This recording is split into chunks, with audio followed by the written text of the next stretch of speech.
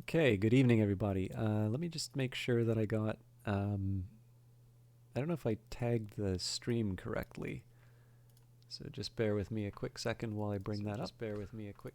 Well, we know the audio is working. It's probably one of my later starts tonight, and I kind of knew I was going to be late, but I maybe didn't appreciate how late until it happened. So my apologies for that. I'm having a little trouble finding this thing I was looking for. Okay, cool. So yes, we're tagged up properly. A little bit of news, I guess. Phantom Brigade came out this week. I'm so incredibly happy to see that the game has been well received. I'm actually also pleased to say that the video I did for Brace Yourself seems to be working out. I will confess, I actually screwed up the first video. I tried to do something a little bit like what I did for Industries of Titan, and it sucked, right? I'm sure I could have made it better, but it largely did things that the developer walkthrough already did, and I'm not entirely sure it was my best work, and I was very late in presenting it. So I really credit Brace Yourself with they're really patient with me on this, and I appreciate it because they they had a lot kind of coming up to that release, but I didn't feel pressured doing it. Any pressure I felt was for myself, and more importantly, it feels like for the most part people are getting what they need out of that video. There's a bunch of people who put the boring icon on during the video and such, and some people just outright say they don't like the fact that I'm talking over the game, but it's like you can't please everyone, right? I don't think there is any way that I can make a video and make people like that happy, because I'm gonna talk, right? That's the only thing I can do for these videos, and it's largely the reason why I get asked to do these kinds of videos. But on that note of talk, I was really hoping to do Against the Storm today, but then I realized the time, and I actually have some stuff that I need to get done after the stream as well. And it's been a really, really hard couple of weeks at work. So I figured let's enjoy something a little more casual together, and I can work out where I'll be in terms of other games to play as weeks go by. There is actually one big thing I've been wanting to do for a couple of months, and I haven't even started recording yet. And it's largely been because of these sort of these side projects. But I'll get it worked out at some point. Okay, I can't hear. Okay, there we go. So before jumping into the game, as always, it's good to mention that I was given a copy of this game from GOG. So they would like me to tell you this game is available for purchase on GOG, and they'd like you to buy it off of GOG. As always, most of it's important to disclose when you've been given a key. And again, I was given it for promotional purposes. I equally think it's important to, if you're going to accept a key and there's conditions for it, hold to it. Like either don't take the key or do what they ask. But the one thing for me, I always feel a little weird about when I'm asked to say things. I'm not 100% sure how to handle the idea of.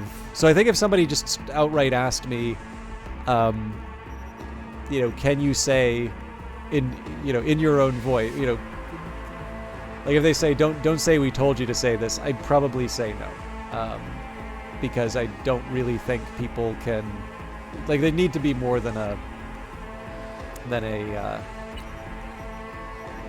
there would need to be more than a, what am I trying to say, more than a game. As nice as this game is, probably to get my reputation, let's say. But on the other hand, I think it's a perfectly decent thing to, you know, credit the people who gave me the key and let you know that it's available to buy from them, which I've now done. So where were we? I have been on kind of K-Money's recommendations. I've been focusing on side missions where I can, and sort of buying up the cars that I can purchase. So there is a bike for 58k. We're actually pretty close to that. So let's go to the closest mission I can find. So this is Westbrook. Oh, hang on. I think this might be one of the missions from Rogue. So I'm a little worried when I see Danger High. I'm not that great at...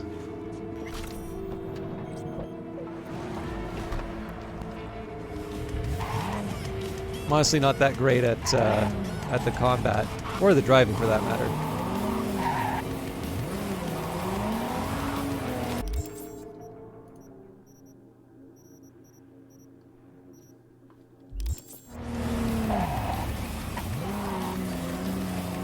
It's stuck in traffic.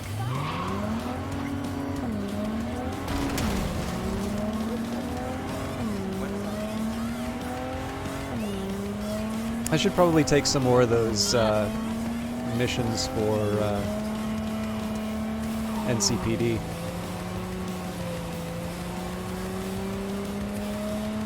Yeah, tonight I don't have too much in terms of expectations for where the game's gonna go. If I can do story progress, it would be nice, but I also know my character's death is waiting for me at the end of this thing. V, got a job for you. My client had a shitload of beta acid stolen. What's beta acid, you might wonder? Fuck if I know, but it's worth a lot, and our client wants it back. That's where you come in. Iron at the ready. More info attached. Search and recover. Retrieve a container containing beta acid. Do drop in. This ain't too complicated. You know the drill. Something slipped through somebody's fingers and it's your job to get it back. Got this, Choom. Doug, Denver Doug, a ripper. Recently did this patch job on a 6th Street dickhole, and when he took off, Denver noticed a gallon of beta acid gone missing. Don't know WTF he uses it for, but that Sixer knows all kinds of shit. He can get cooked. Can get cooked from it on the street. 1 + 1 equals a dealer klept it. So Denver hired a guy, Booker Updike, to find the missing acid. Then poof, he's a ghost. Last seen in the Dewdrop Inn at Arroyo. Head over there, get your hands on that beta, and if you got a minute, find out what happened to this Booker guy. But yeah, so the aim here has largely been where I can sort of see the sights and sounds of Night City. Don't go out of my way to to delay, but on the other hand, I'm not opposed to stopping and smelling the roses, because let's face it, it's a cool environment with lots of fun things to look at. Excuse me? Oh, my bad. Kinda spaced out. Welcome to the Dewdrop Inn, where every day begins with a smile. Was supposed to meet someone here. Name's Booker Updike. Okay. Well, is he here? Oh, I don't know. I'm just filling in for my Choom BFF. She's under the knife today. Chill place you got here. Quiet. Calm. Think so? Probably owe all that to 6th Street. Anyone tries to harass our guests, they keep them out good. Oh, shit. You ain't with the cops, are ya? More the opposite. Phew. Good. I ain't supposed to talk to cops. I'm not gonna get a room because it'll cost money. We'll see if we can make our way around the place. Alright, 2 BDs and a 7A. Or I try the 255s, 1C BD. Actually, yeah, so 255s, 1C BD, and then... oh, interesting.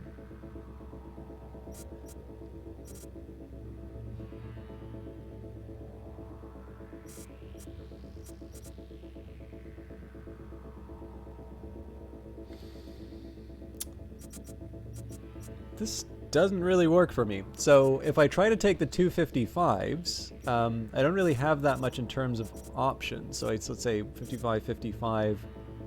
I can go for a 1C, but then I don't have a BD. 55, 50. Oh, no, hang on. So 55, 55, 1C, BD. Then I need a second BD, so that doesn't work. If I do this one, that second BD doesn't work. If I, oh, no. Okay, so.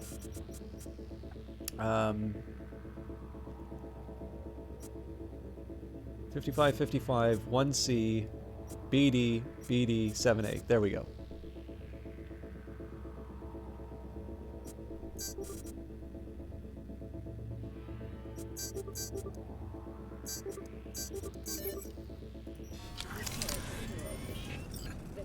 I'm sure other people do not need to think about this as much as I do, but oh. I've sort of accepted my limited skill on these and trying to make my peace with it. I don't have anywhere to stick them.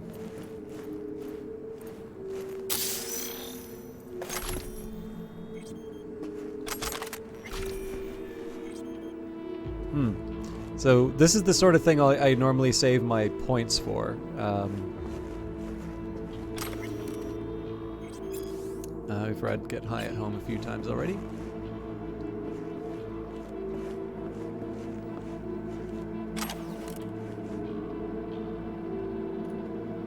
Guest lists. Gareth Wilkins, vacant. Booker update in 103, 104 Candace Walker, 105 Isabella Nunez. We have a deal. Keenan Voigt to Rodrigo Ayusko. Done. 5%'s yours. We'll bring in the equipment tomorrow night. Don't forget to tell your cleaning staff to keep their mouths shut. We'll be here. We'll be here a month or two because it's no good to stay at any one place too long anyway. When we're done, you renovate the room. It's like we're never here. And then I leave you a 5-star glowing review as a little bonus. Keenan. Conditions. Okay, do it like this. You can use room 203 upstairs, take the equipment there. The previous guest lived like a goddamn rabid hog in there, so I can't rent it in its current condition anyway. But I do have some conditions. 1, you don't sell your product to other motel guests. 2, no gunfire on the premises. And 3, my cut's 5% for each deal. Complaint, Vikram Dixit to reception. Good morning. I realize that the Dewdrop Inn is a budget motel, and I have tried to keep my expectations of it in check. But what I found here lies well below the low bar that I had already set. Constant noise from the second floor keeps me up all night. Fumes in the hallway scratch my throat and burn my eyes, and junkies are loitering around the parking lot from dawn till dusk. I've been patient, I've tried to be understanding, but it's gotten to the point where I must demand a refund. Reimburse me in full, or you will be hearing from my lawyer. Vikram Dixit. What was the... I'm actually gonna look this up. I'm curious if anybody's heard of this place. I'm sure they have, but I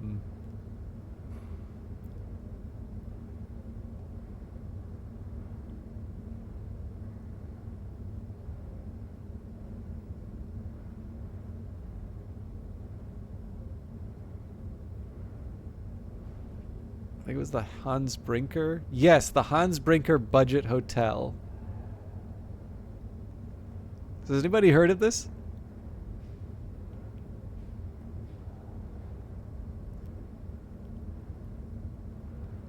I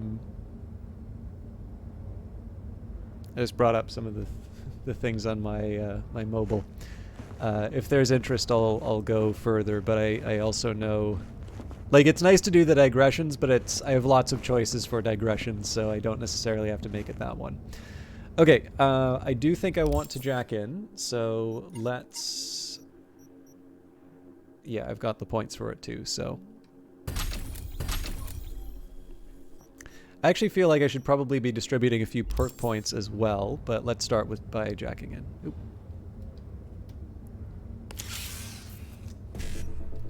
Doesn't ring a bell offhand. Milestone achieved. Algrins watched 3 consecutive streams this month and sparked a watch streak. Congratulations on your watch streak, Algrins. So if I go for all 1Cs, well, I could try a 55 7A and then the 1Cs. This is a new thing that Twitch is doing to sort of incentivize people, not just to keep watching, but like kind of keep watching. Like, one, they want to keep people on the platform, but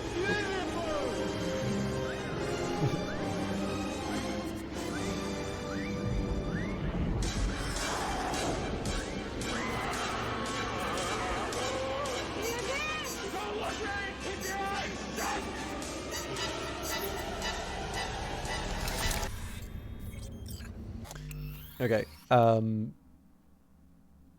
will take a minute here then and show you a couple of Hans Brinker ads.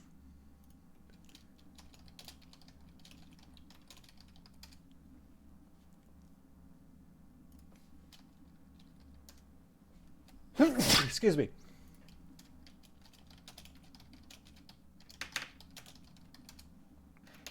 Thank you very much for the resubscription. But yeah, so basically, Twitch obviously benefits by keeping people on the platform. But I think there's a reasonable complaint that broadcasters can have, and it's not. I don't think it's unfair to say this. Like, Twitch benefits from people being on the platform, period. They're not necessarily incentivized to stay on your place. And as is true for Twitch, YouTube, any kind of platform, and this, I mean, even Facebook, this was true. But effectively, the problem is that, you know, they will want to. Actually, you know what? I got to talk about this with Victoria Tran. Now, she didn't necessarily agree with everything in this clip, but I noticed that she actually shared this article in her community management newsletter. And if you're not following that and you're interested in sort of game stuff, Victoria is the community director, I believe, for Innersloth, which make a little game called Among Us. But it was called the enshittification of TikTok. And it's sort of this idea about how things get built to sort of, first of all, acquire people, and then you try to get to the recoupment part, and it just basically makes the platform not as good to use. So obviously this happened with Facebook. I think a lot of people think this is happening with Google. Google search is not as good as it used to be, and it's sort of crammed with ads and things like that. And one of the problems that they're talking about is this phenomena of creating a system under which you are given an incentive to, you know, have built an audience, bring them onto a given platform. Obviously, that's good for growth for that platform, and they want to incentivize that. But of course, once you're on it, you know, there's no reason for them to kind of continue appealing to you. Let's say. So, you know, again, long story short, one of the problems that I think people have a legitimate complaint about for Twitch is that, you know, if the Twitch algorithm says, okay, we found, you know, streamer X, and we tend to notice that people stay with streamer X longer, well, again, they're going to want to sell advertising, so they focus on, you know, they'll want to direct people towards those stickier streams. But what that means is that you spend all this time sort of building up a community, and in the end, Twitch winds up recommending other people than you. And so I think this is part of Twitch's effort to push back on that a bit, and to make it so that if you have built a community, right, if you've got people who are on your side or whatever, you know, in this case here, if you're building up a watch streak, well, it means that you're going to stay a little bit. It's more likely that you're going to be staying with this existing stream. I think that's basically the problem they're trying to solve. So it's something, you know, I hope it works out, because obviously that works well for me too. But anyways, the Hans Brinker budget hotel. So it's been a while since I've sort of, since I heard about this, but basically this is a hotel or hostel in, it's like kind of on the border of these two things. This is actually Thrillist that I'm going to be reading, but honestly, I'm looking for the advertisements. I'm not really going to look too much at the article. I'm sure the article's very very interesting and all, but I'm really just looking for the the ads. There was actually one in particular that I remembered. Actually, can I find that on Google? But the problem that they had is like they are a low cost option, right? And what they were noticing, and actually Steam has this problem too. People had developed expectations of service levels inconsistent with the price for the hotel. Is fair to say, right? So like, you know, you don't go to a budget place and expect luxury service. You go to a budget place and you should expect, you know, the budget experience. And what they were finding is that the reviews were beginning to suffer, basically from these unrealistic expectations. And so they wanted sort of a memorable, they wanted this like memorable advertising campaign. But they also wanted to make sure that that advertising campaign like reflected the reality of, or managed expectations, let's say.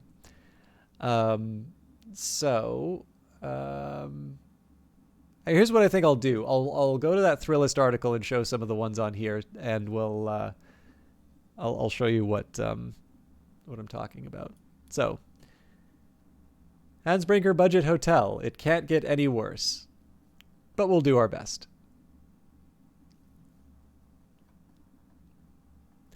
Now even more of this at the main entrance.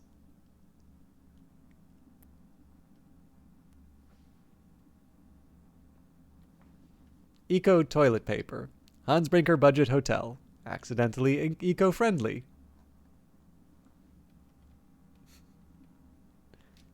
Check in, check out. Hansbrinker Budget Hotel. Improve your immune system. The Hansbrinker Budget Hotel.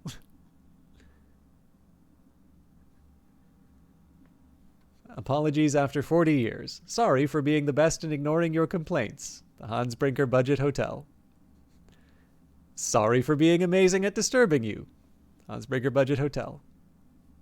I'd love to see the Mad Men episode developing this, by the way. Hansbrinker Budget Hotel. It can't get any worse, but we'll do our best.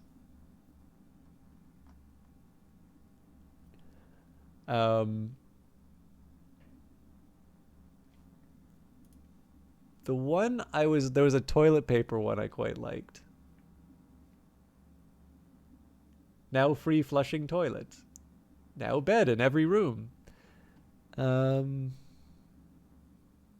can see that there are a few different campaigns that went along these lines. Now even more noise. Now free key with your room. The ones I actually really liked was Hansbrinker can't get any worse, but we'll do our best. Nope, that's not it.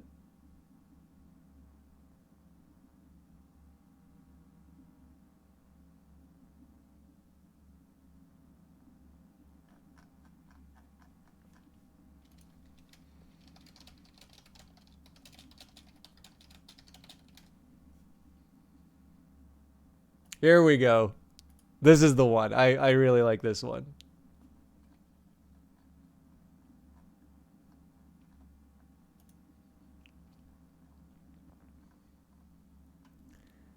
The Hansbrinker Budget Hotel can't get any worse, but we'll do our best. I don't know if you can quite see it. Every time I mouse over it, it grays out, but there's a toilet roll on the left, and they just removed the toilet roll. So yeah. Yeah, the roll and the no roll. Exactly. But yeah, so anyways, every time I see a reference to a budget motel, I always remember the Hansbrinker campaign. And amusing, so from my understanding, first of all, it's apparently not that bad. But second of all, as a result of that marketing campaign, they were actually able to raise the price at the hotel. They had enough demand for the place as a result of that campaign for people to see like just how bad it was, that the prices actually went up. So I realize that is a long journey to go on as a result of the budget hotel reference, but hopefully now you can appreciate the rich and complex world that goes on in the back of my head whenever I'm playing these games. Okay. I could give up 4 points for the technical ability, but we'll see if we can find a way around this. Actually, I might be able to talk to that guy. Hey, you work here? Nah, just fucking taking in the sights. Asked you nicely. Should I ask another way? All right. No need getting worked up. Yeah, I work maintenance. Plumber, electrician, everything. Looking for a friend. Booker Updike. Wait a sec. That, he a tall white guy? Kinda keeps to himself, yeah? Could be. Haven't seen each other in a while. What makes you say that? Well, he's been locked up in his room. Don't ever come out. Not even for coffee in the AM. But hey, customer is king, right? He wants peace and quiet. We give it to him. No questions. Open up his room for me. Yo, I just said privacy's kinda our thing here. He'll come out if he wants to come out, okay? Yeah, see, think you misheard me. Wasn't a question. Wasn't a request. But... Hey, look at me. Right in the eyes.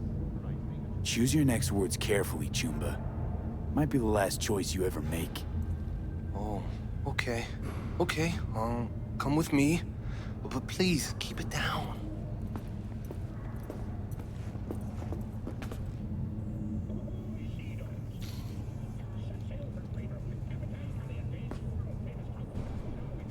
I was never here. Got it? Ugh, not a looker. Might even be worse than your place. Uh-huh.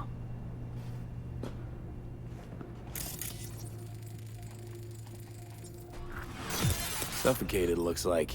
Probably in his sleep. A peaceful death at this town? Guy won the jackpot. Gonna puke? Smell that, right? The ventilation. Vapors from the room upstairs. Wait, is that... Ah, neoamphetamine. Mean to tell me you can pin the exact drug from just a whiff? Like a police dog or what? I'd say more like a sommelier. Time to look upstairs. Got a feeling our Ripper's supplies up there. Somewhere close to a vent.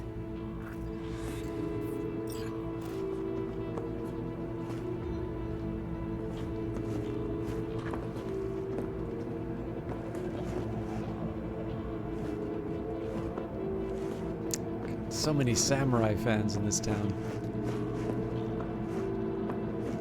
Yeah, I actually always kind of wonder what it's like to write the intimidation stuff in like well, basically any kind of interactive media, but particularly games, right? Because I have gone to a LARP, and one of my experiences of the LARP, one of the things that made it less enjoyable was it was very clear that there were a number of people there.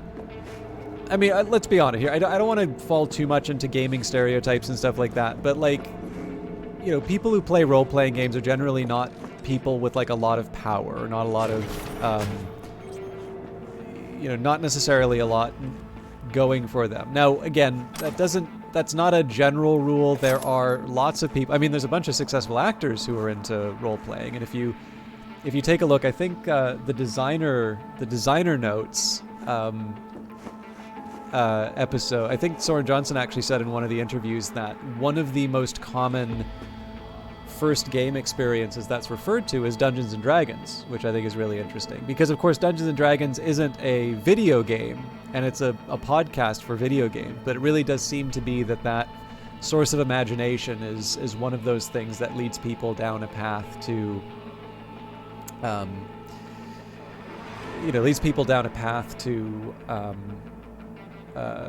to game development. But one of the things that was less enjoyable about the LARP experience was a number of people who clearly, and again, like, I'm trying to be as sympathetic as I can about it, clearly did not have a lot of power in their own lives, and the game was the opportunity for them to have a mechanic to give them power. And so inevitably, there would be a lot of intimidation rolls or a lot of use of the intimidation mechanic, and very little of the actual action to sort of back it up, right? And it's hard, like, part of this is a fantasy, right? I don't know how to be all that intimidating. Well, okay, yeah. Let's say I'm not going to be intimidating in the way this character is.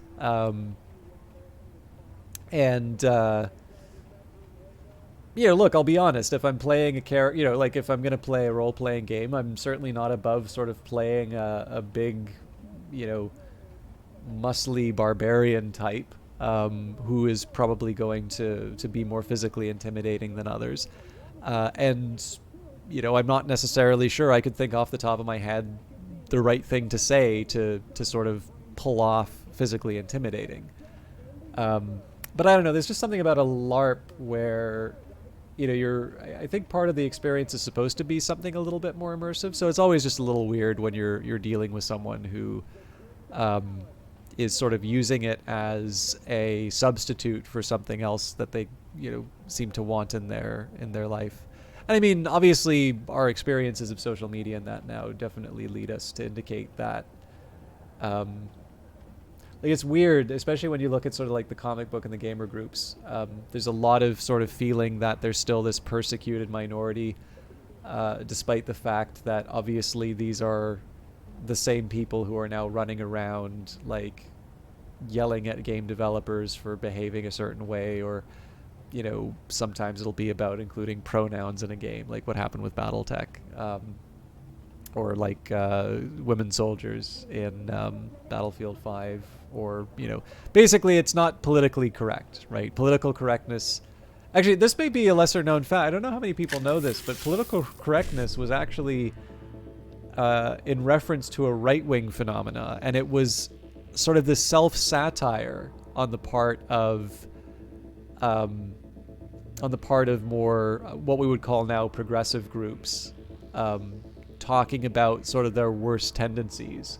And to be clear, I actually think there's a problem with it. Like, I don't really want to spend a lot of time on sort of like culture war stuff, but like, I do actually feel like there is a bit of a problem that we've gotten into. I think largely you can probably take a look, like, even if I don't like Bill Maher that much, but if you take a look at old Bill Maher episodes, like, they're talking about political correctness. The name of the show was Politically Incorrect, right?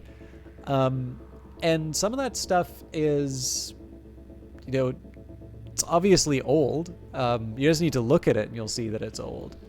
But people are talking about the sort of stuff that you would not, you would think that they're kind of talking about some of the issues today. And I guess one of the things that I'd kind of take from it would be, like, it seems to be there was a point where people sort of realized that a lot of this stuff was really stupid, and they just kind of tuned it out, and we maybe took the stuff that was useful out of it. Like there's George Carlin routines, for instance, in terms of the ideas of the difference between like chairman or chairperson, where like, I don't think there's anything all that wrong with shifting it over, for the same reason that, right, when I say doctor and secretary, there's not going to be even split. Like, if you were to ask people what they imagine when you hear those two roles, people are usually not going to have an even split. Like, when you tally up the imaginations, there's not going to be an even split between men and women in terms of those roles. So, and to a certain extent, I'm not going to sort of say it's this plague that that's destroyed society. It does seem that we're sort of back at that point where, again, whatever 90s program you're watching, people are complaining about political correctness again. Like, we definitely seem to be at the point where maybe the worst excesses of it are kind of coming back. But I also sort of feel like, to a certain extent, it's one of these things where, you know, presumably it'll tire itself out again. Like people sort of take, people maybe hopefully come to their senses and will take the good stuff and maybe not worry so much about the nitpicking on particular items. I don't know, right? Like I'm definitely not someone who's good at forecasting these sorts of changes. But where I was going with this really is like the origin of the term politically correct is actually kind of interesting. Just because again, it's referring, and it's like I actually think it's a decent satirical term, right? It's referring to the type of orthodoxy that is allowed in a very controlling state, right? The sort of thing that you would imagine, you know, 30s, 40s Germany. Well, I guess it depends on which part of the 30s, but and people sort of seeing this censorious tendency within their own community and applying it in sort of this teasing way. But I think the important thing to remember is that, you know, if you go back to that origin of political correctness as being this type of orthodoxy, like I really can't believe that people are actually that bothered about, let's say, a pronoun option in a game, or that, you know, they're actually really this mad about seeing a woman in a video game. Like there've been women in video games before, right? Like Lara Croft did not cause everybody to lose their collective minds in, you know, in a video. Well, actually, I don't know. Maybe there was like a little bit of outrage in terms of, oh, she's too sexualized, but I don't know. Like it does not feel like these are the sorts of things that used to create these kinds of, you know, brigades talking about how awful everything is. But like even Phantom Brigade, right? Something where, you know, you have a pronoun option for a pilot, and, you know, I suspect they probably had more customization in mind than what actually wound up in the game. So far as I can tell, it doesn't really affect anything. A little bit like BattleTech, right? Like it will affect how your character's addressed in BattleTech. But clearly just the most innocuous, benign way. Like it is absolutely not forcing you to choose anything in that game. But I can remember very specifically for BattleTech reviews that like dedicated paragraphs to this issue. And, you know, it's so obvious that what people are reacting to is this very strange world that has been presented to them in their sort of little social group. You know, and it's like the inclusion of this string in a video game represents, you know, the decline of Western civilization. And it's obviously such a shame, because it's one of these things. It's not necessarily a shame from the ideological point of view. Like I don't know if I count as like particularly liberal. I probably would be more liberal than anything, I suppose. But I know most of my progressive friends think I'm a closet conservative. So, you know, I think this probably more is a question of framing. But I'm definitely more so on the side of like, if we can maximize happiness, that's generally a good thing, right? So, you know, allowing more people to play games, well, sounds like a very good way to have more money for games and more games to be developed, right? And if that means including, you know, if it's no longer that I have this one homogeneous protagonist, and instead I have lots of different options, you know, options aren't bad. Options are the sort of thing that I can safely ignore. That's why they're called options. So broadly, I think these are good things. Clearly, from the reactions of certain groups, that's not universally perceived that way. So what else would I call that behavior but politically correct, right? You know, they don't like the picture of the world that they're seeing, and they want to sort of enforce or punish a developer for making those choices. But anyways, sorry, I didn't mean to go as long of a rant on that, but Algrin's here says, you've run into issues where you are trying to be politically correct, but there's also issues that need to be addressed, and it feels like you are jamming your toes trying to fix things. And I adore Carlin. I can't predict things either, how a group thinks being quote-unquote woke is a bad thing. No, let's all sleep instead and ignore the plights of others. But I digress. I don't mean to take you down a political path. Completely cosmetic choice. Heavy left-wing liberal. But you don't believe any view is perfect in law. It's a general way I look at things. Yeah, well, I mean, like, for me, I've always felt the ideal of liberal democracy is such that, you have a mechanism to self-correct, right? And I guess the example I would give you, if you want an idea of like excesses on the left, surely probably you could look at something like the 70s, in the US and the UK. You've got lower productivity in the economy. You've got, the problem of inflation. Some of this stuff has brought on me things like the OPEC, the oil shortages, rising oil, input costs for production and such.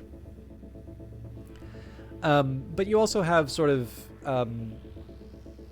fiscal and monetary policies sort of built around this idea that, you can sort of really just jam a whole bunch of money into an economy, and like you have sort of this trade-off between unemployment and inflation, and you want to have as lower unemployment, so you're willing to sort of tolerate this higher level of inflation. And then again, the stagnation comes in, the concept of stagflation.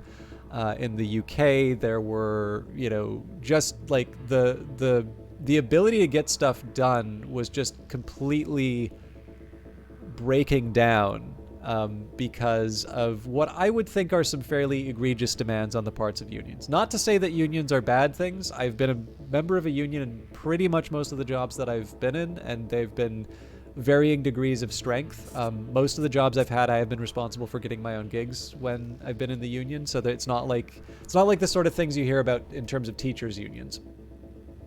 But,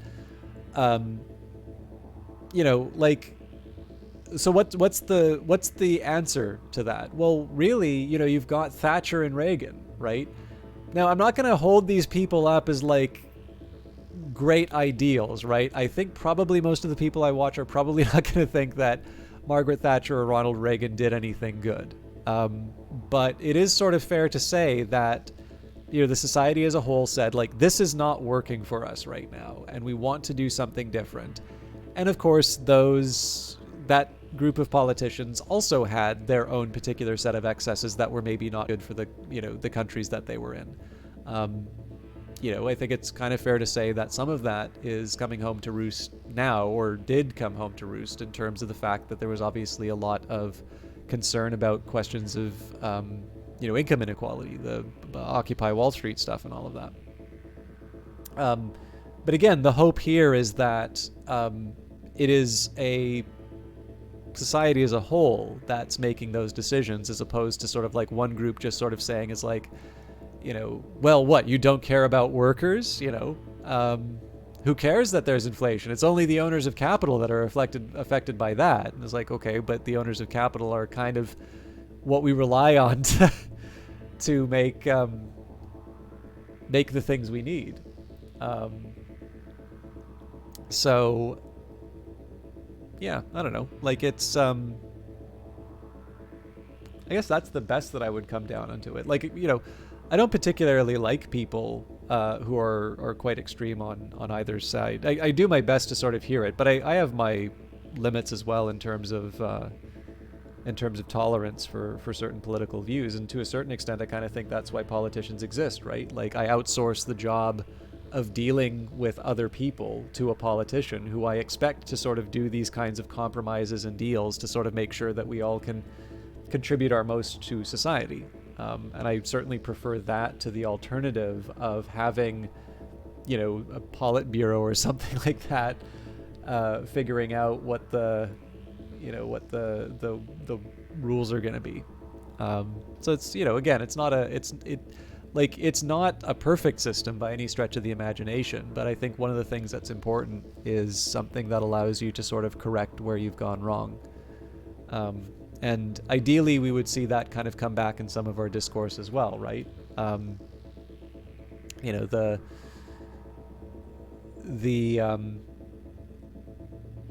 The ability to talk about failings in the way we structured things in a way that does not immediately involve kind of calling someone a bigot, and obviously that can apply on both sides, right? Like, because so again, not to try do both sidesism or something like this, but like, it's not helpful to call someone a bigot if what they're doing is disagreeing with you.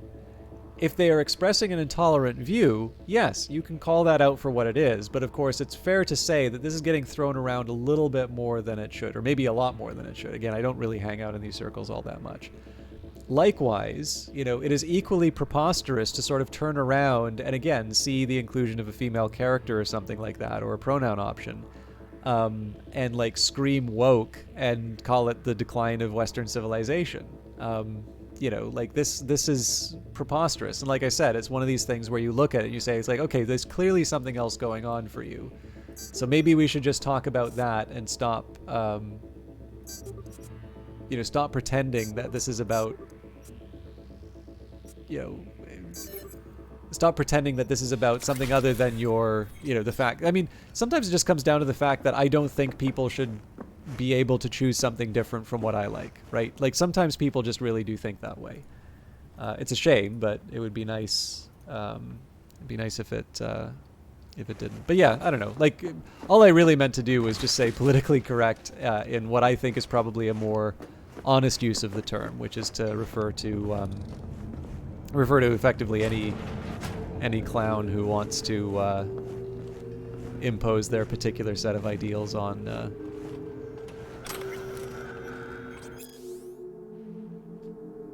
the way games should be created.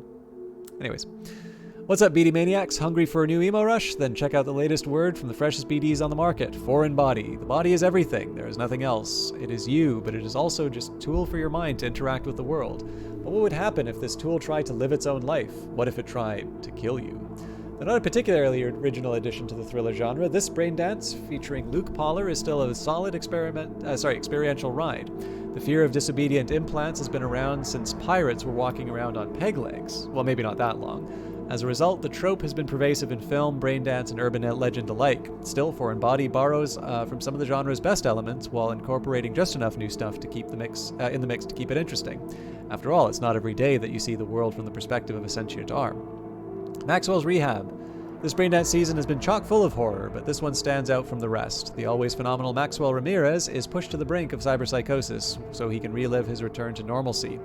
The title offers a tone of optimism, but don't let that fool you. You will relive Maxwell's slips into psychosis, the heartbreak of his wife, and the gradual reintegration into a world that is now far different than how he left it. This BD is a must relive of the season, but is not for the faint of heart. Badlands Raid. At last, a BD for those looking for something a little lighter. Badlands Raid is a remake of the 2023 classic, which was an innovative tour de force at the time. For those of you unfamiliar, the plot revolves around an ordinary, boring guy who accidentally gets tangled up in a nomad ambush on a Zeta Tech convoy. I won't spoil it, because even though the main plot hasn't changed in 54 years, most people these days probably don't know the ending. What I will say is the remake's creators have introduced a few new modern twists into the story that should make for a pleasant surprise to classics lovers and newbies alike. Yeah, no, it's all good. I mean, like, obviously there's a penalty that you pay. One thing that was really interesting was when I went on a, not related, but kind of a comparable discussion during Hellblade Senua's Sacrifice. It turns out there were a few more people watching than I had appreciated, but it actually took mentioning another hot button issue for them to kind of come out of the woodwork, and all of a sudden they had very strong opinions about whether or not there should be any talking over the game.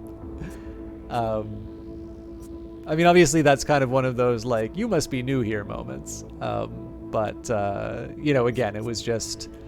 It was all okay for me to talk over the game up to the point that I was talking about the sacred cows. And then all of a sudden I'm not allowed to say things. Which, again, fair enough. Just let's not pretend we're on the side of, like, free inquiry when you're telling someone who's saying something you don't want to hear to shut up. And, to be clear, right, like, I'm not entitled to anybody's time, right? Like, if they don't like what I'm saying, obviously, they're free to leave, and I'd actually encourage them to take the opportunity.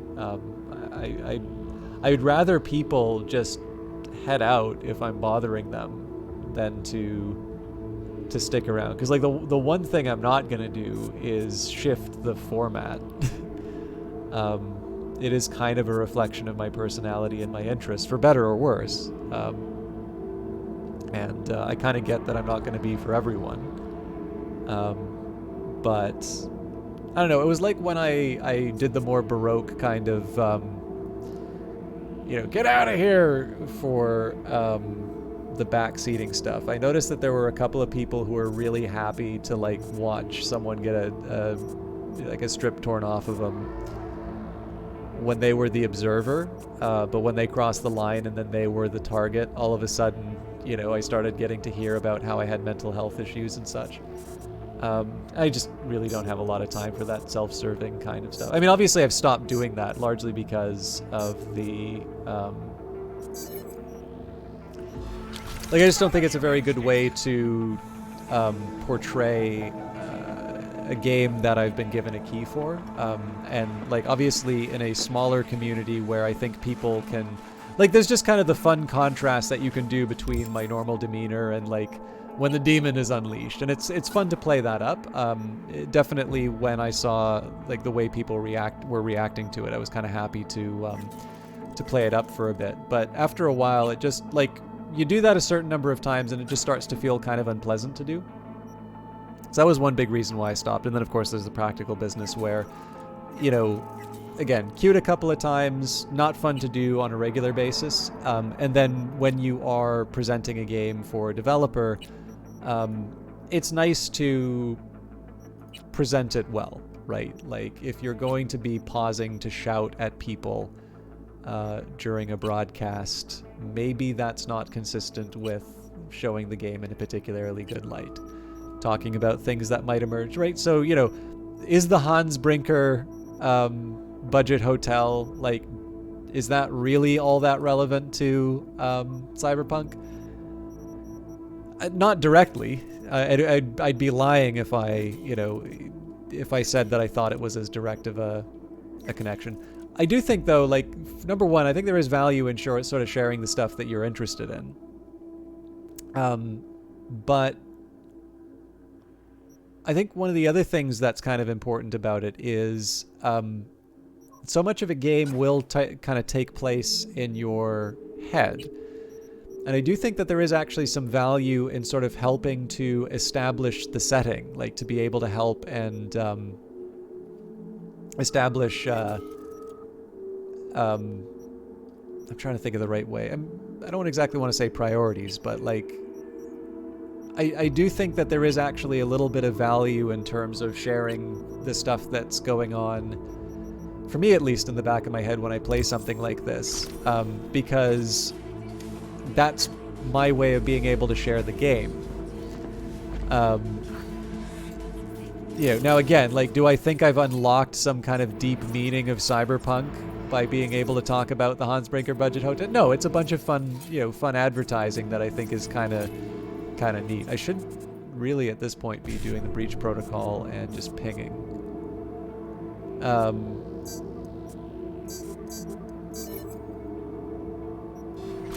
But like in that case here, I think what's still being established is sort of like setting, and I don't necessarily think it's a disservice to sort of help. Oh, I screwed up.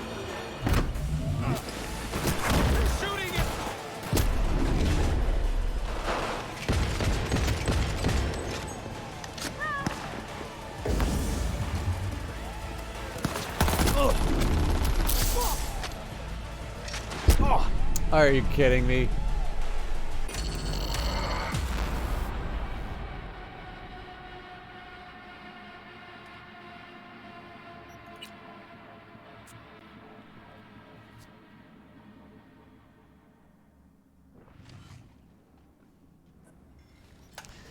Okay, let's try and not do that again.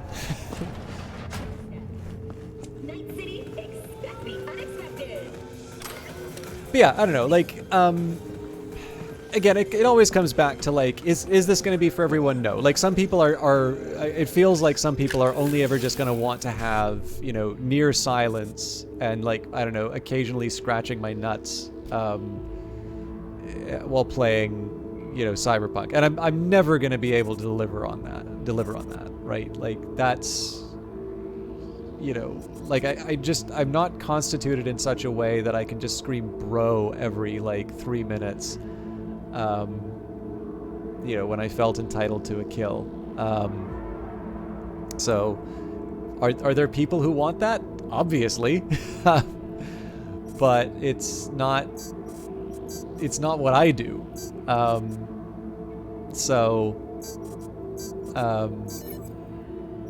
don't have a camera. The way I interact with an audience is to talk.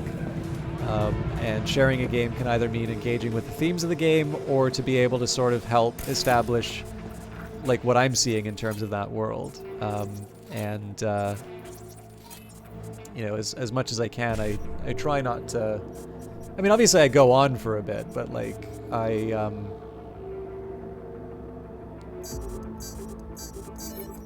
try to at least cover a topic as well as I feel I can.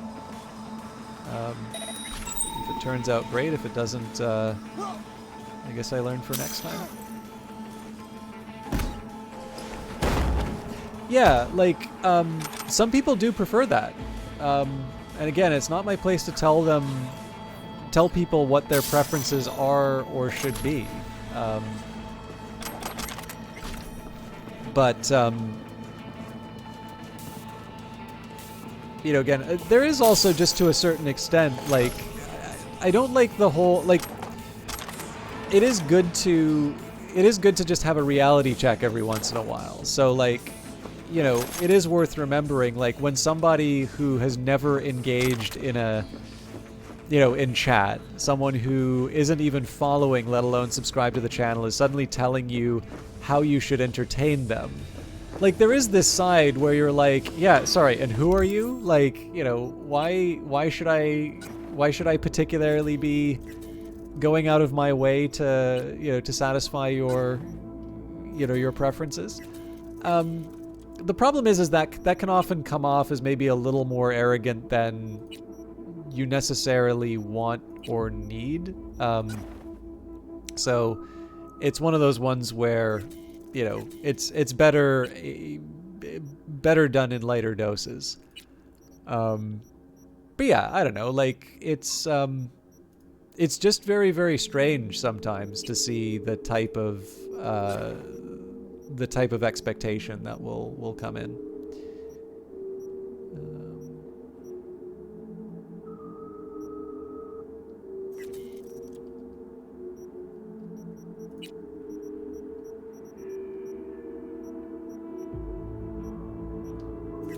I know I've been keeping the sniper rifles along for such a long time, but they're honestly so low powered compared to what I can do with these other weapons that it doesn't seem to make a whole lot of sense.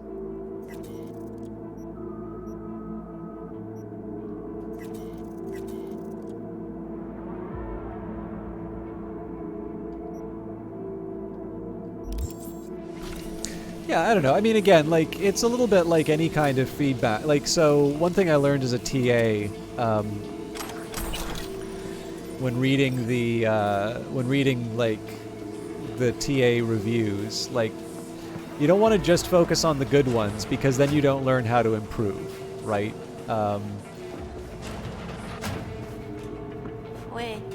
But you also don't want to, like, so yeah, if you focus just on the good ones, then it's like, okay, that'll make you feel good, but you can do Twitch streaming and like just ban anyone who doesn't say anything you like. Like, I don't know, there's definitely different way, or like Twitter, right? You can curate a following list of people who will just tell you you're a genius or whatever. Lots of different communities, or go into a gaming subreddit and say EA sucks, and you'll get a huge round of applause for saying something like that. And again, if that's what is important to you, go with God. But look both ways before crossing the street. Hey. Well, I'm already here. Maybe they'll come back around to the Oh, this is my stop. Thanks.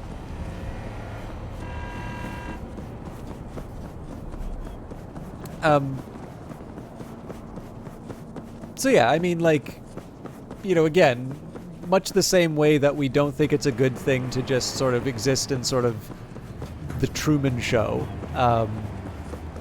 We, you know, we do need to engage with some of the things that might be unpleasant to read. But I know my natural tendency is absolutely to just focus on the "this guy is a straight up scumbag" comments in the reviews, and those aren't helpful either, because those just make you feel bad, and you don't necessarily want to be appealing to the lowest common denominator. Like, the fact of the matter is, there are going to be people who are unhappy with how the course turned out for them, and it's going to have absolutely nothing to do with your abilities as a TA. You know, they, for all you know, they could be upset with their work ethic, right? You know, I've definitely had courses where I feel like I should have done better, and if I'm honest with myself, I know it's because I didn't put in the effort that I should have, and that sucks. And it's really, really easy to try and deflect that and put that, you know, have that personified in something else.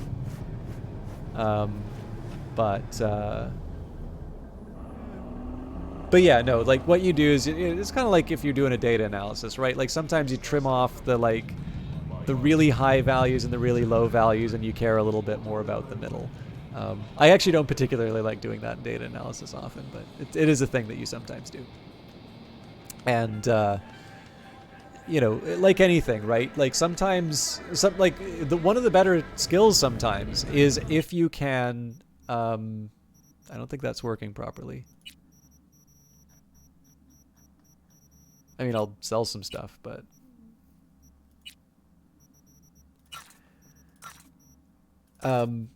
one of the better skills that you can acquire sometimes is the ability to snip out the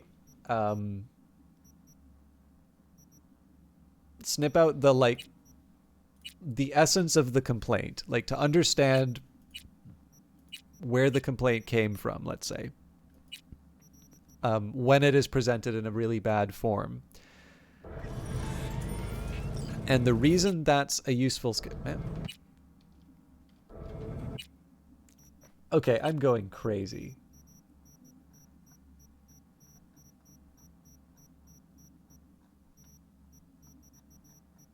Usually the job item has like a little yellow exclamation mark beside it.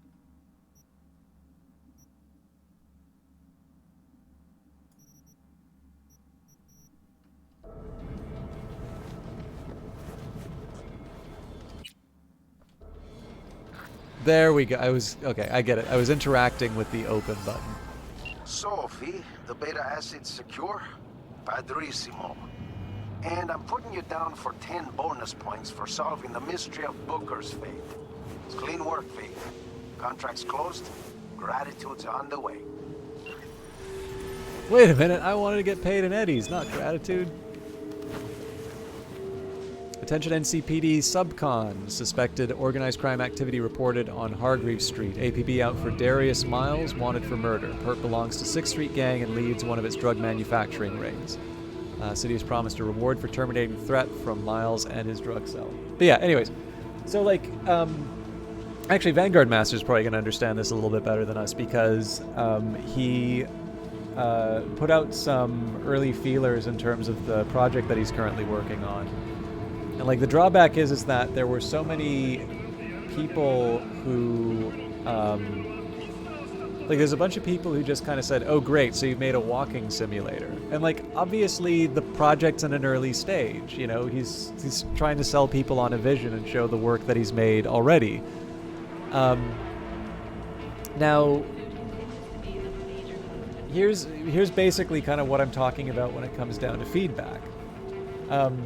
I have a lot of sympathy for, and my natural inclination when looking at something like that is to say, well, this person has unreasonable expectations and they're not sharing anything useful with me by saying that. It's a little bit like the people who are going into the Phantom Brigade Steam forum. You got to see this. That thread on the quote-unquote purple prose is now 68 comments long, right? How on earth do you play a game like Phantom Brigade and get so torn up about the writing, which isn't even bad, I want to say, right? And 68 messages, like, out of everything you can talk about that game, that is what gets 68, messages. Again, this is kind of coming back to that thing I said, is like, clearly there's something else going on with these people that they just don't want to say, because nobody, who gets that mad about events in a game? That's like me getting mad that it says NCPD, they abbreviated police, respect the blue. Like, madness. Like, nobody serious thinks this way. But while it is completely understandable to think that way, what will help in terms of the idea of making something better or connecting with an audience or being able to make the most of the feedback is trying to find a way to identify what that, like, underlying problem is. So, when somebody's, oh, you made a walking simulator. It's like, okay, so what do you pull from that? Is like, all right, somewhere between me conveying the vision I had for this project and that person seeing it. They were not able to see the vision. They were only there to see the base. So it's like, does that mean you implement certain, even just like a Potemkin village of some of the activities earlier on in the advertising, right? Is that going to help people understand what it is? Like, is this maybe a reflection of the fact, and I know this is true because I like writing and I'm terrible at doing anything else, is it the fact that people are just looking at the images and not reading the copy? That almost always happens. This happens in economics, by the way, too.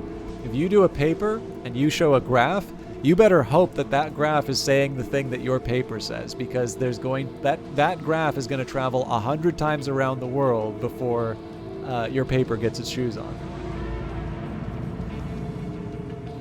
So, and like, so again, some of this stuff is just going to be abusive and awful, right? So like, let's take some of the criticism that I got on the Phantom Brigade video, right? Actually, I can give you the exact wording, because I'm a glutton for punishment.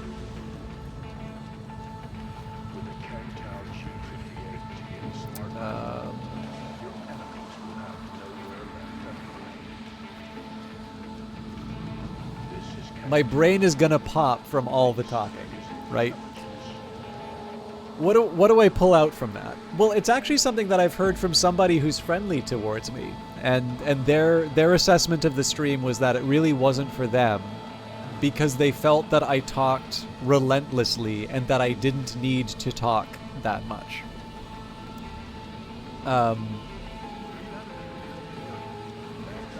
Now, I don't actually think that's an unfair criticism. I feel that it's bad to have dead air, but you can actually let kind of a game, or you can let an experience breathe. And I have actually done that. For instance, if you've seen me play the beginner's guide, there are actually long periods of time where I don't say things. But I also think, on the other hand, that is a stylistic choice, and I also think that people don't appreciate how long silence can feel once it's there. So, let's give an example. I encourage you all not to time it, but I'm just going to be quiet for a little bit, and then again, the Twitch stream and all of that, like, you have a measurement of time, but we're just going to take a quick second for a little bit of silence.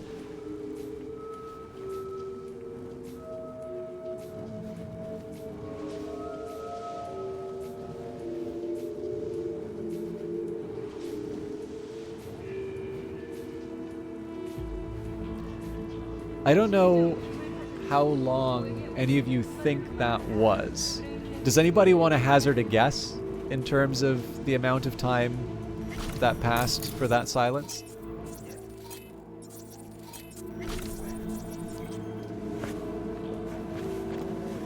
I'm wondering if it's even worth it to try and sneak here. Yeah, not bad, but it's actually 15 seconds. It's like that's a very brief one. But in this case, right, like you're already estimating like a third higher. That's 33% higher. If I were to have extended that to 30 seconds, I'm pretty sure most of you would have thought, like, probably 2 minutes. Would be a guess. So like, and again, like that experiment works a lot better when, you know, I have the balls to go for an even longer silence. But I know I've been pretty egregious in terms of off-topic conversation today. But yeah, I mean, number one, I actually thought it was kind of cool just to see how long everybody had made a guess for. But that was very specifically timed to be 15 seconds. And again, that's just the natural way that we respond. So this is also one of the things that I think is important.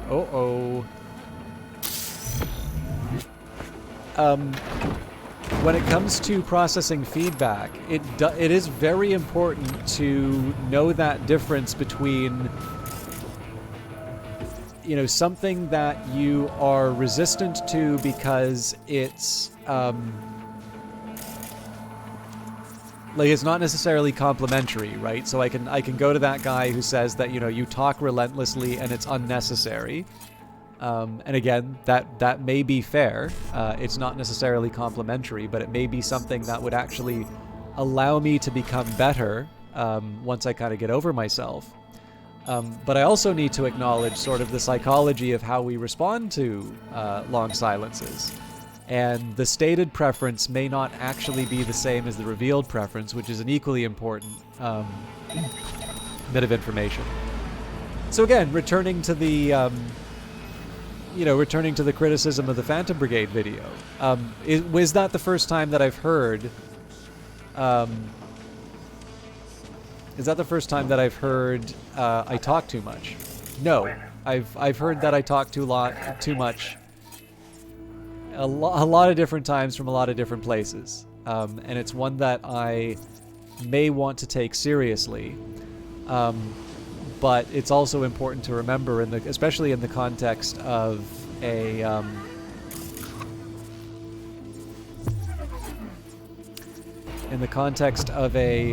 video that I'm doing sort of as a commission for someone. Is the client happy with the video? And absolutely, right? They wanted me to talk. They liked that I talk, and that was the reason the video existed. So, as always, you try where you can to understand where people are coming from, and as much as possible, right? Like in the end, you are just going to do better if you are able to honestly evaluate the feedback that you're getting. Even if it's not necessarily coming from the nicest place, to be able to sort of extract the value out of things like that. All right, well, God, I can't aim at all. So I'm pretty sure there's a guy with a sniper rifle that...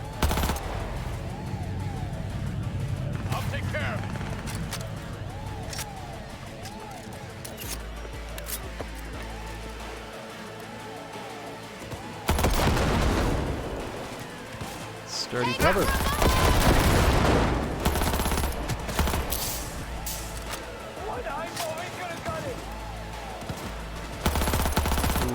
these guys are a pain. We might have to use cyberware. Reloading. I gotta get out from under this.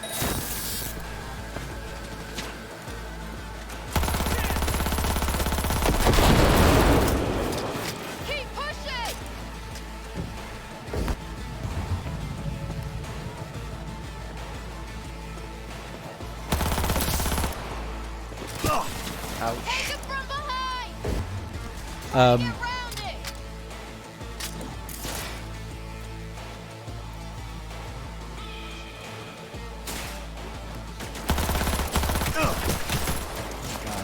none of that hit.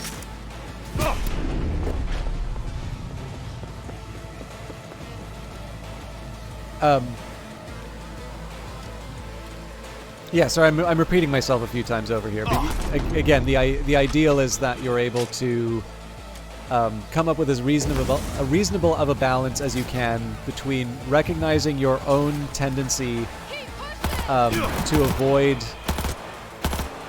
avoid hearing anything other than you're doing something perfect and that you don't need to improve, while also acknowledging that the people who are giving you that feedback are very often not experts on the topic, and as a consequence may not necessarily be giving you the right type of advice.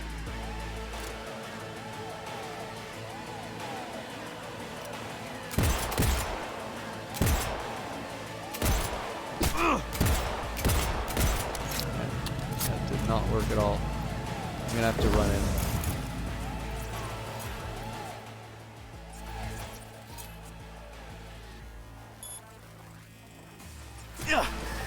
Unbelievable.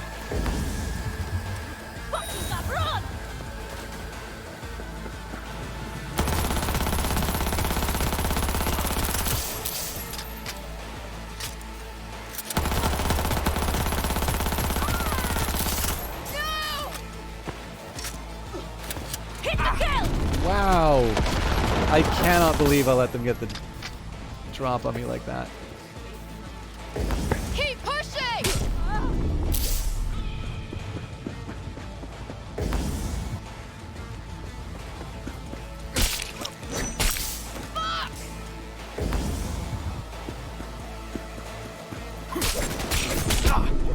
No way! On the last one, too.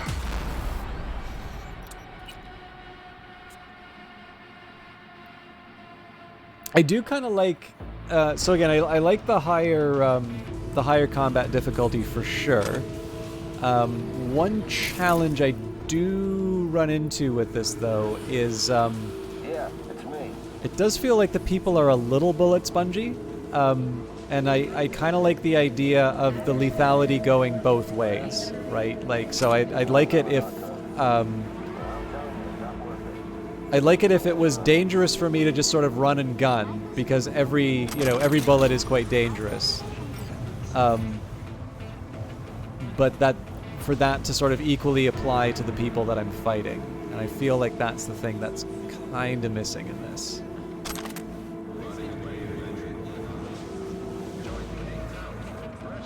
Now, in fairness, I've also probably done some really weird upgrade paths, and I've likely made this a lot harder for me.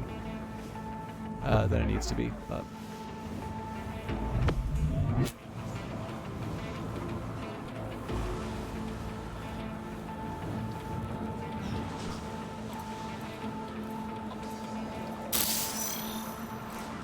yeah, no, to your long silences point, the ability, like having a camera really enhances the ability to keep things quiet.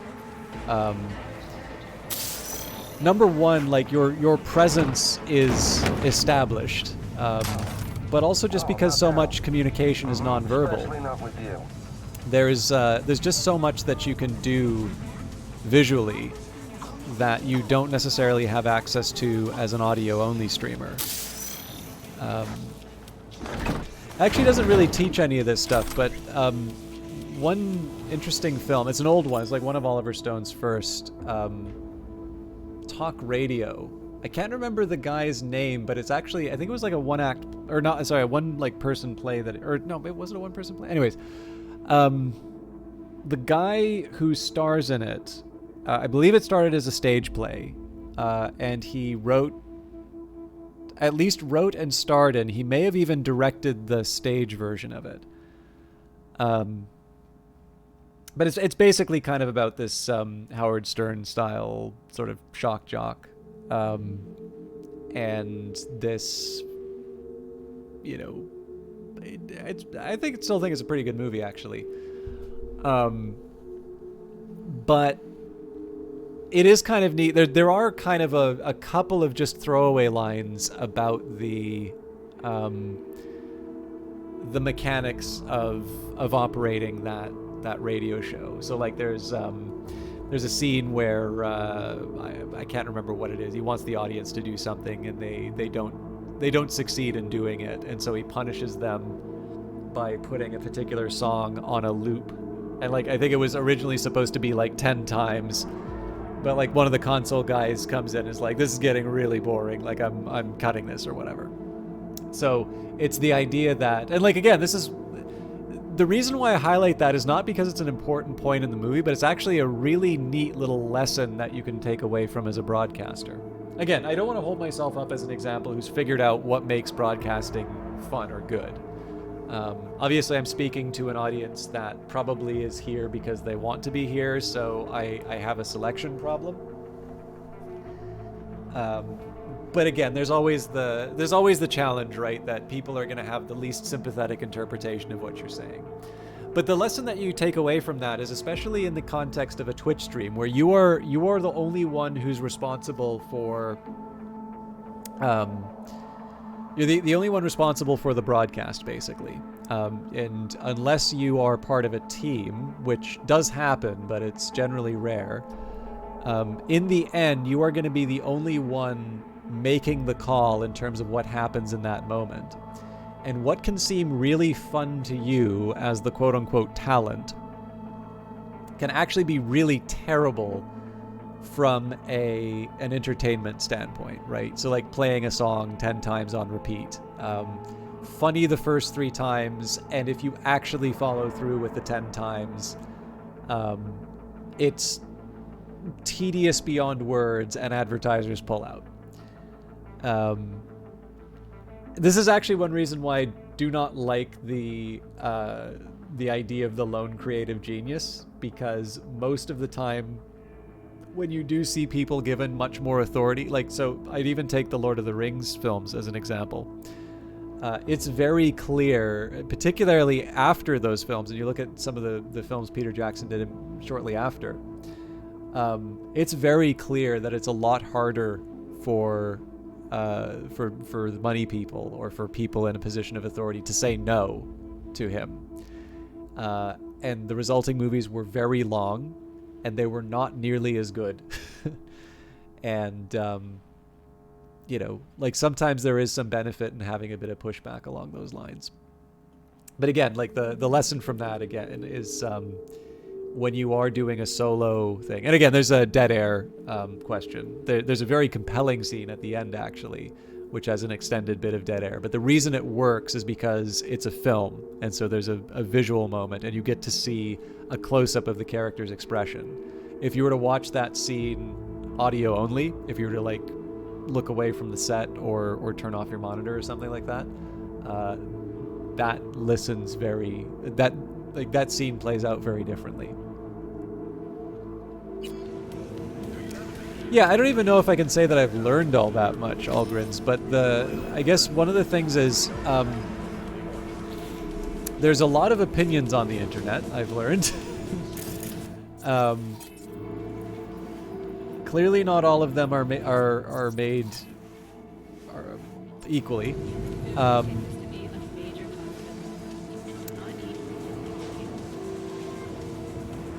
But I also don't like the idea of closing yourself off from an opinion because it isn't an expert one.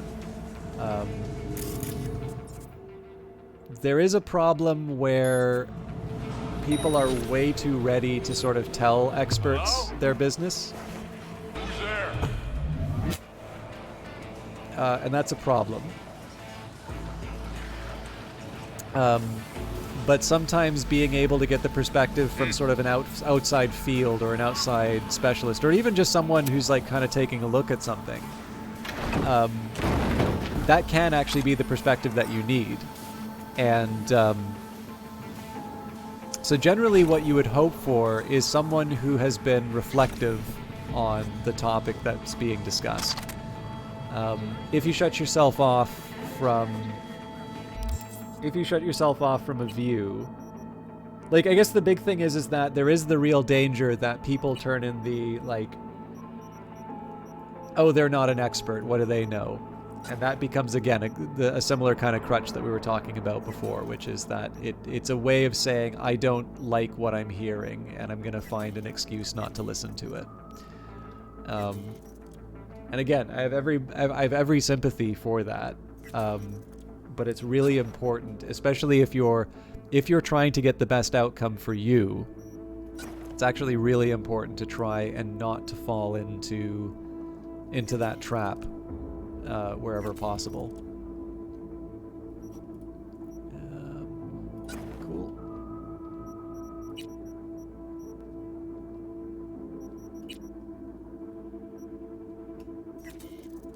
I should probably be selling this more than scrapping it, but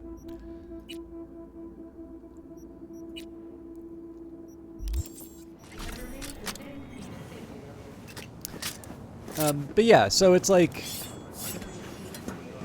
you know, I guess the easiest example that I could give would just be thinking about the audio thing, right? Some people will or will not agree with what I've said about dead air on this broadcast. There's going to be room for agreement, disagreement. It is entirely possible I'm completely wrong. Oh. Hey, got a Mahir Supron that I need to get rid of. Now, I shouldn't talk smack about my own stuff, but Jesus, what a pile of shit. It's like someone welded on an old tump and a dumpster together and then stuck it in a cardboard cutout and taped some wheels on it. Look, I know not everyone's got enough eddies to blow on an errand, but if you need something cheap and fast, this is it. All right, we're going to buy that one first. And it's 300 meters away, so we can get some fresh air and exercise. But yeah, no, it's one of these things where it's good if you can walk the walk. There is definitely a certain type of influencer or a certain type of, like, particularly Twitter discourse, to share, like, interesting anecdotal facts as though they were generalizable actions to take. And very often these are things that will reinforce strong priors, or be the sorts of things that tell people the thing they want to hear. But that's the real danger about removing expertise from the equation. On the other hand, like I've said a couple of times now, there is actually a benefit in getting perspectives outside of your specialization. Example that I would give. Actually, this is one thing I really appreciate about Vanguard Master. Although I do sometimes feel a little bad when I'm free associating. He always is kind enough to sort of mention when he's taking notes on some of the stuff that I'm talking about.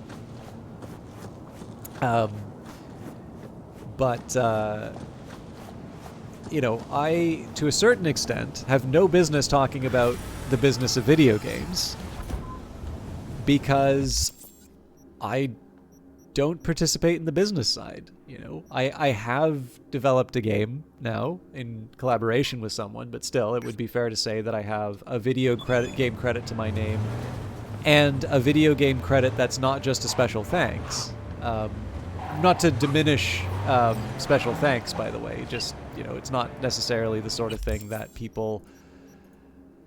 I have a feeling that people who would say, oh, well, I've shipped a game, I've got a special thanks on, X, Y, or Z, people are probably not going to take that as particularly authoritative, as opposed to say, I'm creative lead on, X game. I do feel very conscious of the fact that, like, Vanguard Master is actually putting something of themselves, their time, their money into, into making a product. And so I do have to acknowledge that some of these things that might be interesting or might be a perspective on my own may actually have consequences in terms of how people make decisions. And so I don't necessarily want to just carelessly throw out, thou shalt ... not that I think I like mind control people or anything like that. By the way, did I say hi to you, Chunky Man Gamer? Because I intended it. I don't know if I actually said it though. I completely understand if you're not around to hear this, but it's good to see you again.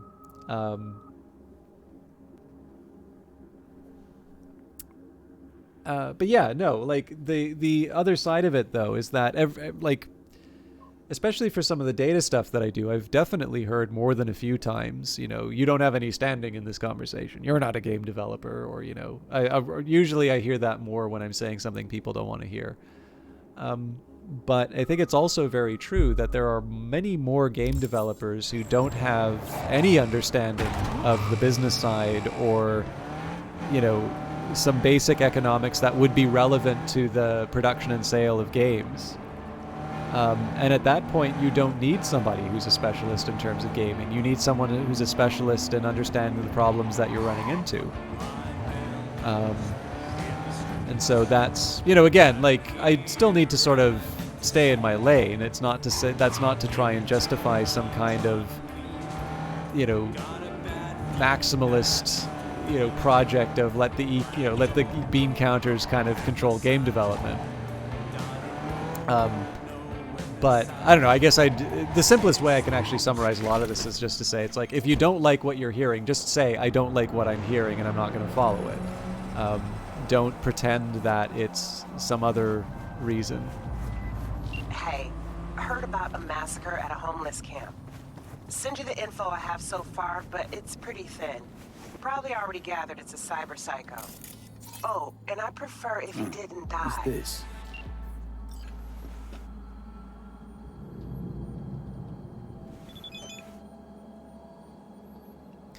If this is a cyber psycho, it's pretty damn odd. Could be a net runner, can't quite rule out a remote attack. Still, what would they be looking for in a Rio in a bum camp? Something's off here. Pop over and check it out. Okay, I do need some non-lethal means of...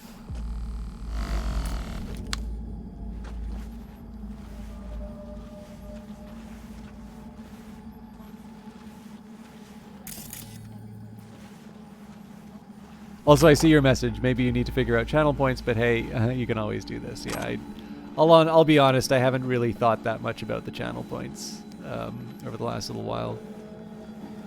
I figure if I'm trying to get certain things done. Archive conversation, Tamara Cosby and Tony Ludick. Hey Tony, can you send me more stuff please? Yesterday I fell asleep in the tub and must have froze my fingers because I can't feel anything. Scanned all the Valentino's haunts and still can't find him. It's like Laylee vanished into thin air. No digital traces, nothing. Not at all? Maybe just check at the dollhouse, but it's pretty hard to breach their sub. Maybe just give it a rest. He'll come back once he gets homesick. Maybe you just need some space. Don't say I didn't warn you about the Valentinos. They're like that. One day they're professing their everlasting love, and next they disappear, sin parola, and all you got left are some dirty socks. Don't even try to pull that I told you so shit on me. You don't even know him, and you're putting him in a box with everybody else. And FYI, he does his own laundry. Listen, these fingers are as good as dead now. Can you set me up with some organic implants?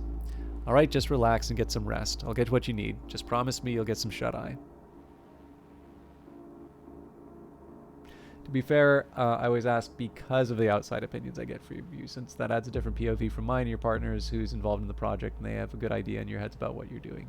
Yeah.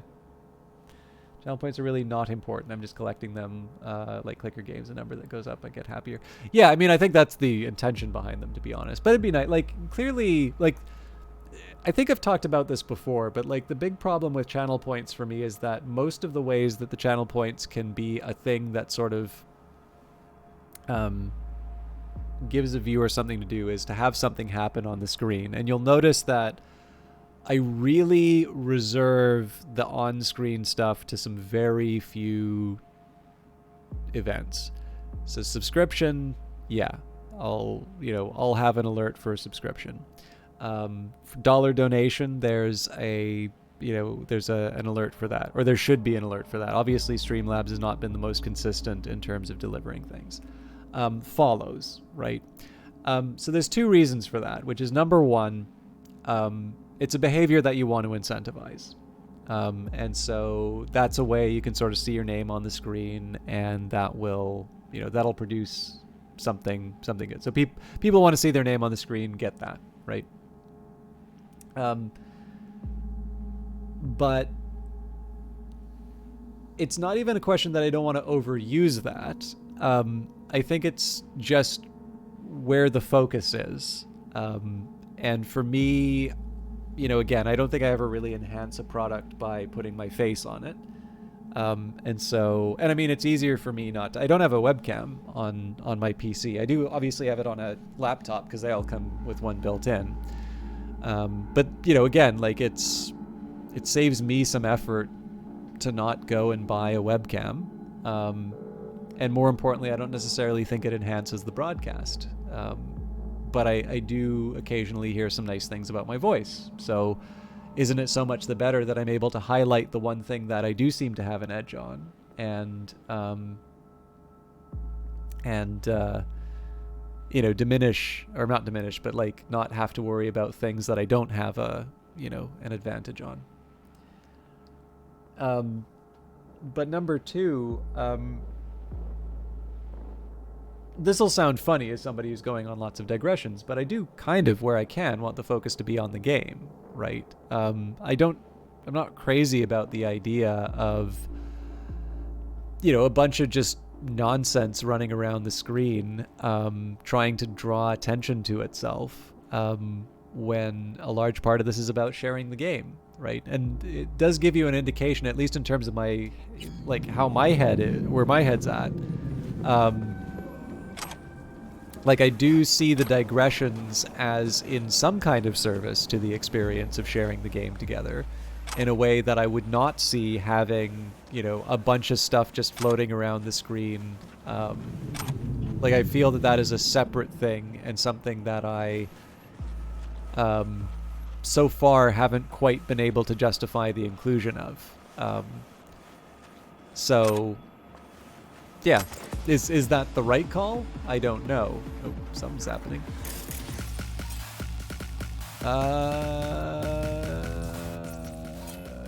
Yikes.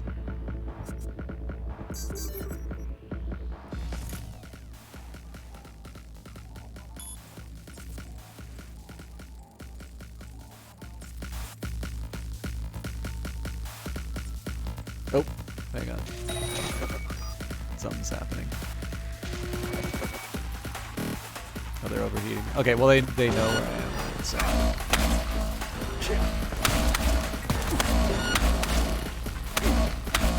My God, I am so underpowered compared to...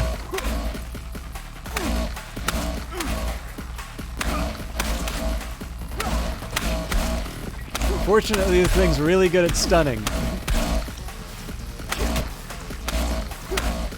I'm pretty sure if they fire that gun, though, I'm screwed.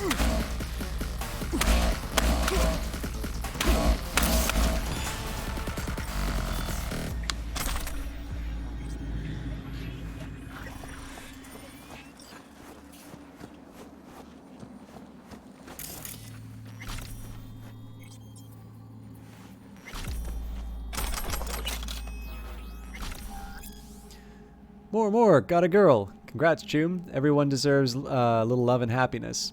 No, not that kind of girl. What kind then? Someone tossed her in the sewer. Looks like a netrunner. Probably thought she was dead. Choom, are you trying to get your ass zeroed? What? Leave her alone. This shit never ends well. Nah, come on. That's just superstition. I'm not being superstitious. Anyway, need some meds for her. You grab me something? She needs some help. She's barely breathing. You should take her to a ripper. Nope, should do it myself. No idea who's after her. Okay? Okay. Oh my goodness, Drillian! Hey, thank you very much for the raid again.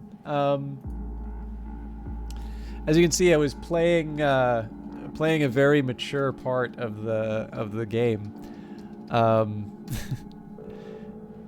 Yeah, thank you. It's actually so funny that you've caught me when playing Cyberpunk. I guess it's because I started late these last couple of times. I was gonna do Against the Storm today. The game I was talking about before, Phantom Brigade, came out, so I'm so sorry to do a little bit of self-promotion here. I will talk about what a great person Drillion is, but the game that I was talking about, Phantom Brigade. Now, Drillion, you mentioned that turn-based tactics and strategy games are not quite your thing, so I would be reluctant to recommend it to you, knowing that. But that is actually a video that Brace Yourself Games kind of commissioned me to do. And it's actually really funny because if you go there now, you're going to be able to see somebody say, man, this game looks boring. And if you scroll up a little bit higher, we've got, where was it? Only Badgers says, my brain is going to pop from all the talking. And there was another one. I think somebody was complaining about the fact that there were pronoun options in pilot customization. So, Mexcom, yes.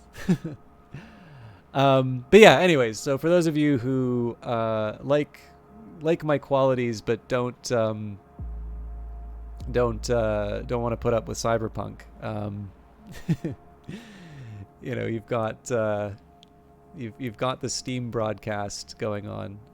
But yeah, anyways, I definitely wanted to highlight what Brace Yourself was up to, because that is absolutely crazy that they did full releases of 2 games in such a short period of time. And I'm absolutely delighted that Phantom Brigade seems to have really taken off in terms of popularity. So I would have liked that to happen to Industries of Titan as well. I certainly like it, but I think I'm really happy that Phantom Brigade did well.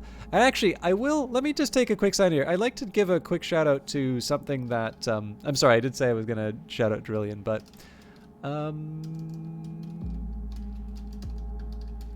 me just find it here. So Riley Cunning, it turns out, was going to the same university as me at the time I was at the university. Has his PhD. He's a composer. The Phantom Brigade soundtrack is now available to buy. Now, I will be completely honest with you. It's available on streaming services. It's available on, you can listen to that soundtrack on YouTube. And as it happens, the way Bandcamp works, you are actually able to listen to music ahead of time. But I will say that he does get, I believe, the full amount, or whatever, you know, Bandcamp takes. But I believe the contract is structured in such a way that he is sort of the recipient of soundtrack sales. And I actually got to learn how hard it is to sell individual albums now. And I actually think the Phantom Brigade soundtrack is phenomenal. I definitely go towards the more sort of action-oriented ones. So, like, I particularly like Surge and Pushing Through. And again, you can listen to those tracks for free actually, yeah, it is like BD's in Cyberpunk, now that I think of it. But number one, I'd really love it if you just take a look at the soundtrack, or better still, if you'd listen to the soundtrack. And for those of you that like the music, I have a copy on Bandcamp, but I'd happen to let you know that some of that does go towards paying off the education, or maybe he's paid it off now, so maybe it just goes into his pocket. But yeah, no, it's actually, I think, a really good soundtrack. And number one, I want you to just really enjoy it. And I happen to know that Riley really likes hearing people that like the music. But on top of that, for those of you that like it enough that you might consider buying it or giving it as a gift, I just happen to like to let you know that it's difficult to sell this stuff now, and I like drawing people's attention to that sort of stuff. So, having completely gotten my advertising out of the way, if I recall correctly, Drillion, there was Boyfriend Dungeon on your channel. However, I know it's not always just you that's playing it. So forgive me if I was wrong on the game, but I know that was something that was being played recently. We have, I think, read this, but maybe we'll read this again. But for those of you who do not know Drillion, I hope I did. I put so many links in here. Yeah, I'll do the shout out again just so you all can actually. There you go. There's the official shout out for Drillion. But I found them through and their partner through the fact they were streaming Industries of Titan through Daredrop. And I know I've said this before, but I actually want to say it again. I really liked Industries of Titan, and I liked it from early access. I liked going through it. I liked following the game. Are there things that could be done differently in that game, and are there things that I would have loved to see added? Yes. Am I unhappy with the game as it is in 1.0? Absolutely not. I think it is a fun game. It's one that I enjoy. It might be a niche title, but it's absolutely one that I think is worthy of attention. And there's a reason why I have streamed that on the channel. Beat Boyfriend Dungeon. What did you think of the ending? I actually wound up calling it reasonably well, but started to doubt myself partway through the broadcast. So I don't know if I can count. I don't know if I can count myself sort of being aligned with sort of where the game was going with stuff. Anyways, that's a conversation for another time. I still should be talking about your fine qualities. But yeah, so I don't want to say I was too discouraged about the reception to Industries of Titan, but I was feeling frustrated that it felt that people were focusing so much on the game that they thought they were entitled to, as opposed to focusing on the game that existed. And I think it's important, again, it's a little bit like the feedback thing, right? The feedback that you get is not always going to be in the format that is the most readable. But again, I also think on the other hand, it's better to focus on the game that you have. Like, you're only going to enjoy a game less if you sort of feel that you were entitled to some, unicorn product that never existed. So like I said, I was feeling a little discouraged about the fact that a game I really enjoy was not necessarily being treated all that fairly. But some of you will remember that when I was playing Industries of Titan, I was talking about how heartening it was to actually see other people play the game. This is something that's nice about when a game gets a full release, is there's usually more people that I can host playing the game that I'm playing. And Drillion is very much one of these broadcasters who seem to really be enjoying Industries of Titan. And that was really great, because it went from Industries of Titan being one of these things that was a mixed experience for me, where I was loving the game as it was realized, but it did mean that I was experiencing a I got to enjoy the game as it was, but I was also experiencing the disappointment of seeing what I felt were unfair criticisms of the game. And I was seeing streams like Drillion's it was something that let me get back to focusing on the fact that there are in fact other people who are enjoying it. And more importantly, it was a more direct experience of it. So rather than people who would be maybe, would be game designers or something like that doing armchair criticism, it's this direct experience of seeing someone who is either struggling with something that's hard to understand, or someone who's really enjoying the way it works. I actually like the way that the cities got laid out. It was something different from what I normally do, so it's always fun to pick up other people's recommendations. And so again, I'm sorry to focus so much on that one game, but it's a delight that I was able to find their channel through a game that I like very much. But of course, I've stayed because there's wonderful personalities behind the Drillion channel, and it's one that I'm going to keep poking in, even if they're not necessarily playing the games that I'm going for. So, my apologies for, and hello to you, Tricky Trickster. I feel like I've seen you in chat.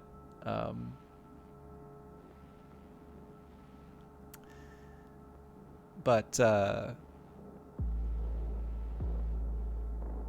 yes. Oh, I should also say too. I was distinguishing between who was playing the game and who wasn't. But I will say that you will get a chance to see Drillion even when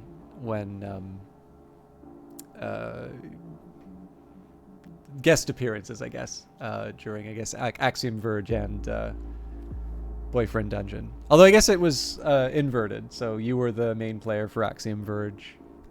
Anyways. It's a fun channel, and I should probably focus on my own game, but I highly recommend that you all check them out.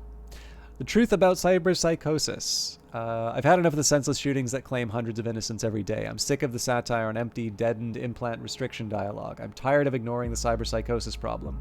In American society today, there are still a lot of common myths and misconceptions about so-called technology-related personalities disorders.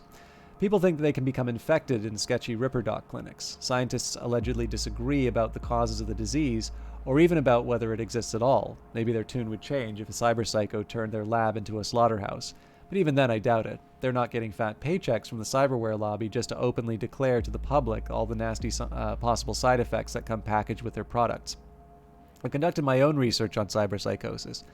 With supreme confidence, I can confirm that this illness is indeed a byproduct of the modern lifestyle and the obsessive emphasis placed on incorporating modern tech into our lives. Although cybernetic implants can directly affect our brain chemistry, they still serve as only a catalyst for the onset of the disease. Our world is subject to exhaustive dehumanization. We surround ourselves with increasingly more automated machines and artificial intelligences. Our loved ones replace their nature-given eyes, lips, and faces with masks of metal. Some of us begin to lose sight of what is human. We slip into feelings of total alienation and deep-rooted panic. We lose the ability to distinguish between what is real and what is only artificial, digital, synthetic. Some people begin to isolate themselves, lose their empathy for others, and undergo dramatic mood swings that exhibit sadistic tendencies. Sorry, stumbling over my words today. The most frightening component of all this, however, is that most will never be diagnosed. Not all cyberpsychos are known war veterans or former mercenaries equipped with Sandevistan reflex tech. Not all will go out in a blaze of gunfire with max stack. Many cyberpsychos in our world possess only a single implant, a knee, a liver. They are unseen, unnoticed. They lock themselves up and shut out their friends, colleagues, and loved ones. The world outside of the net and their delusions has disappeared from conscious thought. They are sick and alone, and no one is doing a thing about it. There's no eloquent summary to be made here. Let the value of this manifesto be measured in the fact that I was expelled from Zetatech's cybernetics research team for having written it.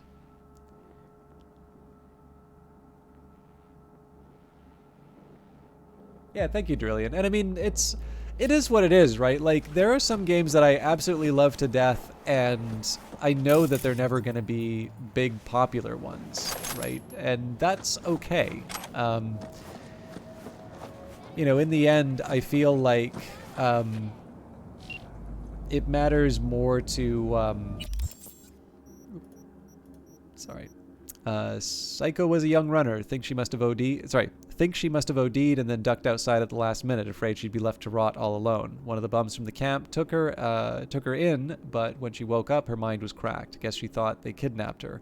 Who knows? Maybe there was wasn't a thought at all between her ears, just a droning buzz. But anyway, she awaits your mystery treatment.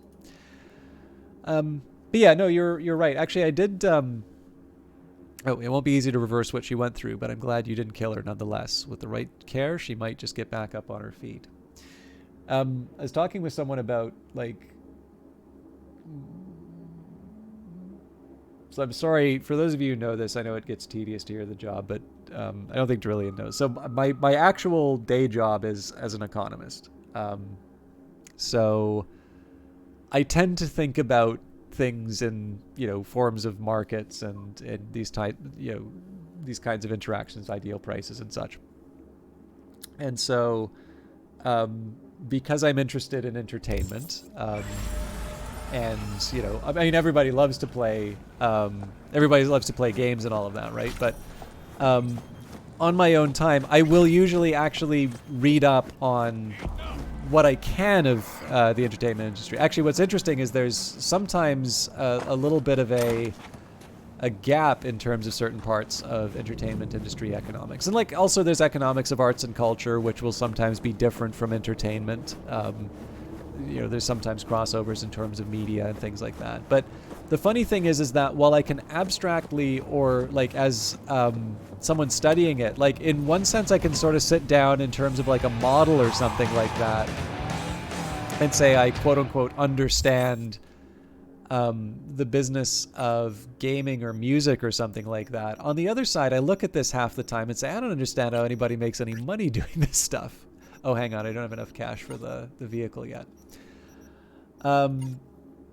And yeah, like what you're describing in terms of games, like that's so true. Because like I definitely believe that there are way more like good games than bad games on Steam. Like even just in terms of like the ton of stuff that's getting released at on any given day. you know, it's fair to say that there are more unsuccessful games than there are bad games on Twitch. Or not Twitch, on Steam, I think.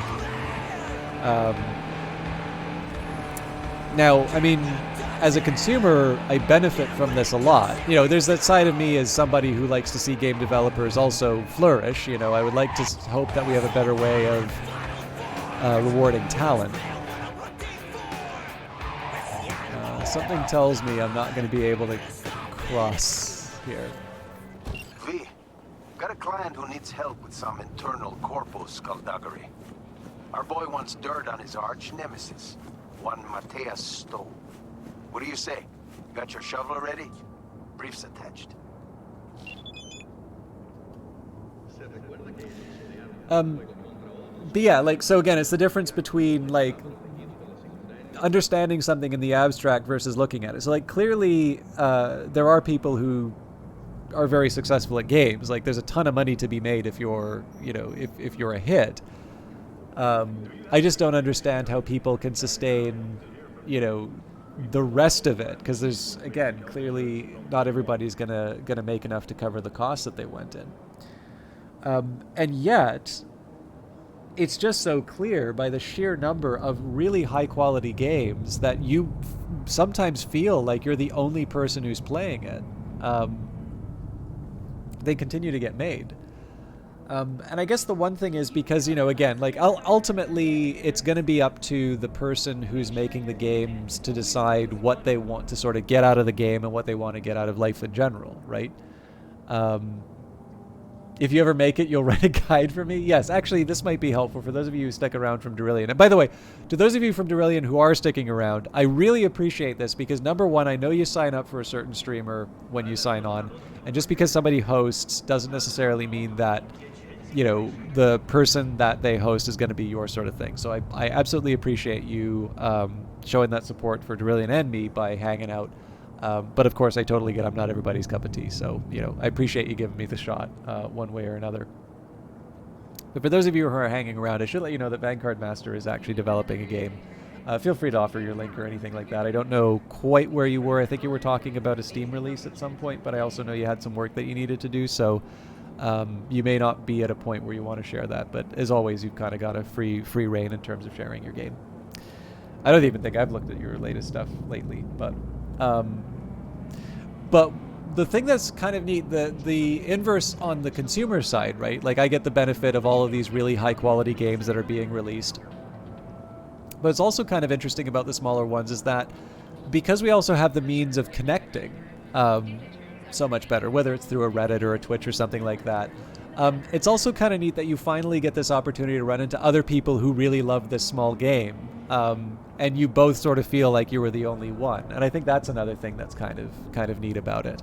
Obviously, it's not great for the overall state of the game because if, you know, it's just a very small community because not a lot of people bought it, it probably means the person's not being rewarded for the effort that they put in. But, you know, this is where I get to be the hard-ass economist where I'm like, well, you know, people made choices in a competitive market and they, you know, they're doing what's best for them. So, but yeah.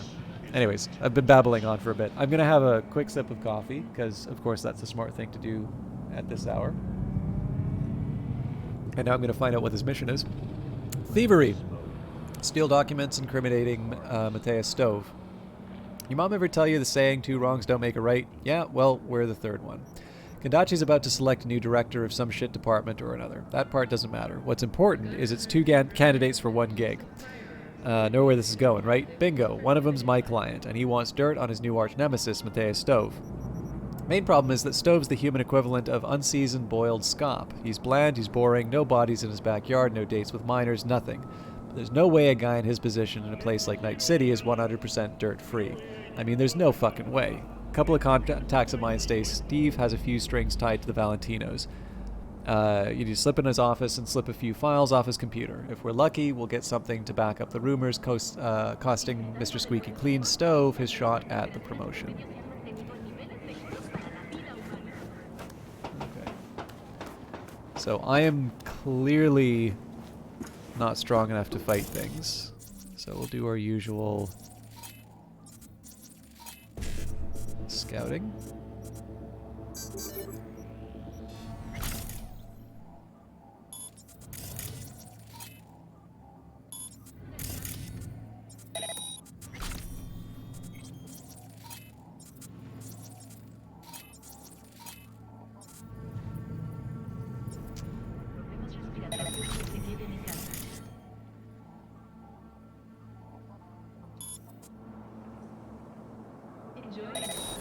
Alright. I'm not that worried about too many guards, just so long as I can...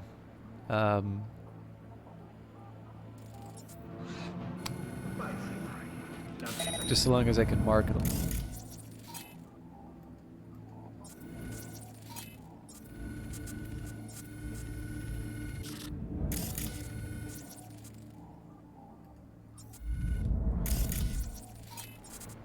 It is helpful that they mark them in red.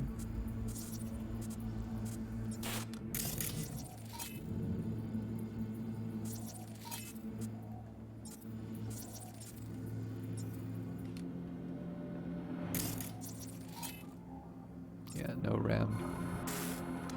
I might have it by the time I'm done scouting, though.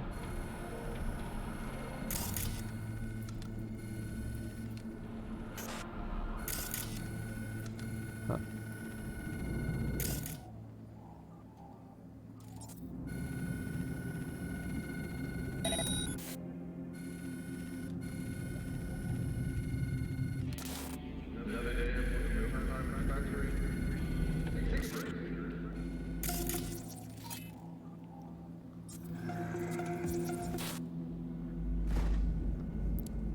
Sounded like a Hotline Miami song was about to start there.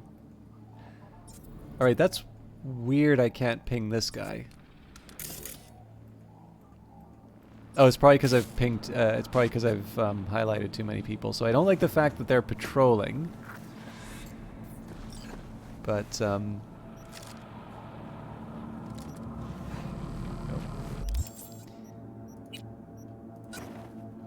let's work with what we got here.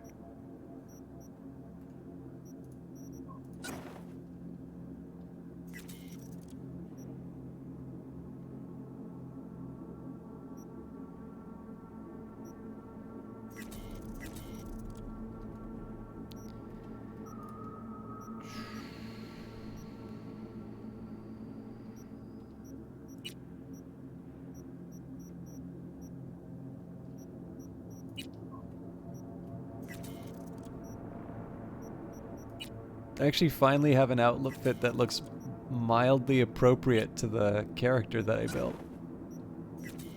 Obviously, it's not as good as my Corpo outfit, but...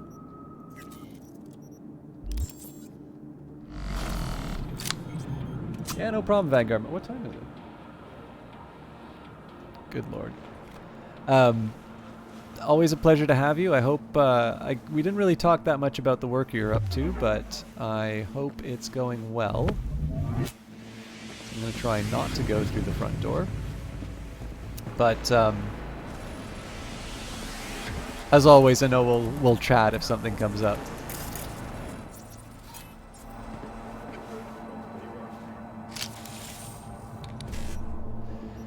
Okay, 2 BDs and a 55 if I can, but we don't start with a BD. Maybe we start with the 7A55 BD. So that gets me the BD here, but it doesn't give me the second. But this one does BD, BD, 55, 55. Okay.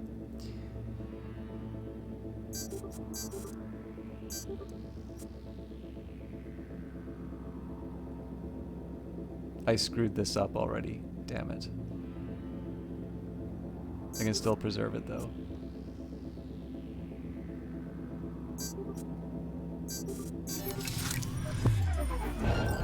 Oh, crap. I'm pretty sure I'm dead. Wait, was this a stealth one?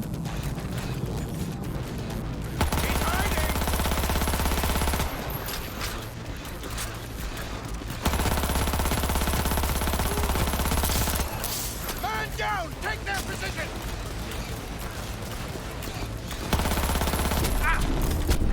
Yeah, that's... I probably should have tried to scramble them, but... it's going well. I was going to ask if you want to see some pictures and the like, but didn't want to do that in stream, take away from your stuff. Today you sent out some email to potential publishers and hoping to hear back from at least some of them. So first of all, great to hear. Please vacate the area. This is your final warning. Psycho no Tereco commencing neutralizing threat. I totally don't get why he went after me like that. Oh!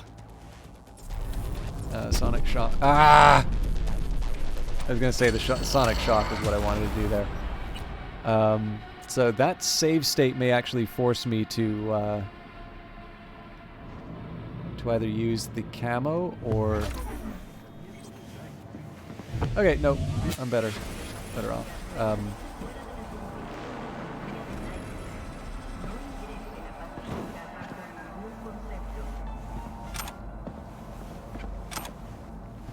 But yeah, anyways, yeah. So number one, don't ever feel bad about bringing up your game. Where I can, I try to talk to you about it anyway. Okay, even if I can take this person out from behind, which I can't. Use a camera. So I think I'm just going to wait for them to finish their patrol. But yeah, I'd be delighted to see whatever images you have, Vanguard Master. Again, don't feel bad about bringing it up. Although, as always, I do appreciate you, you know, being respectful of the broadcast. Okay, so I think I wound up wasting my time waiting for this unit to move around. Oh dear.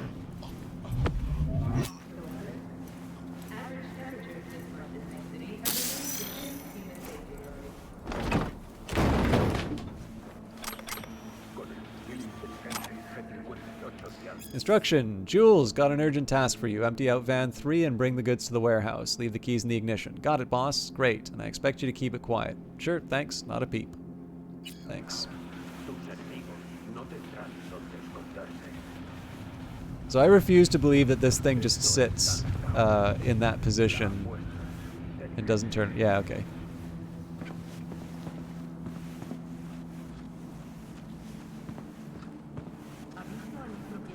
There's almost certainly going to be some security cameras I need to worry about.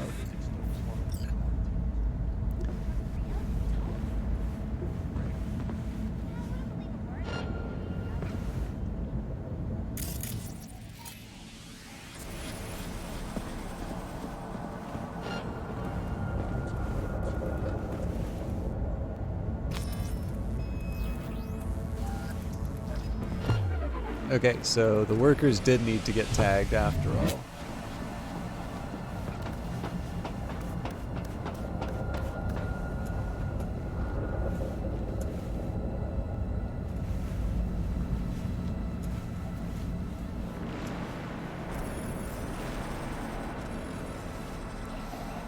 I better hope there's a container around the corner.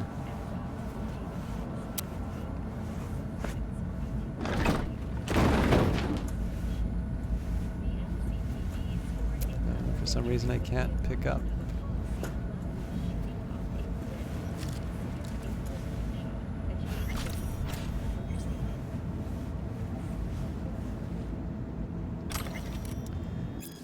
WYSIWYG. What you slot is what you got. The girl brushed a violet lock of hair from her forehead and winked at the man with the silver tattoo standing at the opposite side of the room, sending him the studied smile of a charming ditz.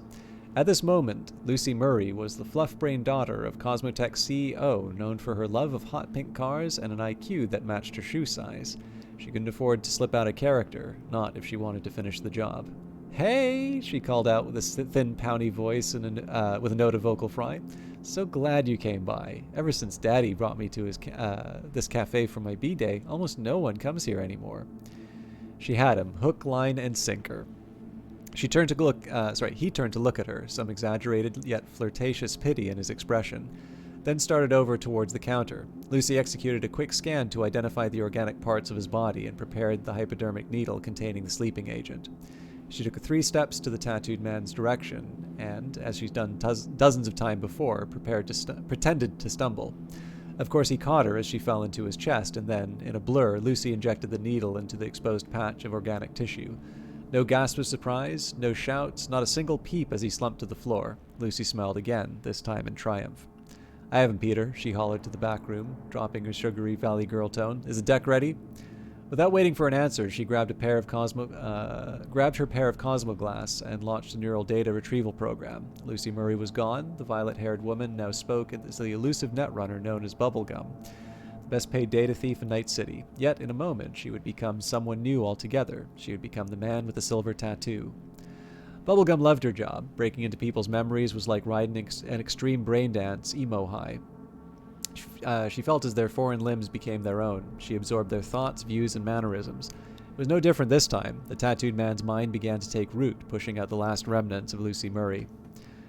His name was Mark Collins, and he was walking along a derelict metro tunnel. A stale mustiness hung in the air. Mark Collins hates that smell. Guessing she'll pop in somewhere around here, he thought. "Listen, damned if I know how your neurosystem works, so I'll just say it out loud," he muttered, as if to himself. "I know you're crawling into my mind about now. This job comes from us. This is the only safe way to contact you. In a minute, we'll be right below Cosmotech. I'll show you what your father's been keeping locked up in basement level 5. So watch close, because only you can help us." Okay. Sorry to do this. I know I've been rambling a lot, but I do have one quick thing I need to check. Just a personal thing to check on a phone. I hate doing this during a broadcast, but I need to... It's mostly just because I didn't manage my time properly, so I do just need to make sure I'm taking care of some stuff. If I let it go any later, it's probably better to just get in touch in the next day, and I did say I would get in touch today.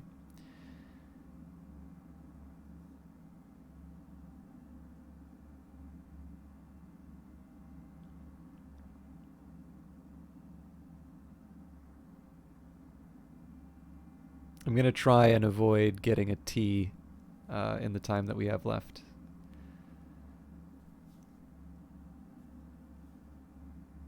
But I think I got a late night ahead of me now. Okay. Almost done.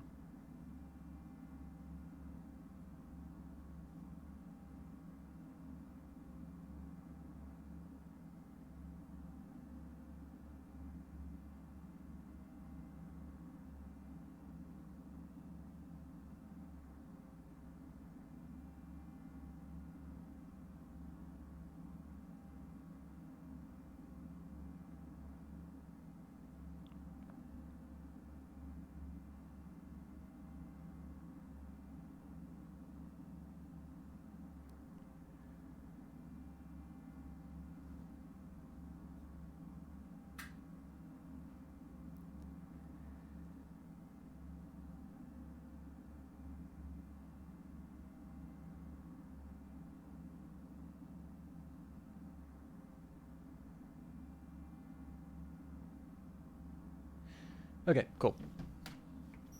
Sorry about that.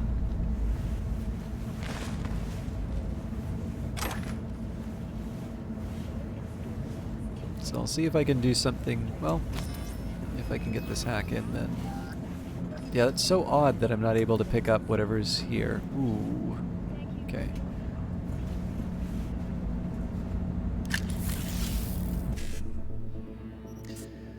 Two E9s and a 7A, but we don't have a E9 to start with, so we can do 7A, 7A, E9, which probably is a bit better. Okay, so down here.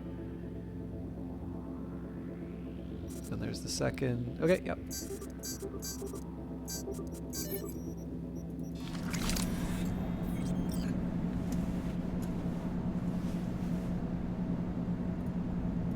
Important, fire alarm temporarily deactivated. Please note that due to new sensor fitting, the fire alarm will be temporarily deactivated. We will inform you in a separate message once it is reactivated. In the meantime, we kindly ask that you remain vigilant and take extra precautions. In addition, we remind you that employees not complying to workplace safety protocol will be prosecuted for their actions. Administration.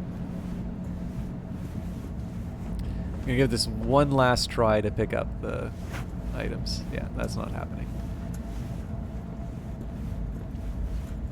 So... now we see if we can find any dirt.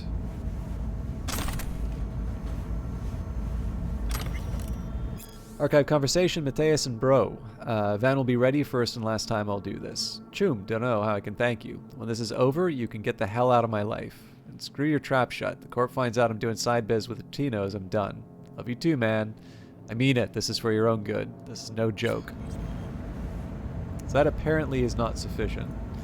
Night shift, new schedule. Mateus Stove, 2 employees. I made a new schedule for night shifts. I'm expecting everyone to stick to it.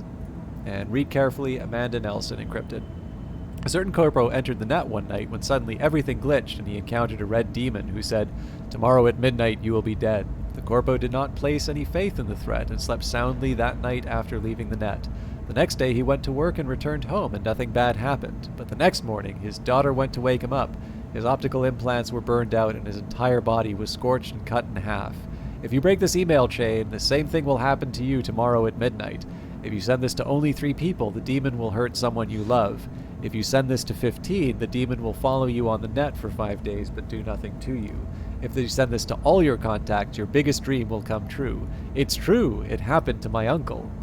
Very sorry to send this to you, but someone sent it to me at first. It sounds silly, but forwarding this email will save your life. This isn't... we talked about this earlier. I don't know how many of you are Neil Stephenson fans, but I was thinking about Anathem again. He's actually... I think he's doing a AMA on our books. But what's kind of neat about Anathem is it has an idea very similar to the Bart... It's a little bit more similar to Bartmoss, but even then it's not exactly there. So the idea in Anathem is that there is an equivalent to the internet in the world of Anathem. However, the problem of automatically generated spam has become such a big problem that you effectively need this layer of sort of filtration. Like effectively you need like a program to sort of clear through it. So it's programs fighting programs. And there's sort of a class of people that maintains this sort of thing. And it's always, I don't think it was really intending to sort of be about spam, but I always thought that that was kind of a neat little way of thinking about it, because that is effectively what it is. And of course these ones are the worst because they're not coming from outside sources trying to sell you, cheap Viagra or something. They're usually from like well-meaning but just brain-dead relatives. So it's the sort of thing that a spam filter can't really handle because, it's coming from people you normally want to hear you. Send me a DM on Discord about what you've been up to with a few... Oh, cool. Glad to hear it. I'm looking forward to reading that. Thank you, Vanguard.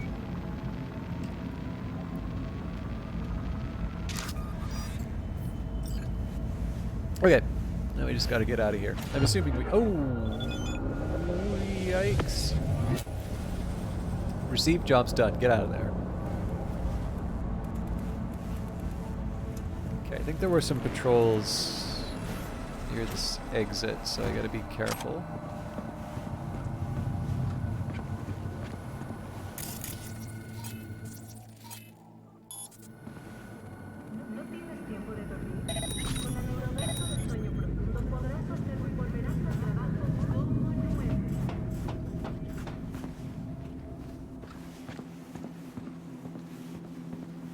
Probably make it.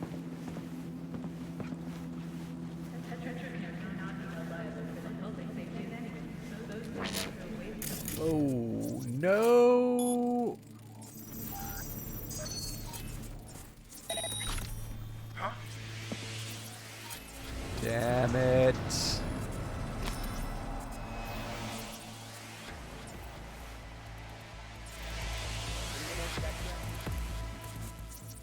Okay, they're obviously looking for me, and I don't have a good... I don't have a way out yet.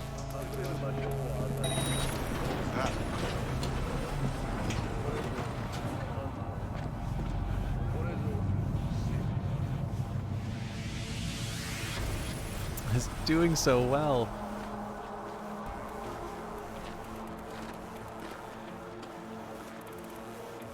Hey, now.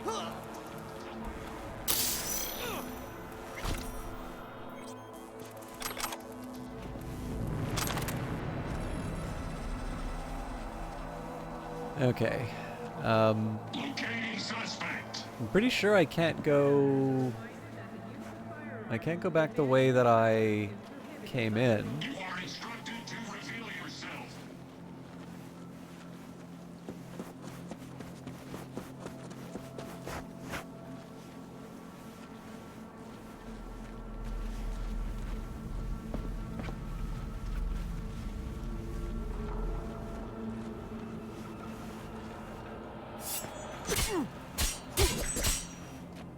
Tough fence.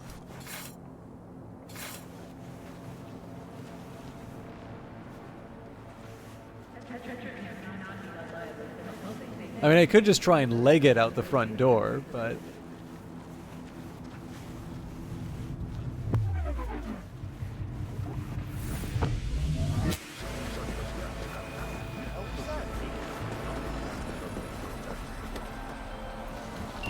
Mwah. Beautiful work, baby. Stove's finished, even if you don't know it yet. Big thanks. Contract's closed and the eddies are flying at you. Yeah, again, not my finest work, but I've got enough money for that bike now, so...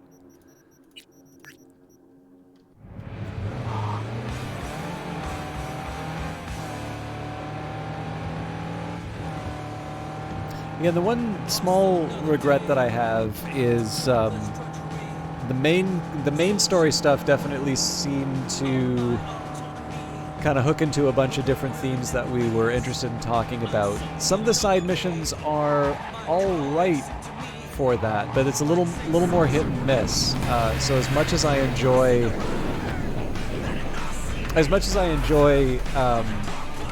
doing some of these side missions, it's a little weirder. I don't get to talk as much about the Cyberpunk world as I feel like I normally would. All right, you smell that, V? The sweet, sweet smell of cold, hard eddies. You do good work, you get more work. Beautiful system we got, ain't it?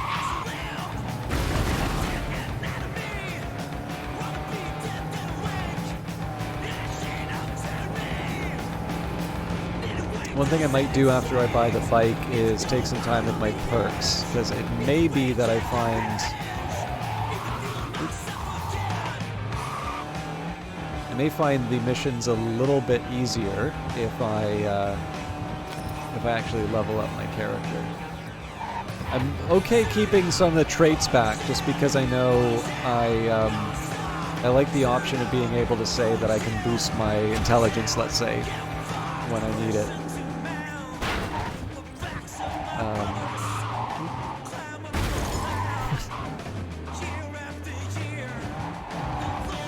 But, yeah, the perks, there's no benefit to holding those back, I don't think.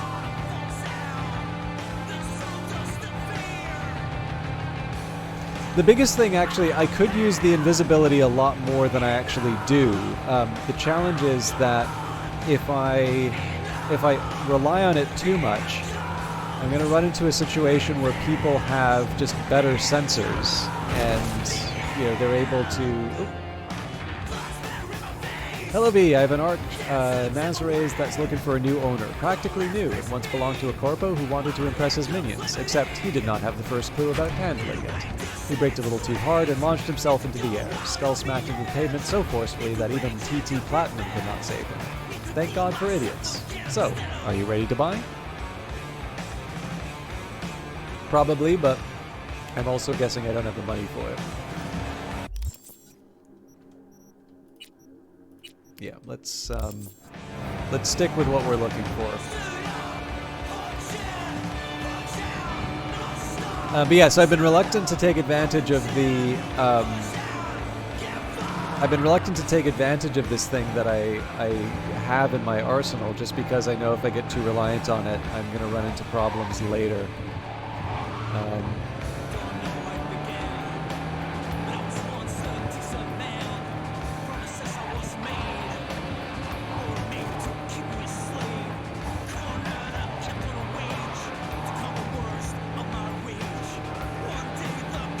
So the speed limit's 40 here, huh?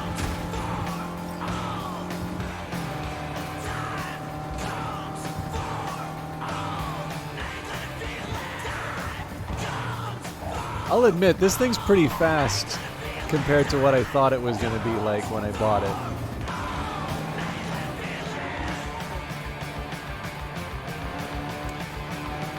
Yeah, I don't know. Well, I mean, this is still ostensibly a role-playing game, right? So I realize you probably don't play Cyberpunk to, like... The type of role-playing that you're going to do in Cyberpunk, I suspect, is going to be a bit different than if you're playing Tyranny, let's say. But, I don't know, like, it's nice to put a little personality into your approaches towards things. I will admit, like, my relation to this character isn't not, like... I felt closer to characters, let's say. But I don't think that's a... Like, that's not a huge failing of the game. Like, not to I focus way too much on negatives on games that I really like, but like the writing thread for Phantom Brigade, one of the things that kind of annoyed me about it was the complaint to a certain extent seems to be about the fact that, like, so if I just accept for the fact that the inherent quality of the writing is actually fine, which I realize is not necessarily what the complaint is saying, but I don't know. I honestly never thought of the writing as bad for Phantom Brigade. So I didn't necessarily think it was the best example of writing that I'd ever seen, right? Like, I'm not gonna defend to the death, you know, the position that Phantom Brigade is the best written game I've ever played. But I have a feeling that part of the source of the complaint for that is that it doesn't tell, you know, some epic scale macro story, right? Like, there isn't some extended tale of this rivalry between two nations and why they're at war. The writing instead is a lot more focused on individual things that happen to the pilots or the brigade, and sometimes the villages that are liberated. And I actually think that there's some value in having writing like that, right? Like, the individual is much more interesting. This is actually true for Data as well, like, if I can. So, I don't think the distinction between micro and macroeconomics means quite as much as it once did. So generally, good macro is what's known as micro-founded. And I mean, in the end, right, the macroeconomy is just the collective action of a whole bunch of individual people. But I see the map has since given up on trying to give me useful directions. There we go.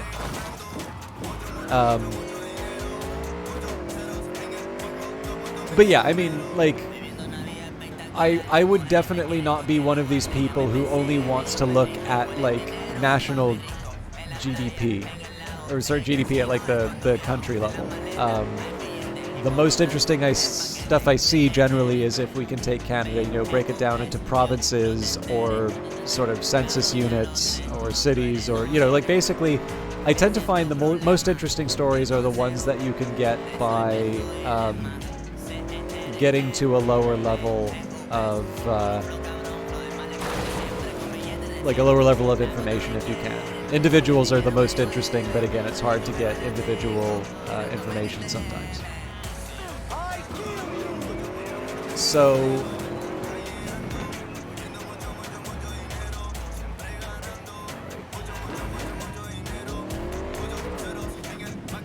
let's see what I'm up against here.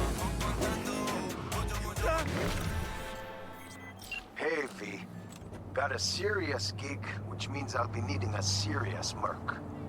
Want you to hop to 6th Street turf and graft a virus onto their tech. Counting on you, champ. Oh, and one last thing. There's this techie, Lucius Thorin. I wouldn't mind if he got a piece of lead to the skull. You dig? Good. Specs attached. But yeah, no, for my part, like, whether I'm doing analysis or whether I'm looking at stories, usually it's the individuals that are the most interesting. And it's actually kind of funny for me, because when I think about the things that I like writing the most, whatever limited fiction I've done, that would be the Stellaris stuff, right? And the Stellaris stuff generally didn't deal with individual characters, and it often dealt with these settings and these, kind of these races, or these nations, or these big, large-scale kinds of events. But to be honest, the stuff that I am most attracted to tend to be stories about individuals, people who want something, who are trying to get something. And to me, at least, that seems to be how the writing in Phantom Brigade is directed. Although, again, it doesn't necessarily seem to be appreciated, at least in the context of that thread. But yeah, in terms of Cyberpunk, I think there is an individual. So I don't want to suggest I don't like the story of Cyberpunk. Like, I'm interested in where it's going, but it may be because I haven't been focusing on the main mission stuff as much. But I am starting to think of my character a little bit more as an amalgamation of stats rather than a particular personality. Whereas when I played something like Tyranny, I have a fairly clear idea of what this person's about, how they're going to respond to certain circumstances. And I suspect probably a large part of that is because Cyberpunk is definitely very action-oriented. You can sneak around a mission and you can take people out through stealth, but in the end, you're doing mercenary work. That's the setting, that's who you are. And so I suspect probably you don't quite have the same... You don't have quite the same variety or the same options or focus that some of these other RPGs have. All right. Infect a 6th Street computer with a virus.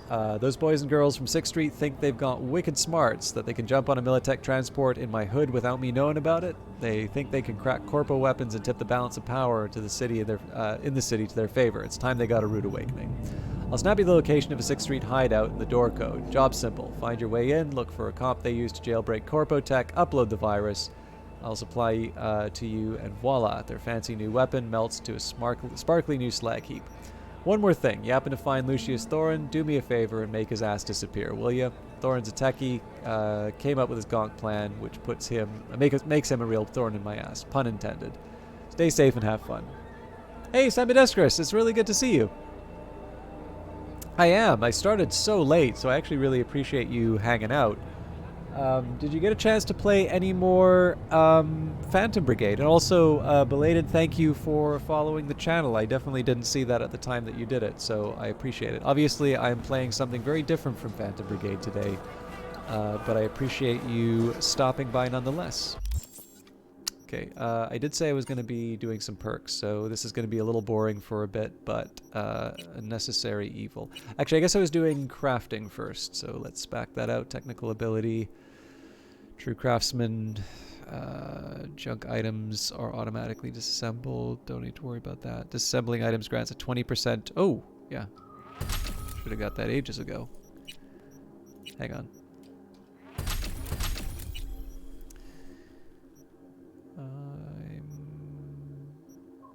Okay, not worrying about that.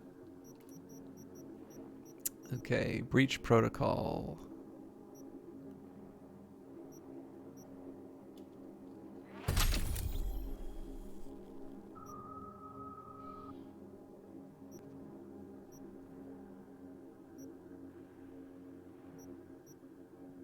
So it does seem like data mine gets referenced quite a bit. Oh yeah, definitely.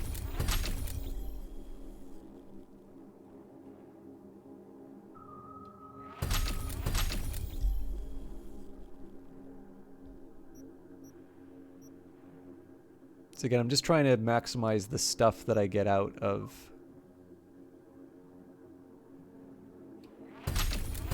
most of my actions. You played a bit off stream because you only had a couple of hours. Loving it so far. Is this your first playthrough? It is. I do have I have a Street Kid that I'm sort of playing, but I'm not going any further than what I've done on stream. There's a couple of things that I've seen differently just because of the order, and clearly when you play different backgrounds, you can get different runs. The shameful admission I have is that, and maybe not a bad time as a reminder on the disclaimer, I was actually given a copy of this game from GOG for promotional purposes, so they would, again, like me to remind you that you can buy the game on GOG. They'd like me to tell you that. But I didn't play it that... Well, like, I played it a reasonable amount when it first came out, but they did also give me advance warning about a bug, which was the... Hang on, I don't think I actually... This is a... Okay, no, we did disable copyrighted music.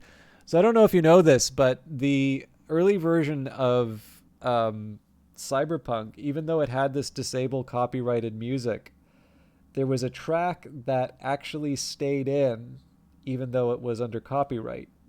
So when you do the original brain dance with Evelyn, and she turns on the music for Yorinobu, that song they didn't have the broadcast rights for. But when you would...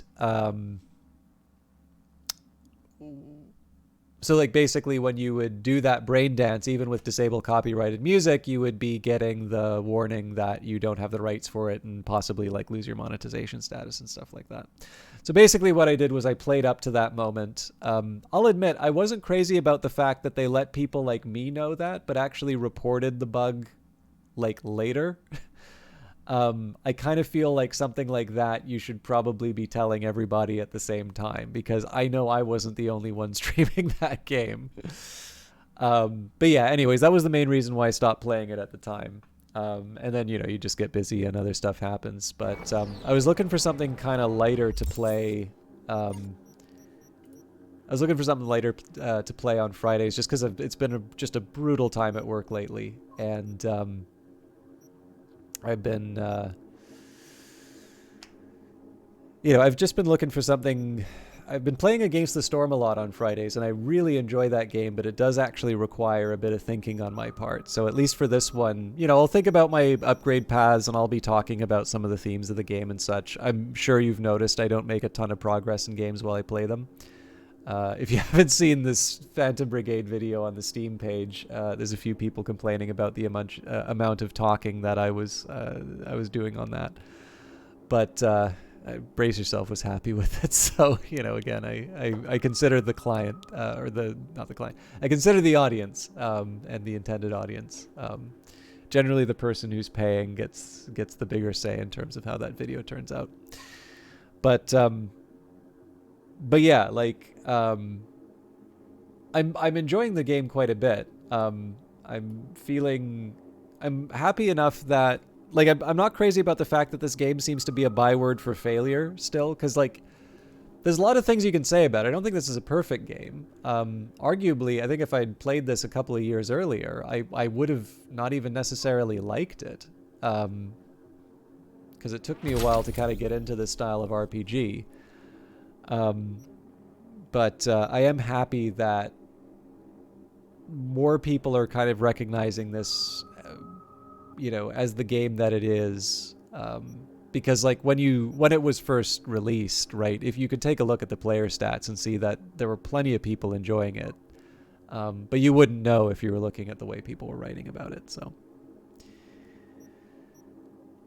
Not that I, you know, again, I don't feel particularly attached to... If I didn't like the game, I can still say, you know, I didn't like it. But I don't know. I sort of feel like... I feel like the game overcorrected.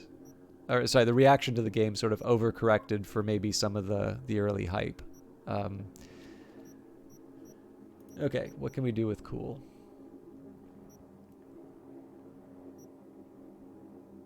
Knife throwing's tempting. Oh, that's actually pretty helpful.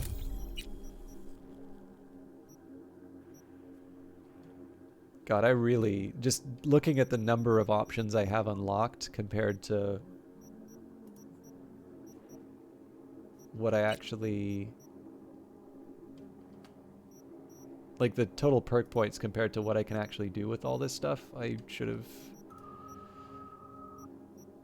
done this earlier. This actually is not a bad idea for me to upgrade now. I might even, ooh. Like, there's a way I can justify doing this for all of them. Let's take a quick look at what I can do with...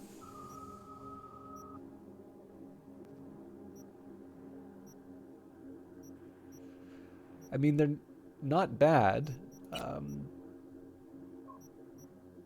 They're maybe not the most important for me to follow up on right now, though.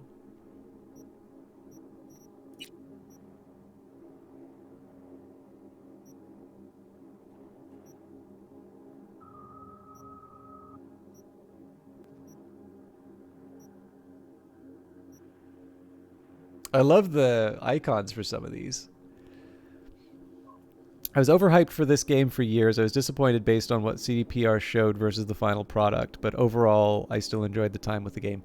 Yeah, so, and this actually, I think, explains a lot in terms of, like, my reaction, because I was actually pretty negative towards the game prior to its release.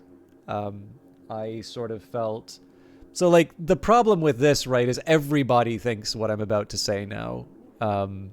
And it sucks because, like, I do have the receipts in terms of being kind of contrarian on this stuff earlier, but who cares, right? They're opinions on the internet. Nobody gets points for opinions on the internet. But, like, my feeling is that CD Projekt Red had been given a lot of credit for ultimately delivering on one, from what I can tell, exceptionally good game. Like, I've not played The Witcher 3, but it seems like, you know, it seems like that game is beloved for a reason, right? I'm not going to contradict that. But, like, when you, anything you read about the production of The Witcher 3, it seems to have been a very chaotic development cycle. I think a lot of people who worked on it are surprised that they ever made, you know, made the thing through to the end. And again, like, I'm not absolutely not going to dispute the quality, but I haven't heard a lot of very good things about The Witcher 1. And, like, The Witcher 2 seems more popular, but it's definitely not the, like, you know, legendary game status that Witcher 3 has. And on top of that, they did release another game, which was, of course, Thronebreaker. And I actually think Thronebreaker was the test to see whether or not they could make Cyberpunk a GOG exclusive. And, of course, given that Thronebreaker was not just available on Steam, but was also put on the Game Pass, you can sort of see how that experiment went.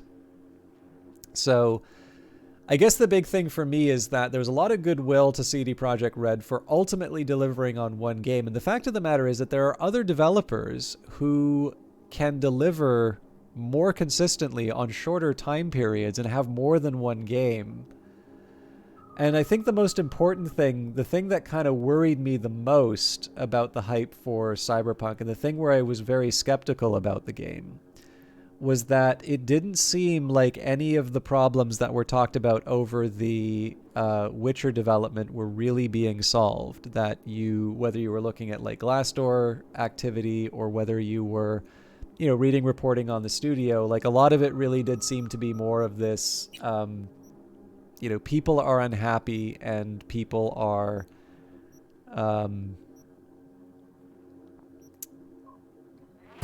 either well, like, a lot of people on The Witcher 3 just simply weren't at CD Projekt Red. They were tired of you know, of all the shenanigans. But basically, it's a little bit like what happened with BioWare. Like, for a while there was BioWare magic, and it always just kind of seemed to come together in the end. And then it sort of didn't. So yeah, anyways, long story short, I wasn't exactly rooting for Cyberpunk 2077 to be a disappointment, because why would you want to have fewer entertainment options in your life? But especially once Keanu Reeves kind of came out, I think I remember saying something along the lines of saying, is like, this is kind of the time where we have the two parallel worlds, where there's like one where it's released and it lives up to the hype, and you know, this was just kind of the capstone to this like super aggressive marketing campaign, and they totally delivered on it. And, you know, everybody just worships the ground that CD Projekt Red walks on. And then there's like the world we live in, where, you know, this is the marker of like, okay, they brought in a celebrity endorsement to cover up the fact that the game's kind of not really delivering.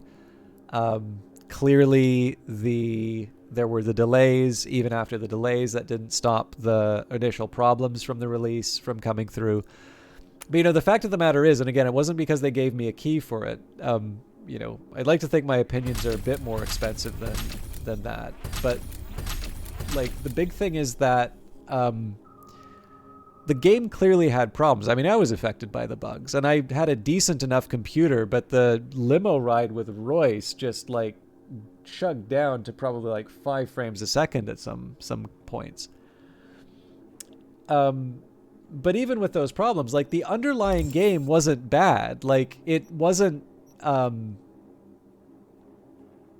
it wasn't again, I don't want to suggest that it's like a I don't want to suggest that I was like, I played it and I saw the light and I was like, you know what, this is actually pretty good. Like, I was skeptical about it, but I don't think it's a, you know, I don't think it's a disaster by any stretch of the imagination. And so I was in that rather envious position, or I think anyway, of like feeling that I was kind of right on the principles in terms of the game as realized, but then having to sort of do the about face and sort of seeing how people overcorrected for the hype, and then sort of saying, it's like, no, actually, I don't think it's that bad. So, yeah.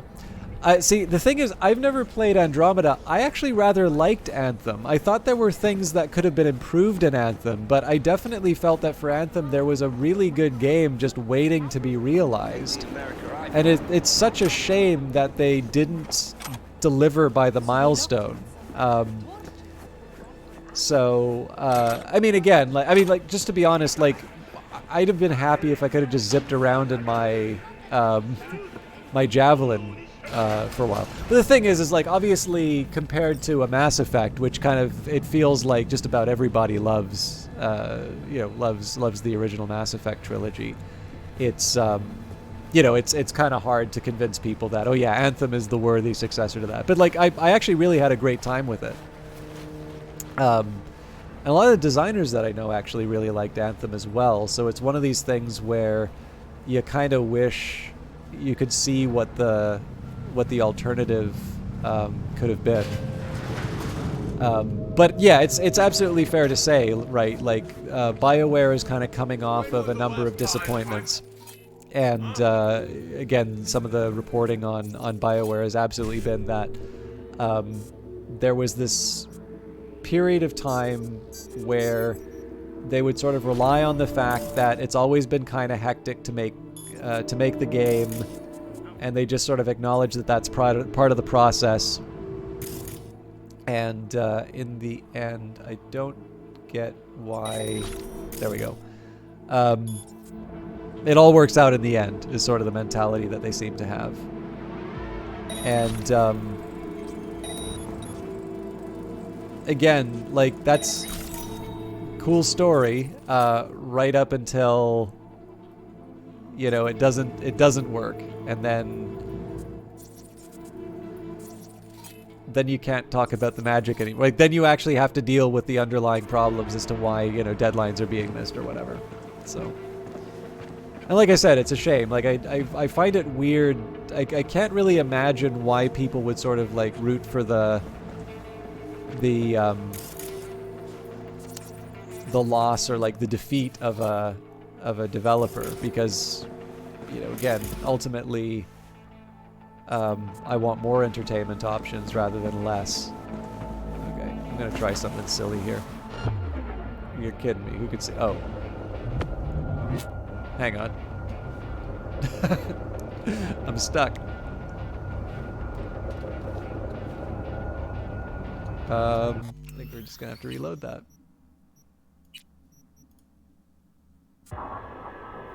Time well spent. Oh man, I hope my stat upgrades are in. I think I remember most of it.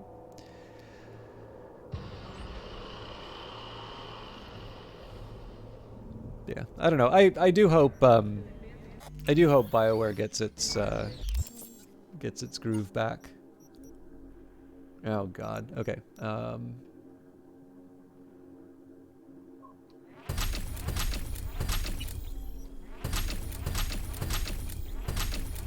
know there was something in Blades that I was working with, but let's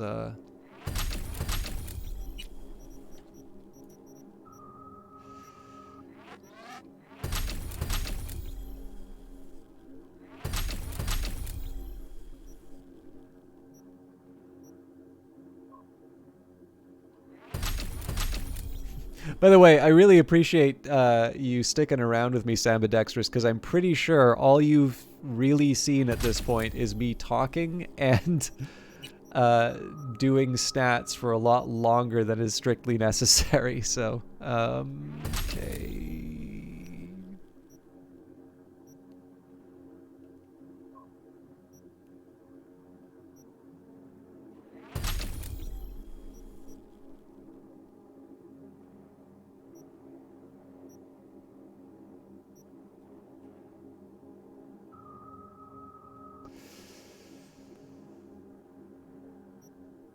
I might do weak link later.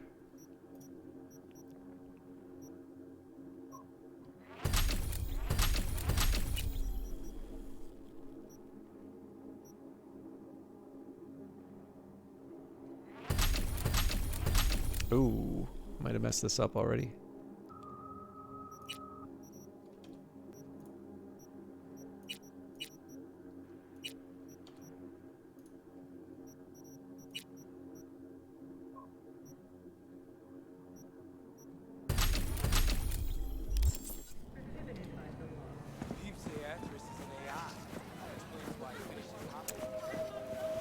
Morrows. Sorry on the pronunciation. I hope you're doing well.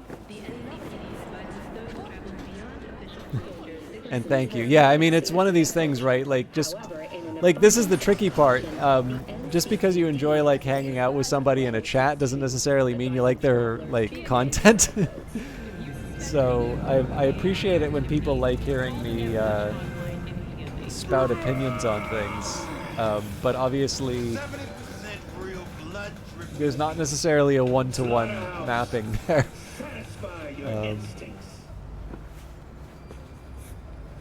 Anyways, I am going to quick save just because I got to find a way of getting rid of that guard, but it seems like my options are limited.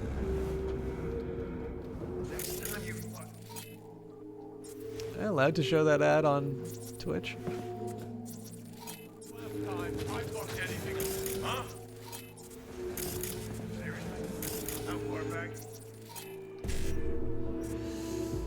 Two 1Cs and a 55. There we go. Oh, go away. Oh, yeah, you can still see me.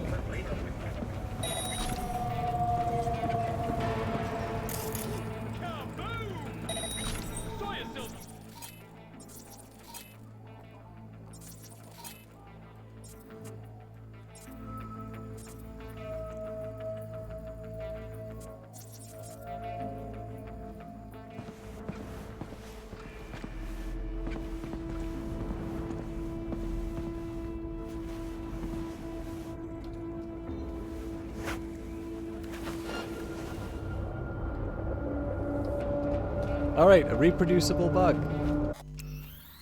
I'll get my job in QA at CD Projekt.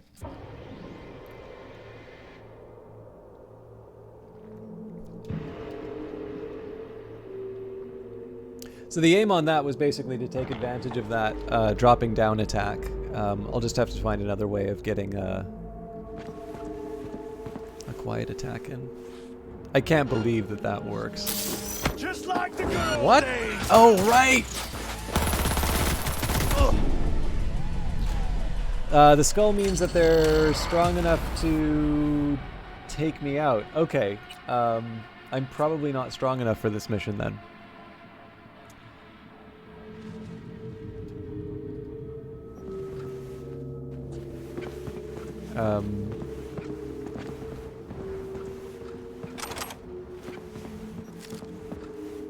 I'm gonna... Time you fucked something up. When was the last time I fucked anything up? Huh? Oh, there is no way this is working out. Yeah, look at that health.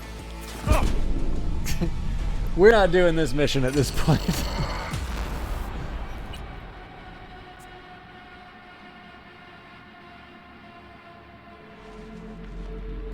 I should have paid attention to that much earlier. I don't think I've ever actually backed off of a mission like this. I'm assuming it just goes into my log until I'm ready to do it.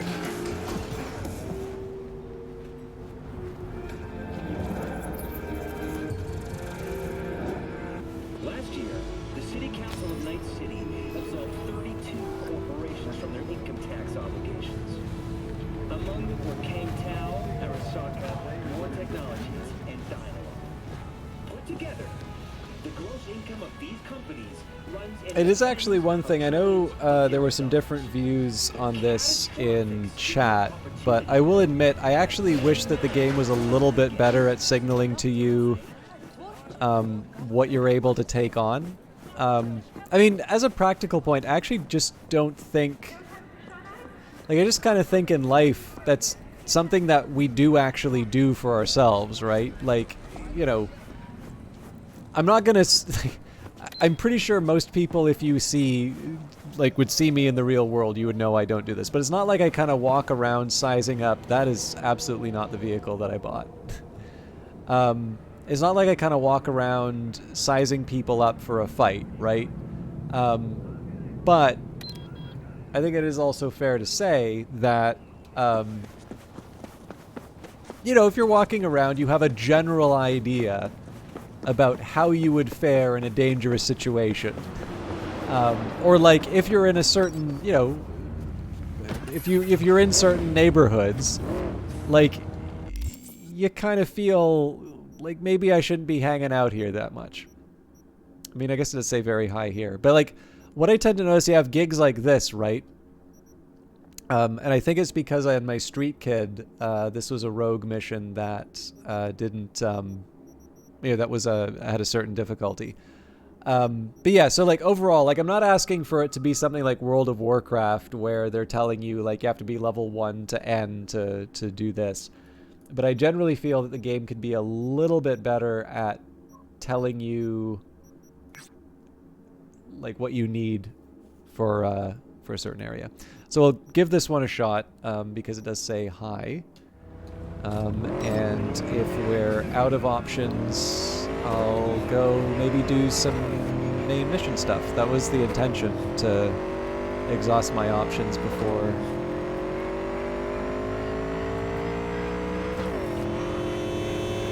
doing the main mission.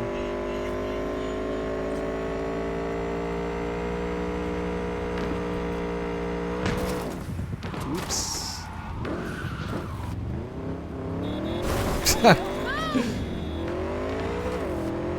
Are you kidding me?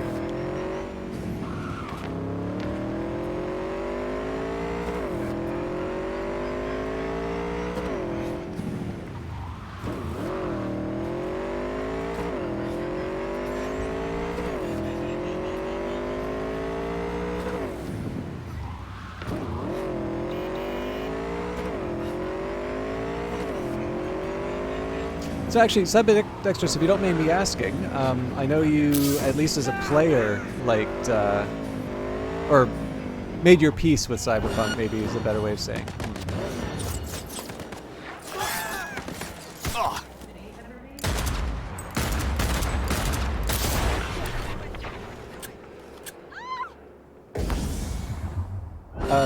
Whoa. Something sees me. Oh. Do I want to take on 3 Night City police officers? Well, the choice has been made for me at this point. And he played Phantom Brigade and seemed to be enjoying it. I don't know what else you're interested in, though, as far as games go. They're probably just going to keep spawning after me at this point. Got a shotgun!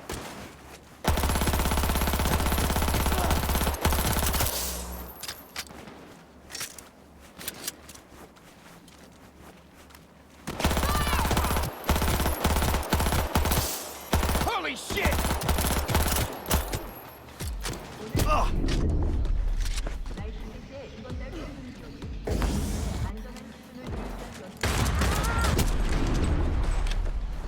Stand down!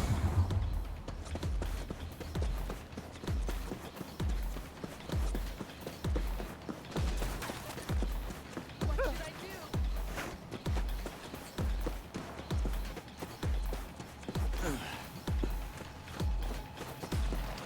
Ooh.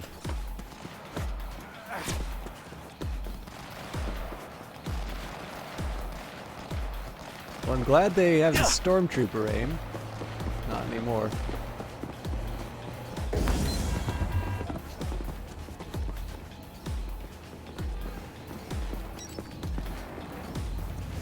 Okay, I don't think that was intentional, but that looked cool as hell.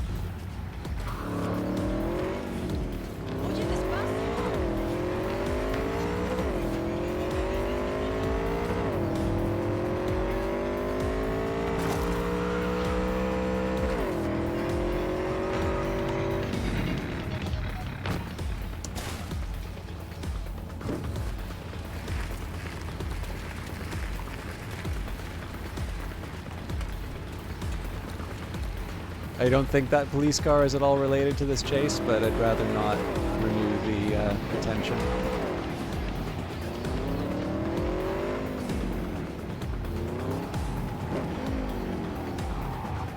Give any game a shot, enjoy lots of different genres, just depends on your mood and how stressful work was. Yeah, it's the same reason I'm playing Cyberpunk right now.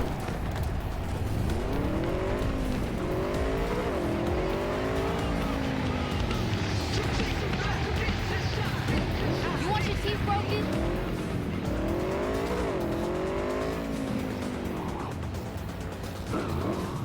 What? Why? Where?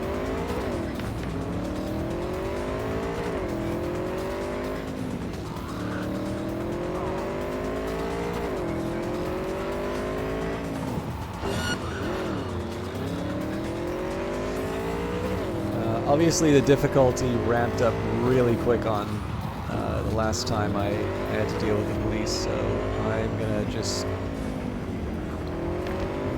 right on out of here.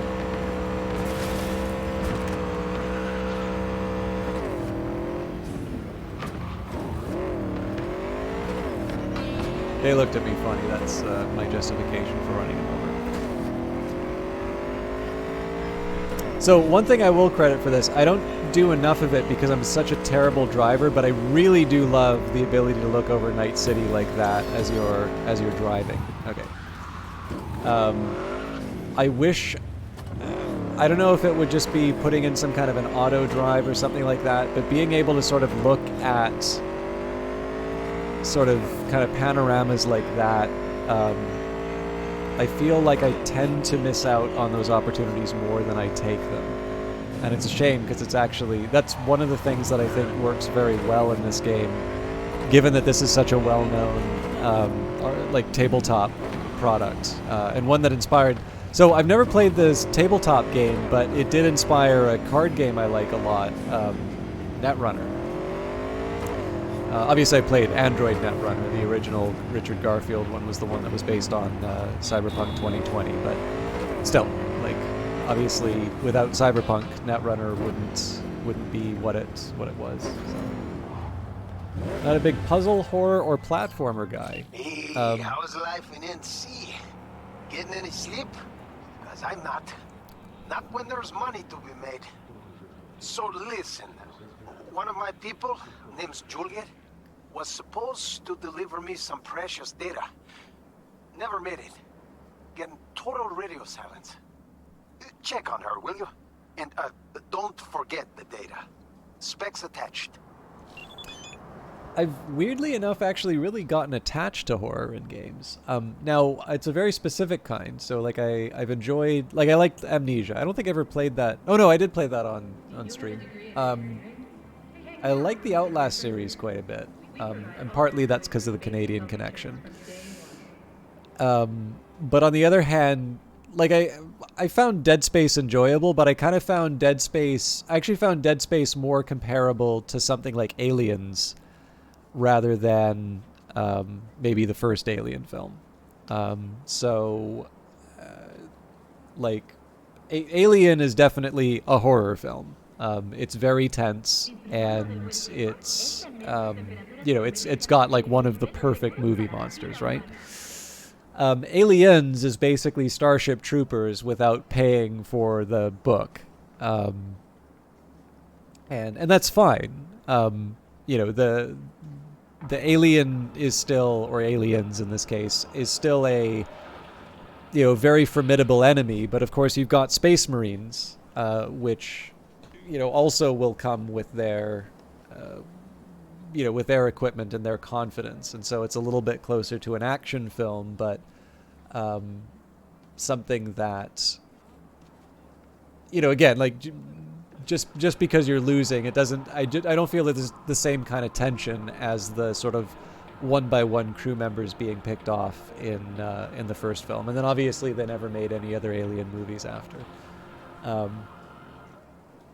But in the case of Dead Space, like I almost don't consider those horror games. Obviously, there's like really shocking stuff in them, but because so much of the attention is focused on being able to fight back against the against the evil force,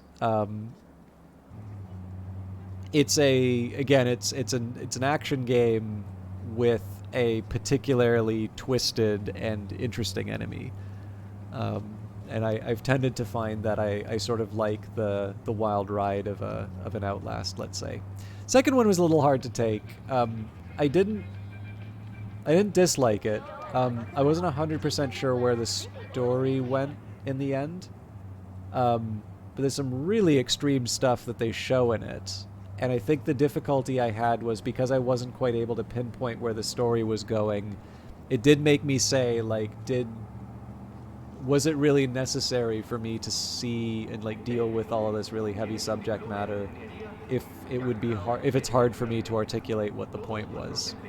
That was the only complaint I had. But like Outlast and Outlast Whistleblower, I actually think were very good. But I'm sorry, I'm spending so much time talking about games you don't like playing. So I like everyone to know I'm patient, understanding. I realize that there's time for work and a time for work and a time for family. Without a good work-life balance, we'd all blast our brains out. I get it, I do, but disappearing for 2 weeks because of family issues? That's how Juliet thinks of me? How much she respects me? I love her because she ripped so much Nova data out of Zetatech for me, but man, she's starting to hurt my feelings, Go to her place and see what her deal is. But remember, number one priority is that data that she still owes me. Juliet's Nova and all, but if she's got a problem with that, well, like I said, data is prior number one.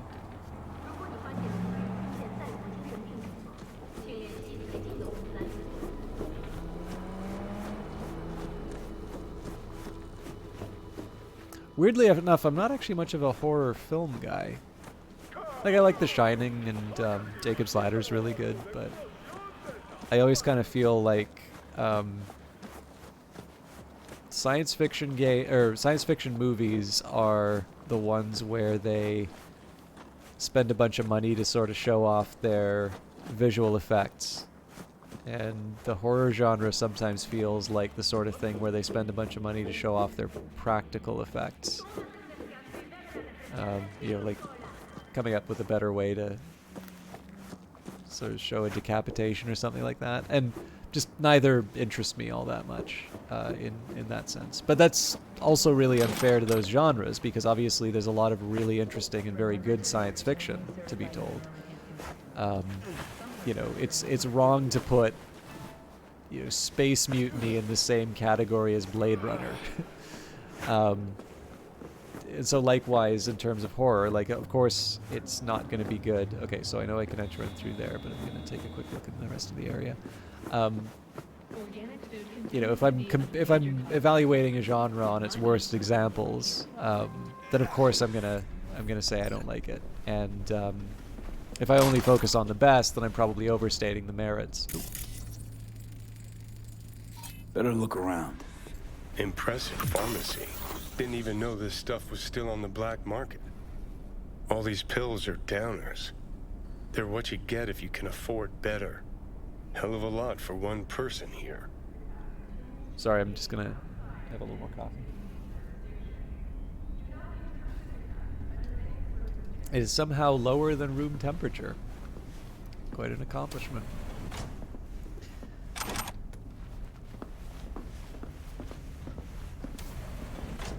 What a mess. Reeks too.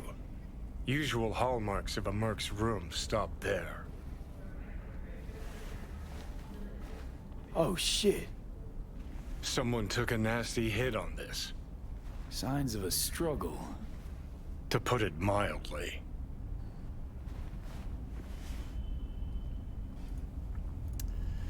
Horrigan's journal. And it soars into me like, to the parade, my friend, let's fly, kiss my forehead, lift me up, touch the sky. After all, we can miss it, can we, little sister? Rosie is BSO thankful. My beloved baby sister, fucking whore, won't understand it. No, you only listen to Julie and echo, echo, echo, echo, echo. It says what you says you have to see the parade in Japantown. Without us, the party burns. To the parade, my friend, let's fly. Kiss my forehead, lift me up. I'll show you how Rosie loves you. There. Do you see the echo, echo, echo? A long time ago, we dropped the pedal from the dam and counted the fall. 2, 3 echoes, then 4, then waited for the avalanche. 5, 6 to cover the night city, and you won't have to go to school. 7, echo, echo, but nothing happened. Nothing but horrible silence. It doesn't matter. I have a better idea. We go to the parade because the dam is already cracking. The dam is already cracking. All right, hey, Rose Horrigan to Juliet Horrigan. Julie, oh my god, it's been ages. How's life? Guess I'm writing with something on my mind. Remember when we were kids, when we played in that old dam? We'd shout our names, shout other stupid stuff, then listen for the echoes. Our voices carried through the valley. Sometimes I feel like I can hear them. Different strange words, like returning from a long trip out of town. Funny, right? I don't know, Julie. Truth is, everything's going off the rails. I feel worse and worse. Losing my job certainly didn't help. And what the hell good was the new cyberware for, huh? Ugh. I hope I'm not scaring you or asking too much, but just thinking about how nice it'd be to hear your voice, not some echo of it. Maybe that's what I need to get right again, Rose. Juliet Horrigan to Rose Horrigan. Rosie, of course I remember the dam. Even the time we tried to kick that Benny Dillard and his drone off of it. And yeah, I did hear about your job. I'm really sorry. That sucks so hard. But listen, I've been talking to Cy, and we agree you should stay with us for a while. At least until you feel better. Come on, just like old times. Don't forget to visit us, Clean Cut, to Rose Horrigan. This is a reminder of your upcoming appointment at Clean Cut. Message generated automatically on August 9th, 2076. Another reminder is September 2nd, 23rd, November 10th, December 7th, December 19th, December 27th, 29th, January the 8th. Would you consider the Resident Evil games closer to horror or action games in your opinion? That's a really good question, and I actually hate to admit I've never played a Resident Evil game, but from what I've seen of them, some of the later entries, like I guess 5 or 6, seemed to go down a little bit more of an action-ish path. I sort of feel like the earlier Resident Evil games really seemed to constrain your actions. So, like, if you wanted to fight your way through a zombie, or a few zombies, you know, you would be sort of counting the ammo that you have available to you or the healing resources that you have available to you. And I think there's something about... Amnesia, I think, was the one to sort of start this. Amnesia removed your ability to fight at all. And I thought that was a really interesting choice. Incidentally, I actually don't think Frictional Games is really about horror games. I actually think they're much more of a narrative studio, but I also think because Soma was sort of Almost completely used up. Not something you'd keep in your medicine cabinet. I think because Soma was probably underappreciated at the time, they've probably leaned into the horror a little bit more than what they'd originally intended. But I think after Amnesia, there were a lot of games, or not a lot, but like there was this trend in horror to actually really try and push the, you are not a fighter. You need to figure another way through this. And I actually think that's a really good choice because, of course, you're removing the power from the character, and it's very difficult to sell someone on a frightening or a tense experience if they have the option of fighting back, right? So like, I'm sorry to use The Shining as an example again, but when you see like Wendy Torrance, dealing with, so like, when Jack Nicholson is sort of walking up the stairs towards her, she has a weapon, right? But she's backing away and attacks with the last, like in the last possible second when she really doesn't feel like there's any other option.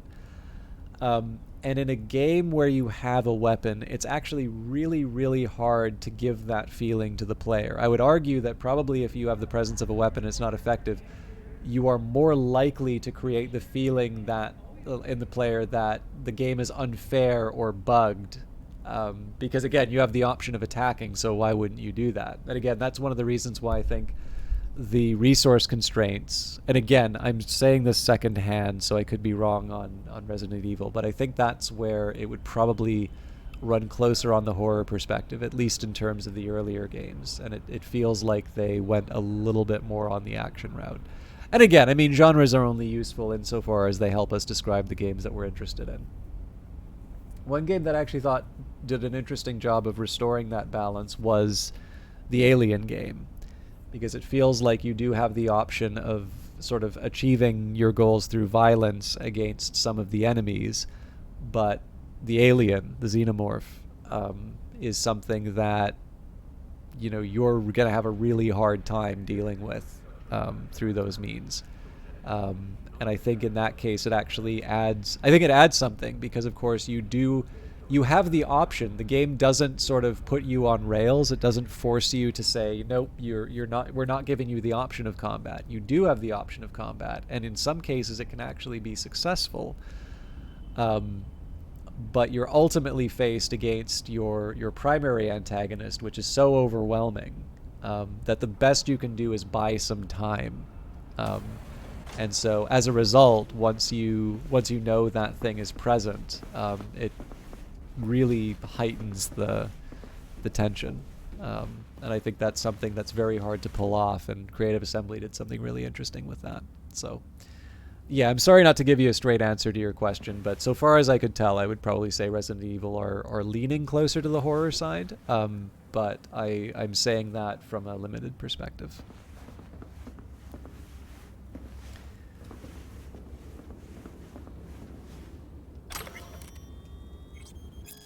Jules, please forgive me for how I'm doing this. I'm nowhere near as tough as you, and I can't pretend to be anymore. I hate to say it, but there's no helping Rose anymore.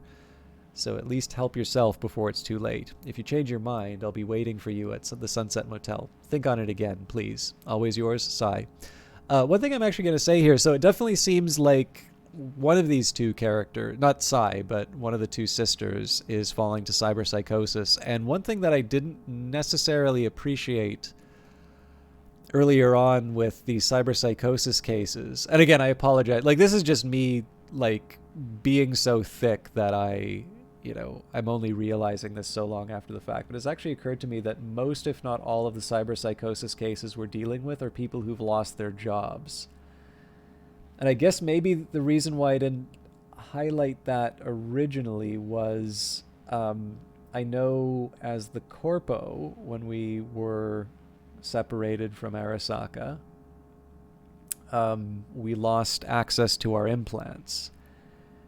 And so I think I maybe placed too much emphasis on the job element being related to what's happening to the implants, which are the connection in terms of the to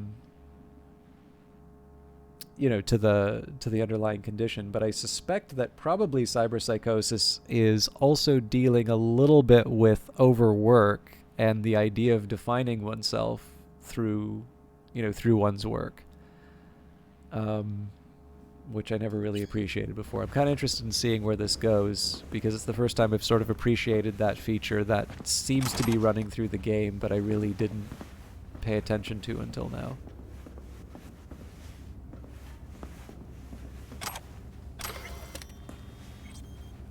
Speaking of cyberpsychosis.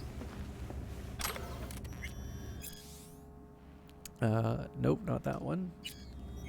Test results. Rose Horrigan, test results. HGB 12.4 GDL, HCT 42, WBC 923.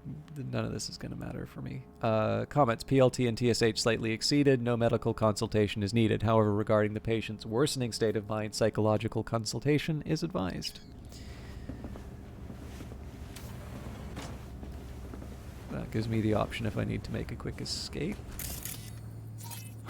If life's taught me one thing, it's that a safe's a good spot to hide your valuables. It's got a reader, too. Must be an access shard around. Huh. Interesting. A safe behind a painting. A little cliche. But hey, at least the Merc appreciates the arts.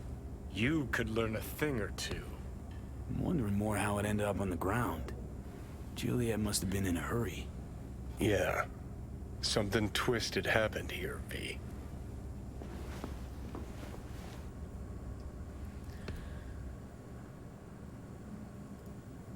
Okay, usually when I get this big icon, it keeps me, like, it means that I'm not going to be able to do anything after, so... Okay, we read that. I'm starting to like this less and less. Best stay on our toes. Victor Vector to Juliet Horrigan. Ms. Horrigan, I'm happy you turned to me instead of those clean-cut scam artists, but I'm sorry to say I don't have good news for you. The symptoms you described indicate a serious disorder that will continue to progress regardless of the next steps taken. In cases like this, I'm afraid no level of help you give your sister will do much good. The only real cure is for one of the two max tack ways, if you understand my meaning. It's good you reached out to me, but it's best that you contact them next. The quicker they get onto this, the safer it'll be for everyone around here, including you. So this is an interesting one because of the parallel in terms of V. Obviously we're not suffering cyberpsychosis, but we do have the relic, which is about to, take us over. And Johnny's not exactly a stable individual. What's going on with Rose, Clara Horrigan to Juliet? Julie, since yesterday Rose has called me 40 times, but all I ever hear on the line is erratic breathing, and I never get a response when I call her back. Do you know what's going on? I'm really worried. Love, Mom. Hey, Mom, everything's all right. You know Rosie. We have 100 implants like she does. When you have 100 implants like she does, chances are at least one's got a chip loose somewhere. Don't worry about it. We've got everything all under control. Smiley face. Love you, Juliet. All okay? Urgent. From El Capitan to Juliet Horrigan. Julie, is all okay? It's been a while since we last talked, and I got a few jobs that I can't trust anyone else with. Plus, there's still the matter of Mr. KT's data. Right back quick. This ain't the time ain't on our side on this one. Okay. So first thing I'm going to do here is say, well, we'll jack in as well. So BD 55-7A. Okay. Or I could try 55E9. But there's no BD there.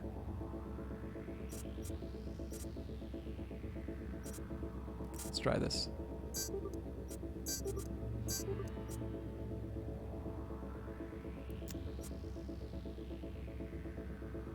No BD though. Oh wait, what am I saying?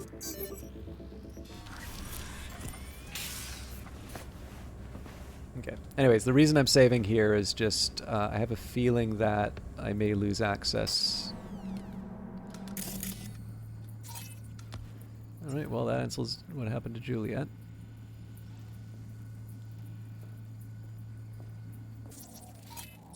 I definitely... Oh.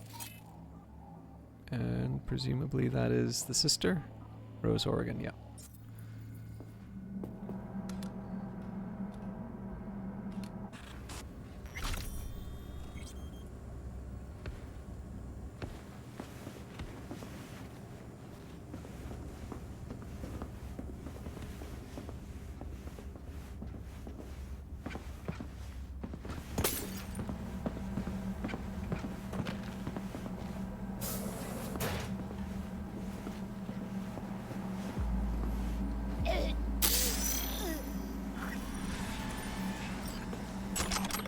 Another level for me to ignore.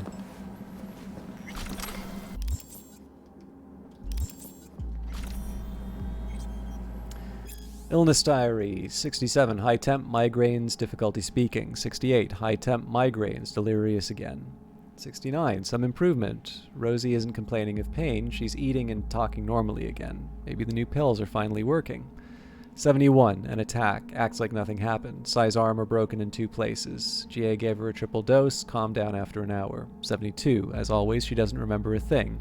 Sai, that saint of a man, lied and said that it was a hit and run. She's back to normal. No more pain. She even made breakfast for us. Christ. 80. Even though those pills are draining our bank account dry, they're at least doing the job. Just need to maintain a higher dose. Rosie is back to herself, and only once did I think I heard her talking to an empty room. As long as she's not hurting anyone. 91. Another attack. Had to give her 4 times normal dose. Why do I bother? I can't do this anymore.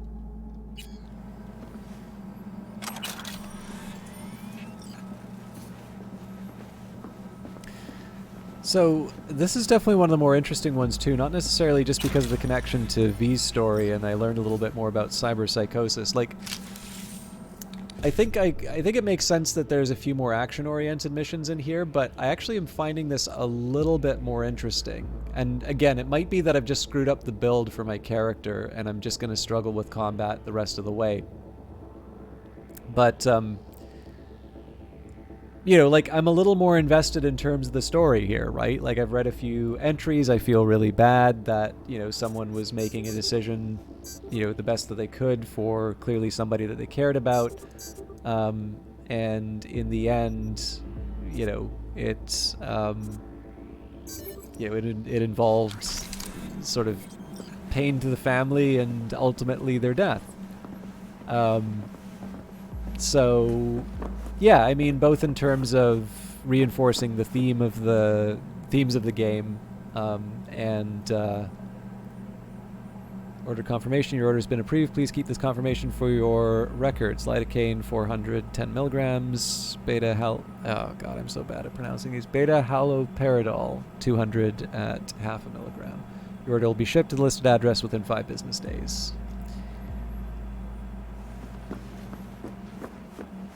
But yeah, I don't know, like, it's not, I don't think it's just related to the story of V, but it's just one of these things where I feel like I understand some of the other things in the side missions that I've been doing better, even though this was a relatively straightforward mission, which was, you know, step 1, find, Can't have bad luck all the time.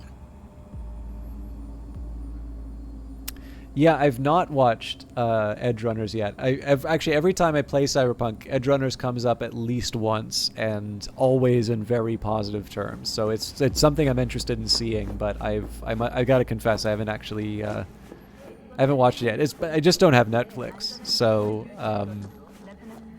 you know, now my obligation is to to make friends with someone who has Netflix so I can see Edge Runners.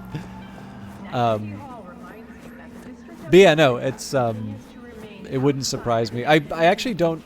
Again, I don't know the role-playing setting that well, but it wouldn't surprise me if cyberpsychosis were to be a major feature inside of it as well.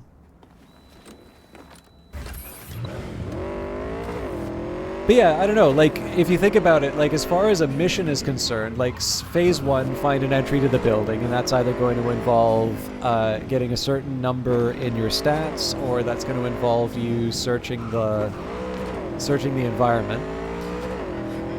Phase 2, the investigation, like trying to find the shard, and in that you are finding out the story of these two sisters. And then step number 3, you know, there is potentially combat because you do have to deal with the person who's killed your target. But, you know, it's definitely not a challenging combat-wise, and yet I feel like I learned more about the... Juliet V. Fuck. She never mentioned she had a sister. It's a crying shame. Thanks for grabbing that data, V. Gig's closed. I'll be in touch. Yeah, so like even though I didn't really need to fire my gun or anything like that, it was definitely one of the more rewarding missions that I've been on. Okay, that's an upgrade, but I don't have the level for it yet. How am I for attachments? Yeah, not using those.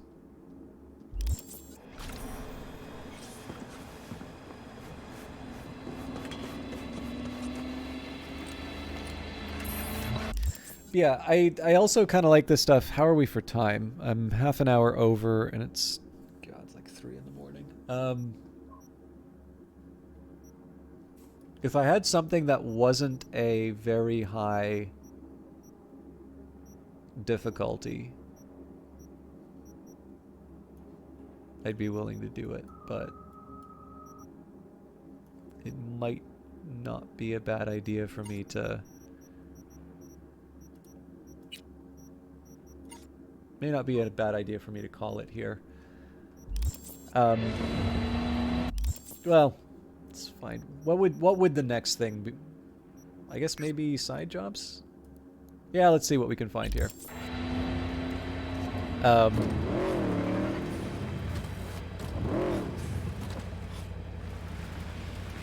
yeah, so if I think about the different Cyberpunk settings that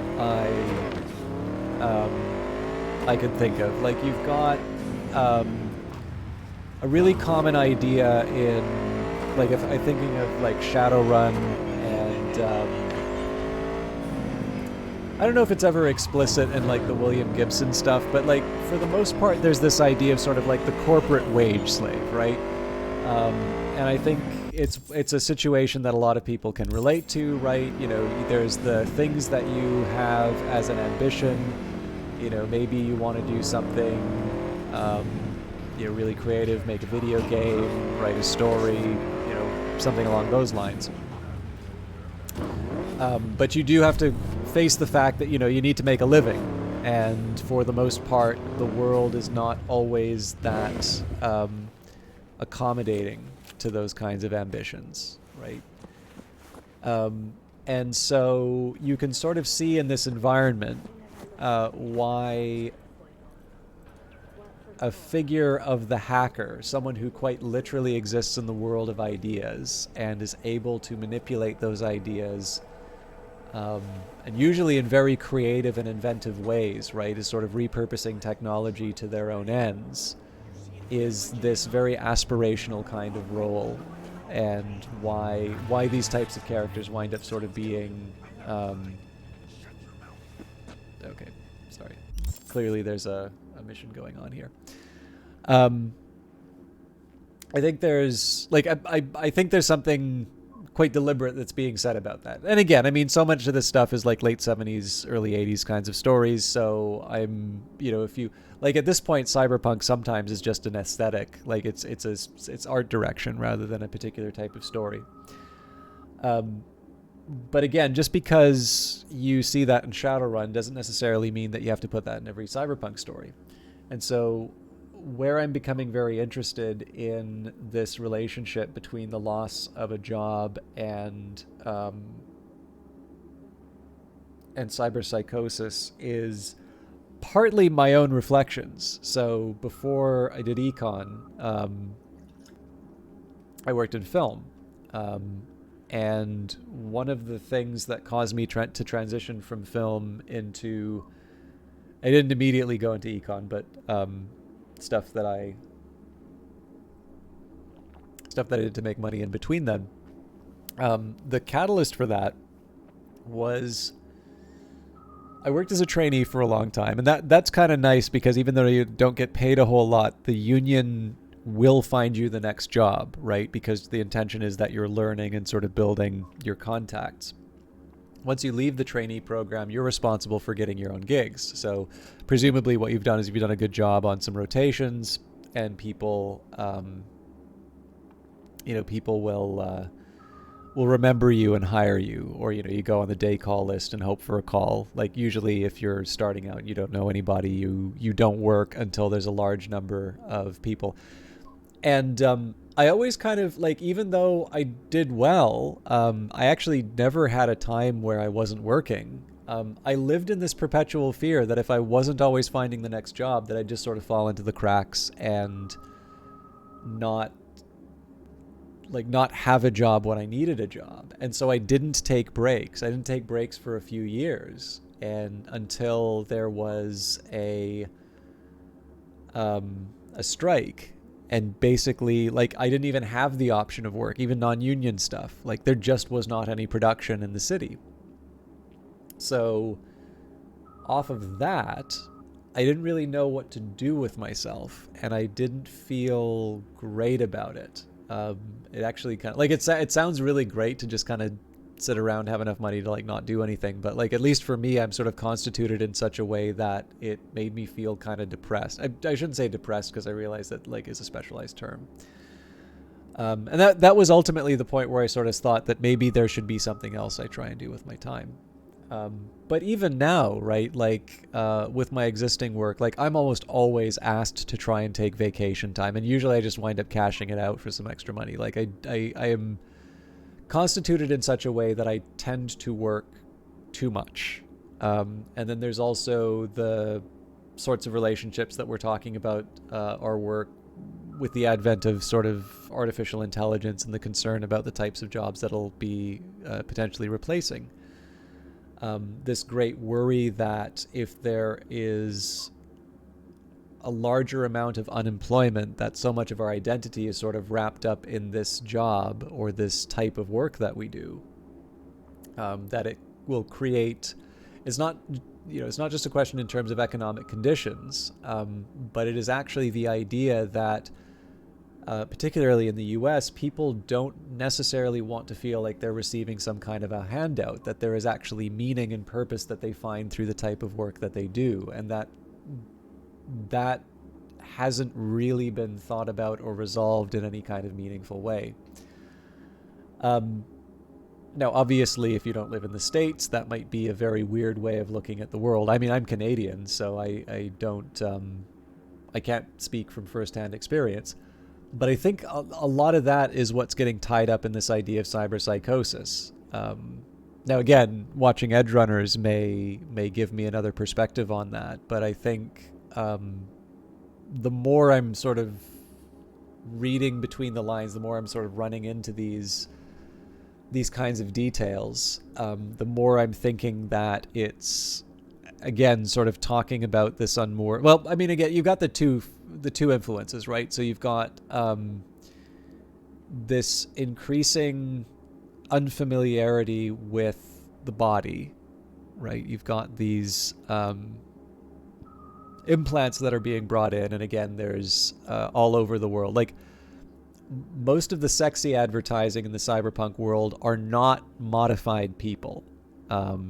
It's flesh. It's this idealized person. It's definitely it seems to me to be a city and a culture that definitely wants to get back to skin, muscle, something that today we would consider to be closer to humanity.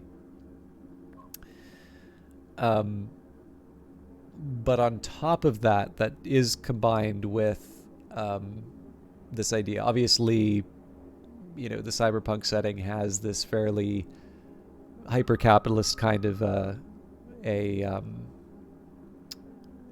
setting. I mean, and again, like, whether it's Gibson, could be Shadowrun, could be Cyberpunk 2020 and beyond. It's usually fair to say that it's kind of take the excesses of the 80 and then just ramp them up, tenfold. And so, not just knowing who you are as a person and as like a physical entity, but also becoming unmoored from the sense of self that you have in terms of an occupation or a purpose, and particularly as a purpose in this culture that is very much focused on sort of making money and fulfilling your role. I suspect probably that's a little bit of what's going on there. And again, it's an interesting contrast to the wage slave, right? Where in the case of something like Shadowrun, you are making a choice to operate outside of a potentially comfortable but very banal existence. And instead you opt for the world of ideas. And in the case of Shadowrun, literally magic. Whereas, in this case here, there isn't magic. And there isn't, in this case, it's more things like fame and reputation rather than,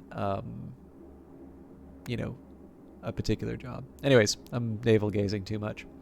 Every bum in this town dreams someday they'll hit the jackpot on something they dug up in a dumpster and it'll transform their life. A briefcase stuffed with eddies, a shard holding big company secrets, a cutting-edge implant that'll pawn for a few dozen G's. Problem is, usually whoever misplaced the thing to begin with is probably still looking for it, and they ain't in a good mood. Do these poor street rats a favor and take the case off their hands before the previous owner shows up and decides to make target practice out of them. Okay, depending on how long this is, I may not see this through to the end, but let's see what we got here. Hey, you lost or something? Sorry, don't got a map. Hey, Rick, you got a map? Nope, use mine for smokes. And wherever you want to be, sure as shit ain't here. Hear that? Nothing for you here. Have a nice day now. What's in the briefcase? What? This piece of junk? Yeah, probably nothing. Cans? Maybe bottles? Who knows? How'd you find that? Doesn't take an expert to see it's corp-owned. You from the lost and found or something? Hey, if it isn't your biz, then don't go making it. I could have been nice about it. Give it to me. Now. Hey, take it easy, boss. We can work something out, right? Come on. Don't make me repeat myself. What are you waiting for? Give it to him. Trust me, you won't get it open anyway. We'll see about that. Where'd you find it? I said, where? Those dumpsters, over there. For fuck's sake, Josh. Look, it wasn't us, all right? Gunk was already cold, we swear. Wait, really? And here I had you pegged for top-tier mercs. Now get out of my way. Fine, take it. But, like, chill the fuck out, okay?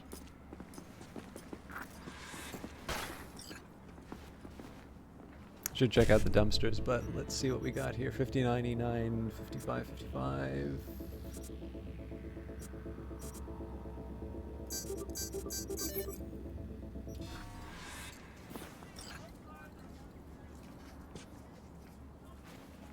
You just had to open your mouth, didn't you?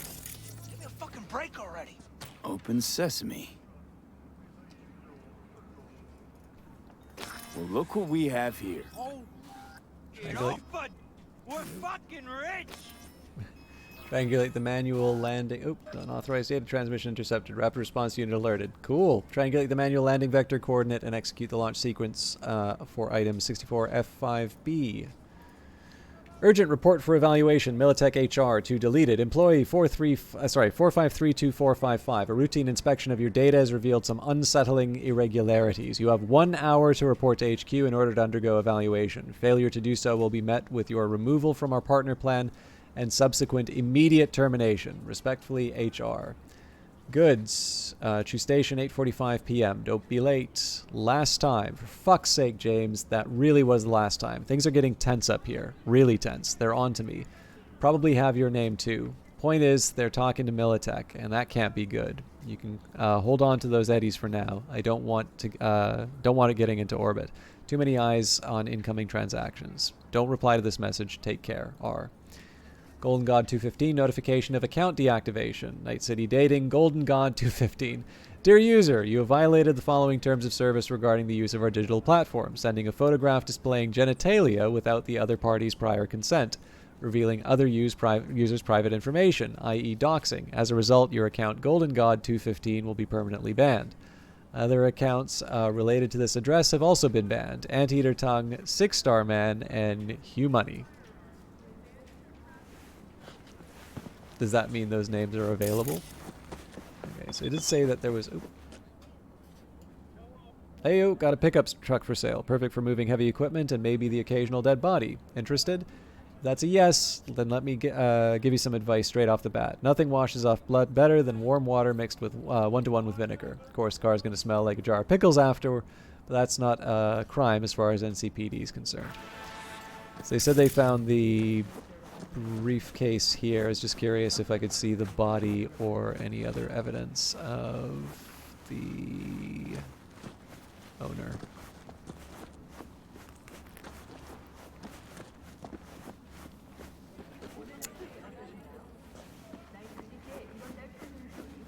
I don't even remember where I put my bike. There we go. So this is actually not a bad example of... Ultimately, the psychosis comes from the number of implants a person has, but why a person feels the need to install these extra implants could be caused by a number of things. Losing a job, motivation, livelihood could all result in more implants to escape their current headspace. Yeah, that's interesting, actually, because I think most of the implants that I've seen in relation to the psychos that I've encountered, and again, I'm limited in this case, had always been that these were implants related to their work.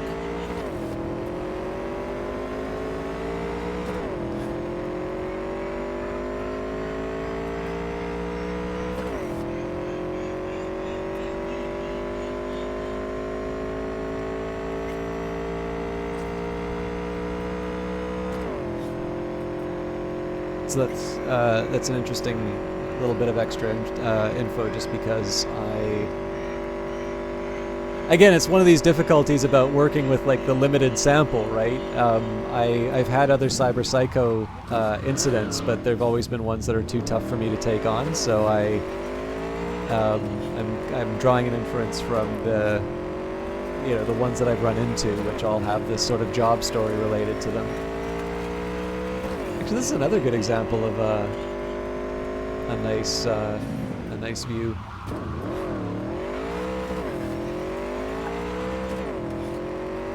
There's a fun fact about, I think it's Saskatchewan. Anyways, the prairies in Canada, they are very, very flat, and apparently the roads are built in such a way that they will actually have arbitrary turns, specifically to make sure that drivers don't sort of like nod off or zone out while they're driving. So a little bit like that turn where I almost missed it and just went zooming into a presumably solar array. I'm not sure what those things are, but it could be a satellite too.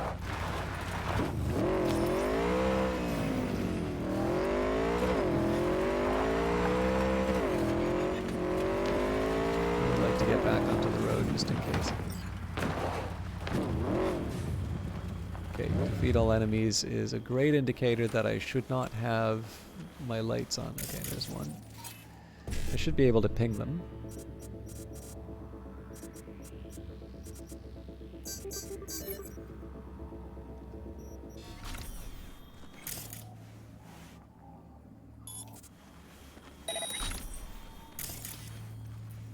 I mean, as long as I can get in this circle,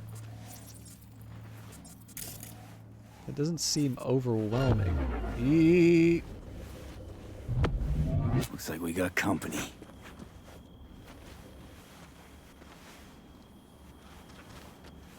Am I stuck again? No.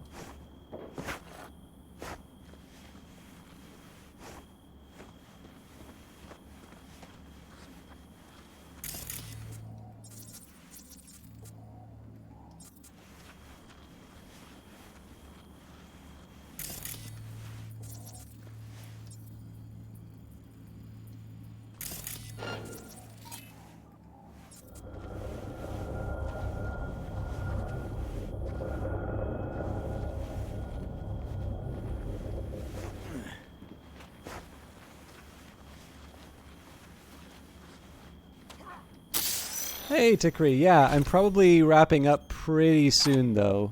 I'm very happy to see you, and I'm sorry I got started so late. How are you doing tonight?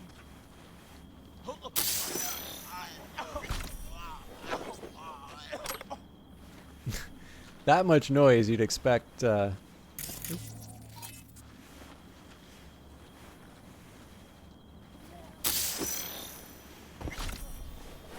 expect somebody to notice.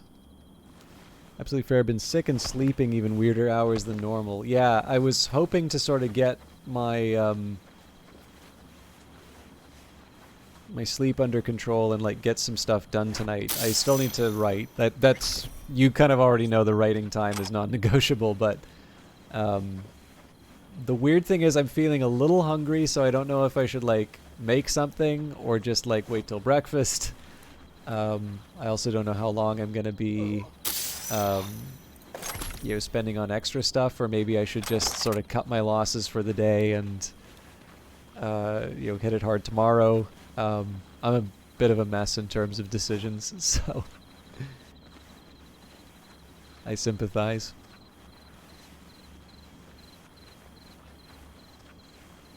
This is weirdly easy. I mean, I'm making a meal out of it just because I'm trying to do it quietly, but I think one thing I might be able to do to try and improve my performance in some of these fights is a invest in some more cyberware. I feel like there's at least some armor that I can get. I mean, technically I can do both, but like, I don't know, it's if I can have more hot meals, that would be nice, you know. Moment of truth. Here it goes. What the hell is this? What's it look like? Brancesi, 2021. Untitled number 18. Oil on canvas. Sheesh. Pearls before swine. Well, well. Who knew Johnny Silverhand's a lover of fine art? Not me. One of my exes. She was a painter. Bona fide psycho, like all of them. The sex, though, can't even begin to describe it. Yeah, I'd really rather you didn't. But what the hell was this doing on the moon? Why else? Some bougie prick hung it on his wall. Half the Louvre's floating in space. You ever been there? Puh, with the chump change I got screaming into a mic? Yeah, in my dreams. All right, let's bail before heads start rolling. As for the painting, you'll have buyers lining up in no time.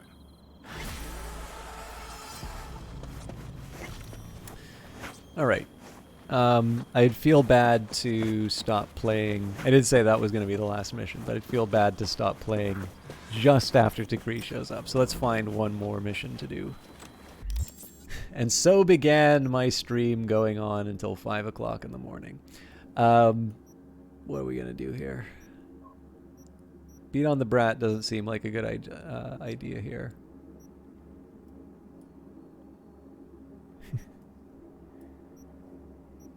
Yeah, no, I appreciate that. Let's see what we can find on this side job here. If it's not too taxing, let's do it. And if it's... I still don't quite get... Like, I understand they're trying to do the light effect, but I don't quite get what it is about night that's changing the light level. I mean, again, I'm assuming this is a relative thing, right? Like, I think it's trying to do the effect of, like, going from indoors to outdoors. But I'm not 100% sure what makes it say, okay, you're going from the map to the night sky. You know, we're going to make it look like an atomic bomb just went off.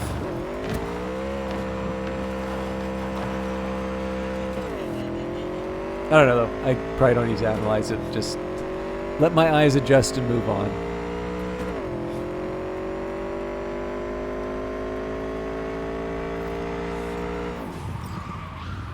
do need the extra money.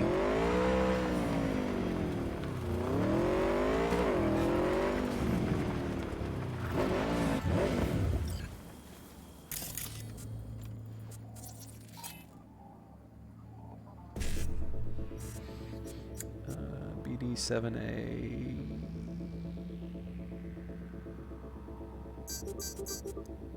Oh, I should have thought about where I was getting the 1C. Damn it. Oh, man. You and I are gonna have fun when I totally blew that. All right. Boring conversation anyway. I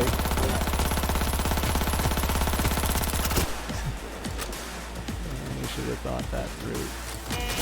Head down! I'm tearing it up!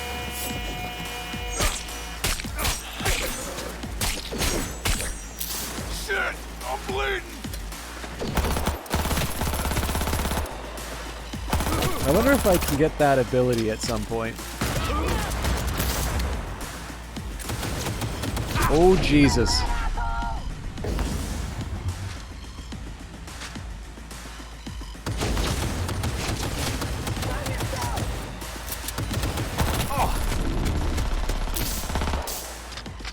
That was pretty much I have to deliver on that kill or I'm done. All right.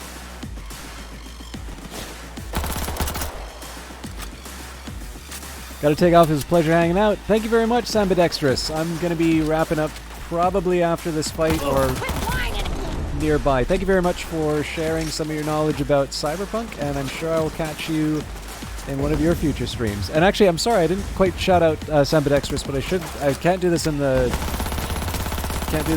middle of the firefight, but I should let you know that Sambidextrous is a streamer I actually found through Phantom Brigade. So for those of you looking for someone new to watch, that is a name you can check out.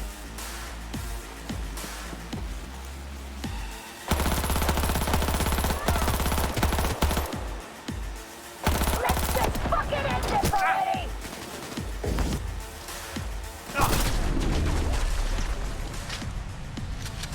I was about to rage if I died to that.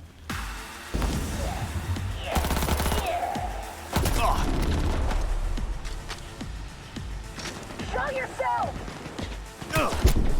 No way. I should have healed. All right, as fun as that was, I am still gonna do the frontal assault because my pride's on the line now. But I will take cover.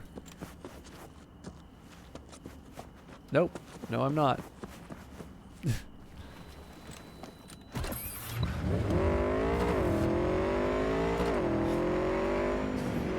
I will actually say I kind of like the combat music, so I should fight a little bit more. But I think if nothing else, I should just get a little bit more skill in terms of the firefights.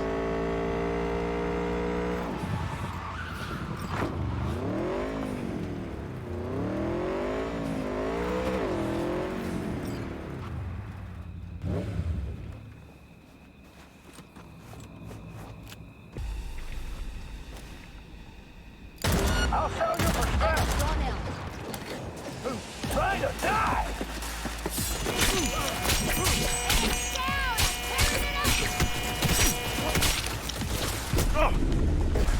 Reloading!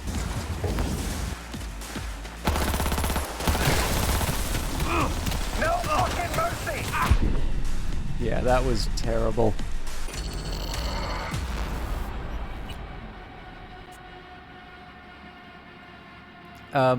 I am actually going to struggle with this a little bit because it's really clear.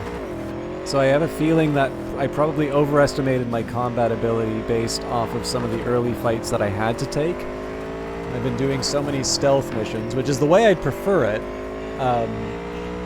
But I think I'm at a point here where either I am not thinking properly in terms of combat, or I really just am that weak, and I'm going to need to recognize that fact. So, actually, one thing I can also do is be a little bit more effective at my quick hacks. I've really been neglecting those. So.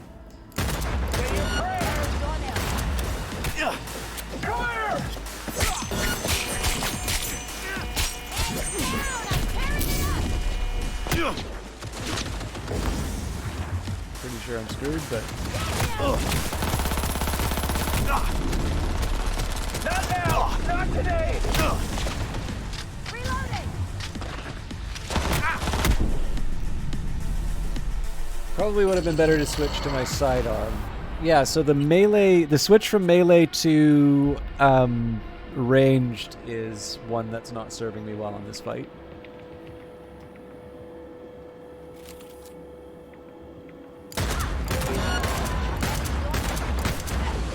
Oh yeah!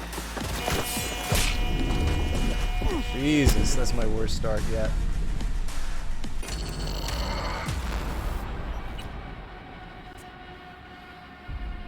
I also just don't think that car is a particularly good spot to take the fight.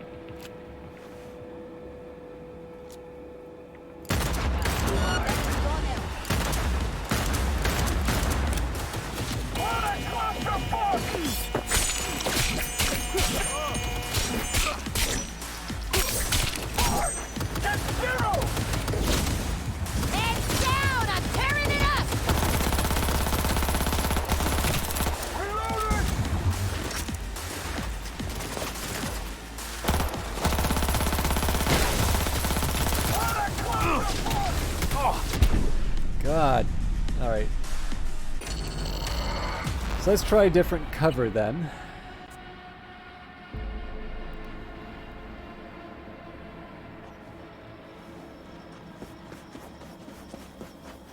Actually, that big rock might help me out.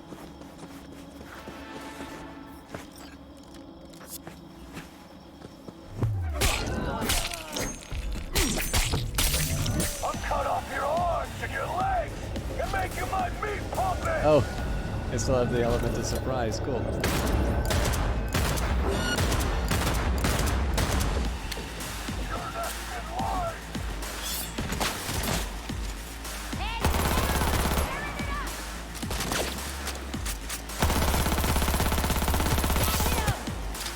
Now, another important step. Okay, that's a melee unit, so I can fight them one-on-one.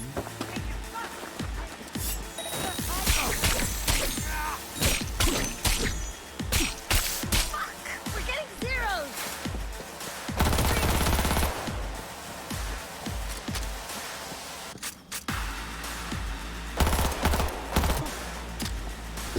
Heads down! I'm tearing it up!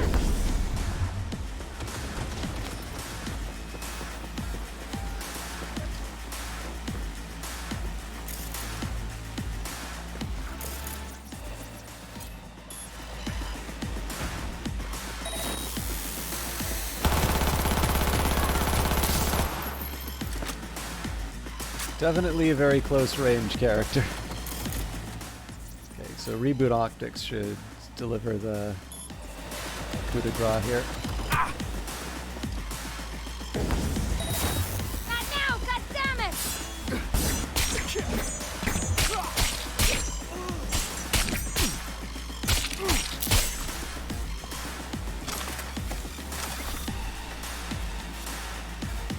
Am I missing someone? Nope, just played into the song. So yeah, not the best, but I think I've learned a little bit more.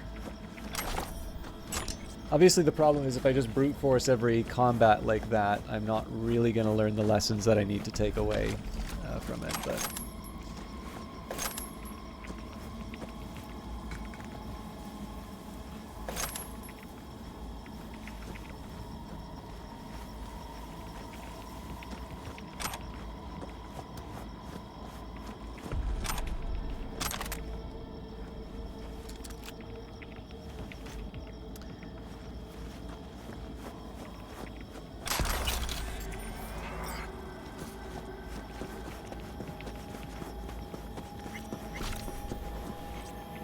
Conversation between Robert Conrad and Dominic Brandis. Yeah, I'm here. Grab a crew, ride out to the Badlands. Send you coordinates in sec. What happened? Raffen's jumped to transport from Kendachi. You gotta get those implants back or we're fucked. Alright, I'm on it, man.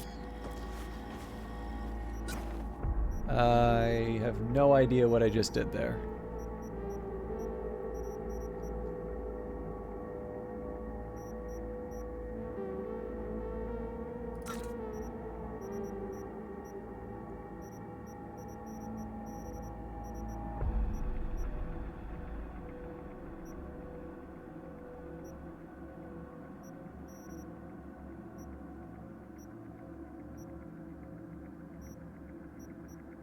Okay, so I'm okay to hanging on to all of these. I think I just put something in storage.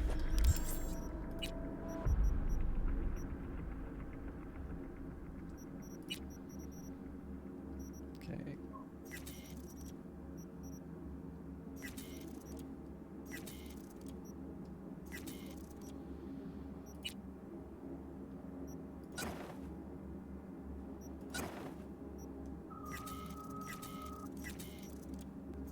I'm kind of glad that I can't wear these yet.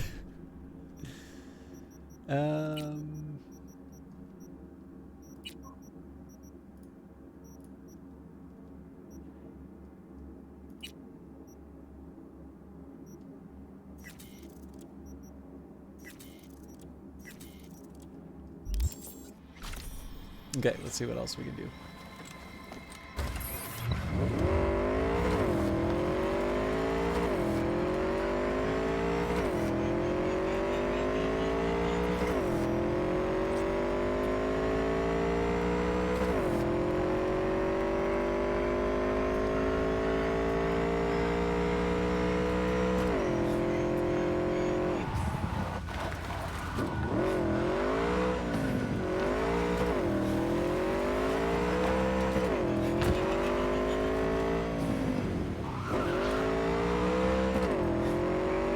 I always felt the handbrake on this thing should just let you do those turns, but it actually seems to move you like 180. You get a little bit better at taking corners.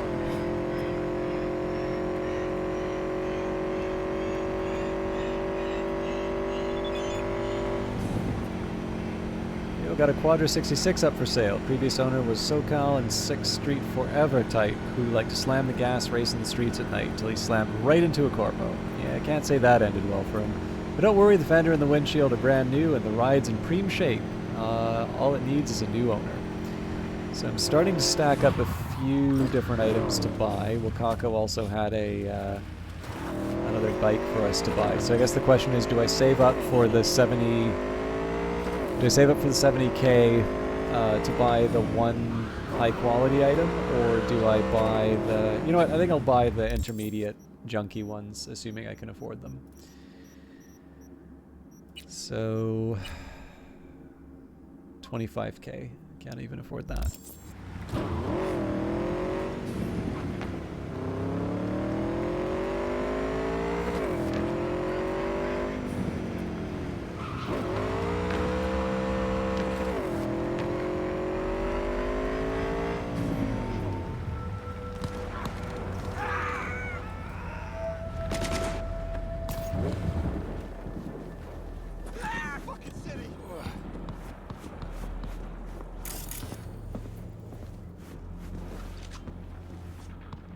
Huh.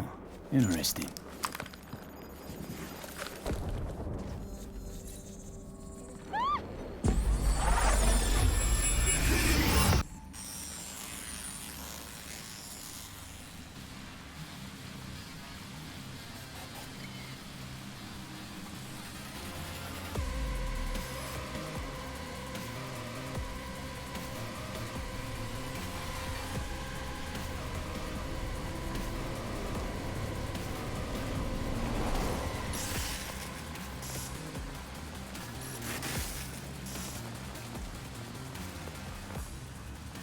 Thought you'd be off the clock by 5.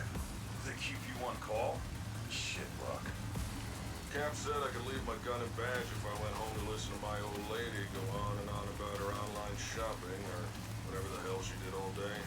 It's what you get for choosing the life of a public servant. Just had to fucking rain. Huh? What the hell you doing? Back it up. Looking to get shot?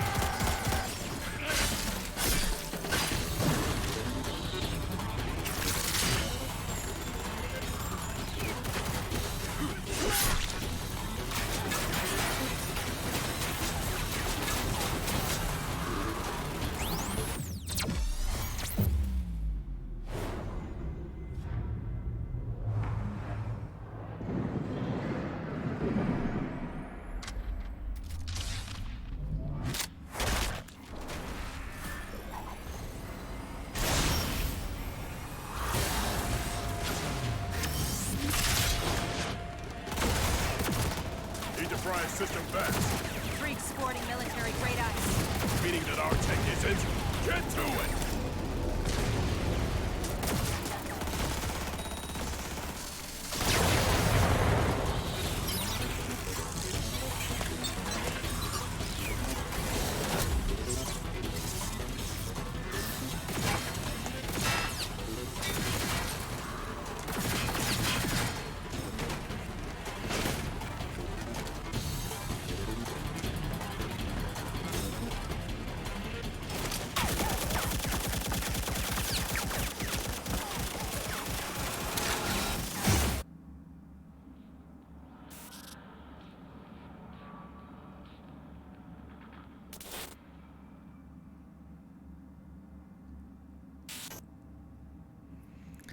The only lesson I'm getting out of that is that I need to find a much better supplier for hardware.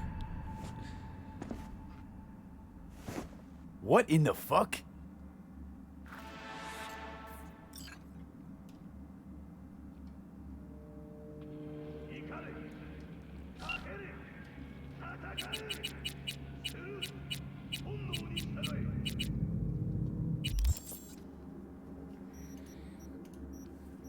Hey, Moot, found a strange XBD on the street. Max Tack taking down some cyber psycho under the big hollowfish. Then at the end of the scroll name, David Martinez popped up. Mean anything to you?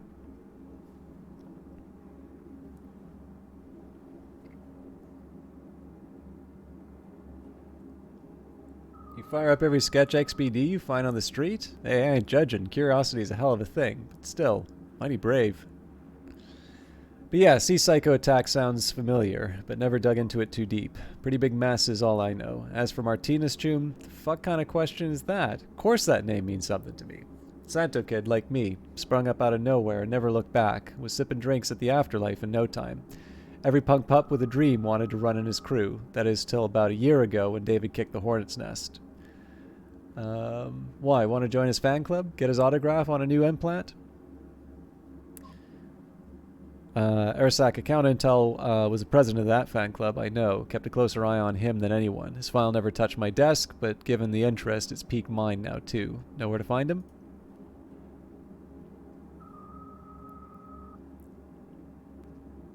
Tough to say, but I'll do some digging. Let you know. I'm assuming that's the end.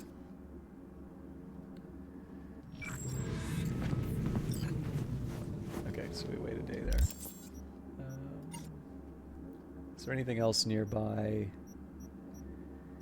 So I think it's fair to say if it's telling me very high, I shouldn't do it. So actually, let's, I don't think I'll do another mission, but let's take a quick look, kind of a quick inventory in terms of the jobs I can do. So Agent Saboteur, very dangerous. Hacking the Hacker, very dangerous. This is a rogue one, which I seem to recall was quite difficult. No real indication on the unlabeled side jobs. So maybe one or two things for me to do in Santo Domingo. Not clear what this is. Okay, Cold Mirage we can try. So yeah, actually maybe the Badlands wouldn't be a bad idea for me to try. I was kind of operating on the assumption that the city center might be a tough one for me. Like, there were some cyber psychos that were tough. It does say high, so it's not as dangerous as, say, you know, Hacking the Hacker. So maybe we should try the city center again. Looks like Haywood... It's mixed. Again, Beat on the Brat is a non-starter. Okay, we got stuff that we can do. I'll probably wait before going out to the Badlands. But I think I'm going to call it there. Let's maybe just queue something up in the list. Well, I might as well do a side job. But yes, thank you everybody for hanging out with me and enjoying some more Cyberpunk. I know I was more chatty than I usually am, but that is kind of a function of just a late day and a really tough week. So the plan here, I got a lot to get through. I'm going to do my best to make sure that there's another batch of YouTube videos ready to go. I think I'm actually going to try and get through some of the stuff that I need to do first, and then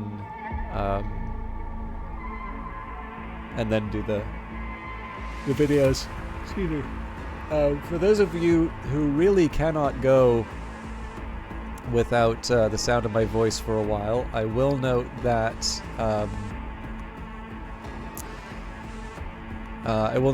my video for Phantom Brigade's still running.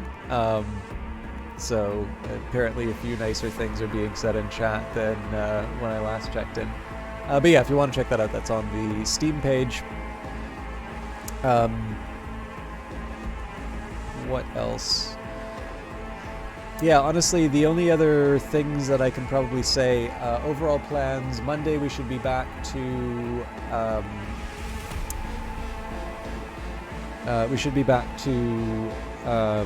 Terra Invicta. Hopefully I'll make a little more progress. I actually did wind up losing the video for Terra Invicta this week, and it was the stupidest reason possible. I wanted to clear out something. There was a duplicate video. Like normally what I try to do, if I have like a 10-second video or something like that, I try to delete that.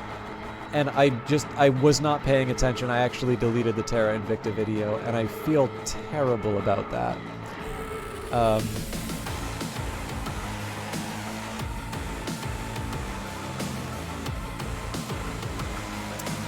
Give me a quick second here. I'm deleting an idiot.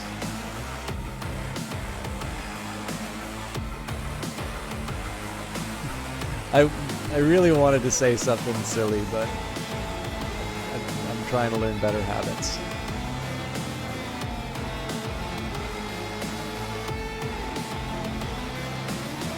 Sorry. I am going to try and find someone to host.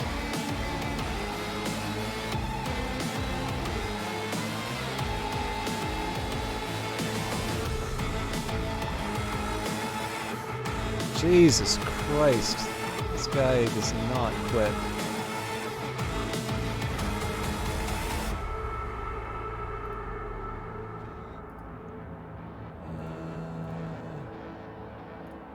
Sorry, someone's actually being very obnoxious on YouTube, it turns out, so...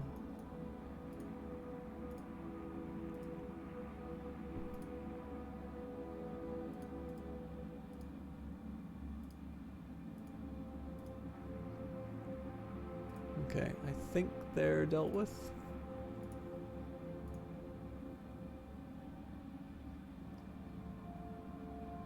But yeah, anyways, so overall plans for the upcoming week. Terra Invicta on Monday. Wednesday we will be back to more Phantom Brigade, and then Friday my preference will definitely be to go to Against the Storm. I don't have... Again, it depends on how the week goes. It's definitely been very tough to... It's been tough to kind of catch a break, and as a consequence, I would prefer... You know, I tend to prefer... I tend to prefer Cyberpunk on those cases. But I don't know. It's been a while since we've done Against the Storm, and I'd rather do that. But anyways, I'm sorry. I'm totally not paying attention to what I need to do. I shouldn't have checked my email while I was looking for somebody to host. And unfortunately, everybody's sensibly in bed because it's about 4 o'clock in the morning. So I think I'm just going to end it here. But again, thank you everybody for watching. I will see you Monday, hopefully a little fresher and in a better mood. Take care. We'll see you in the future.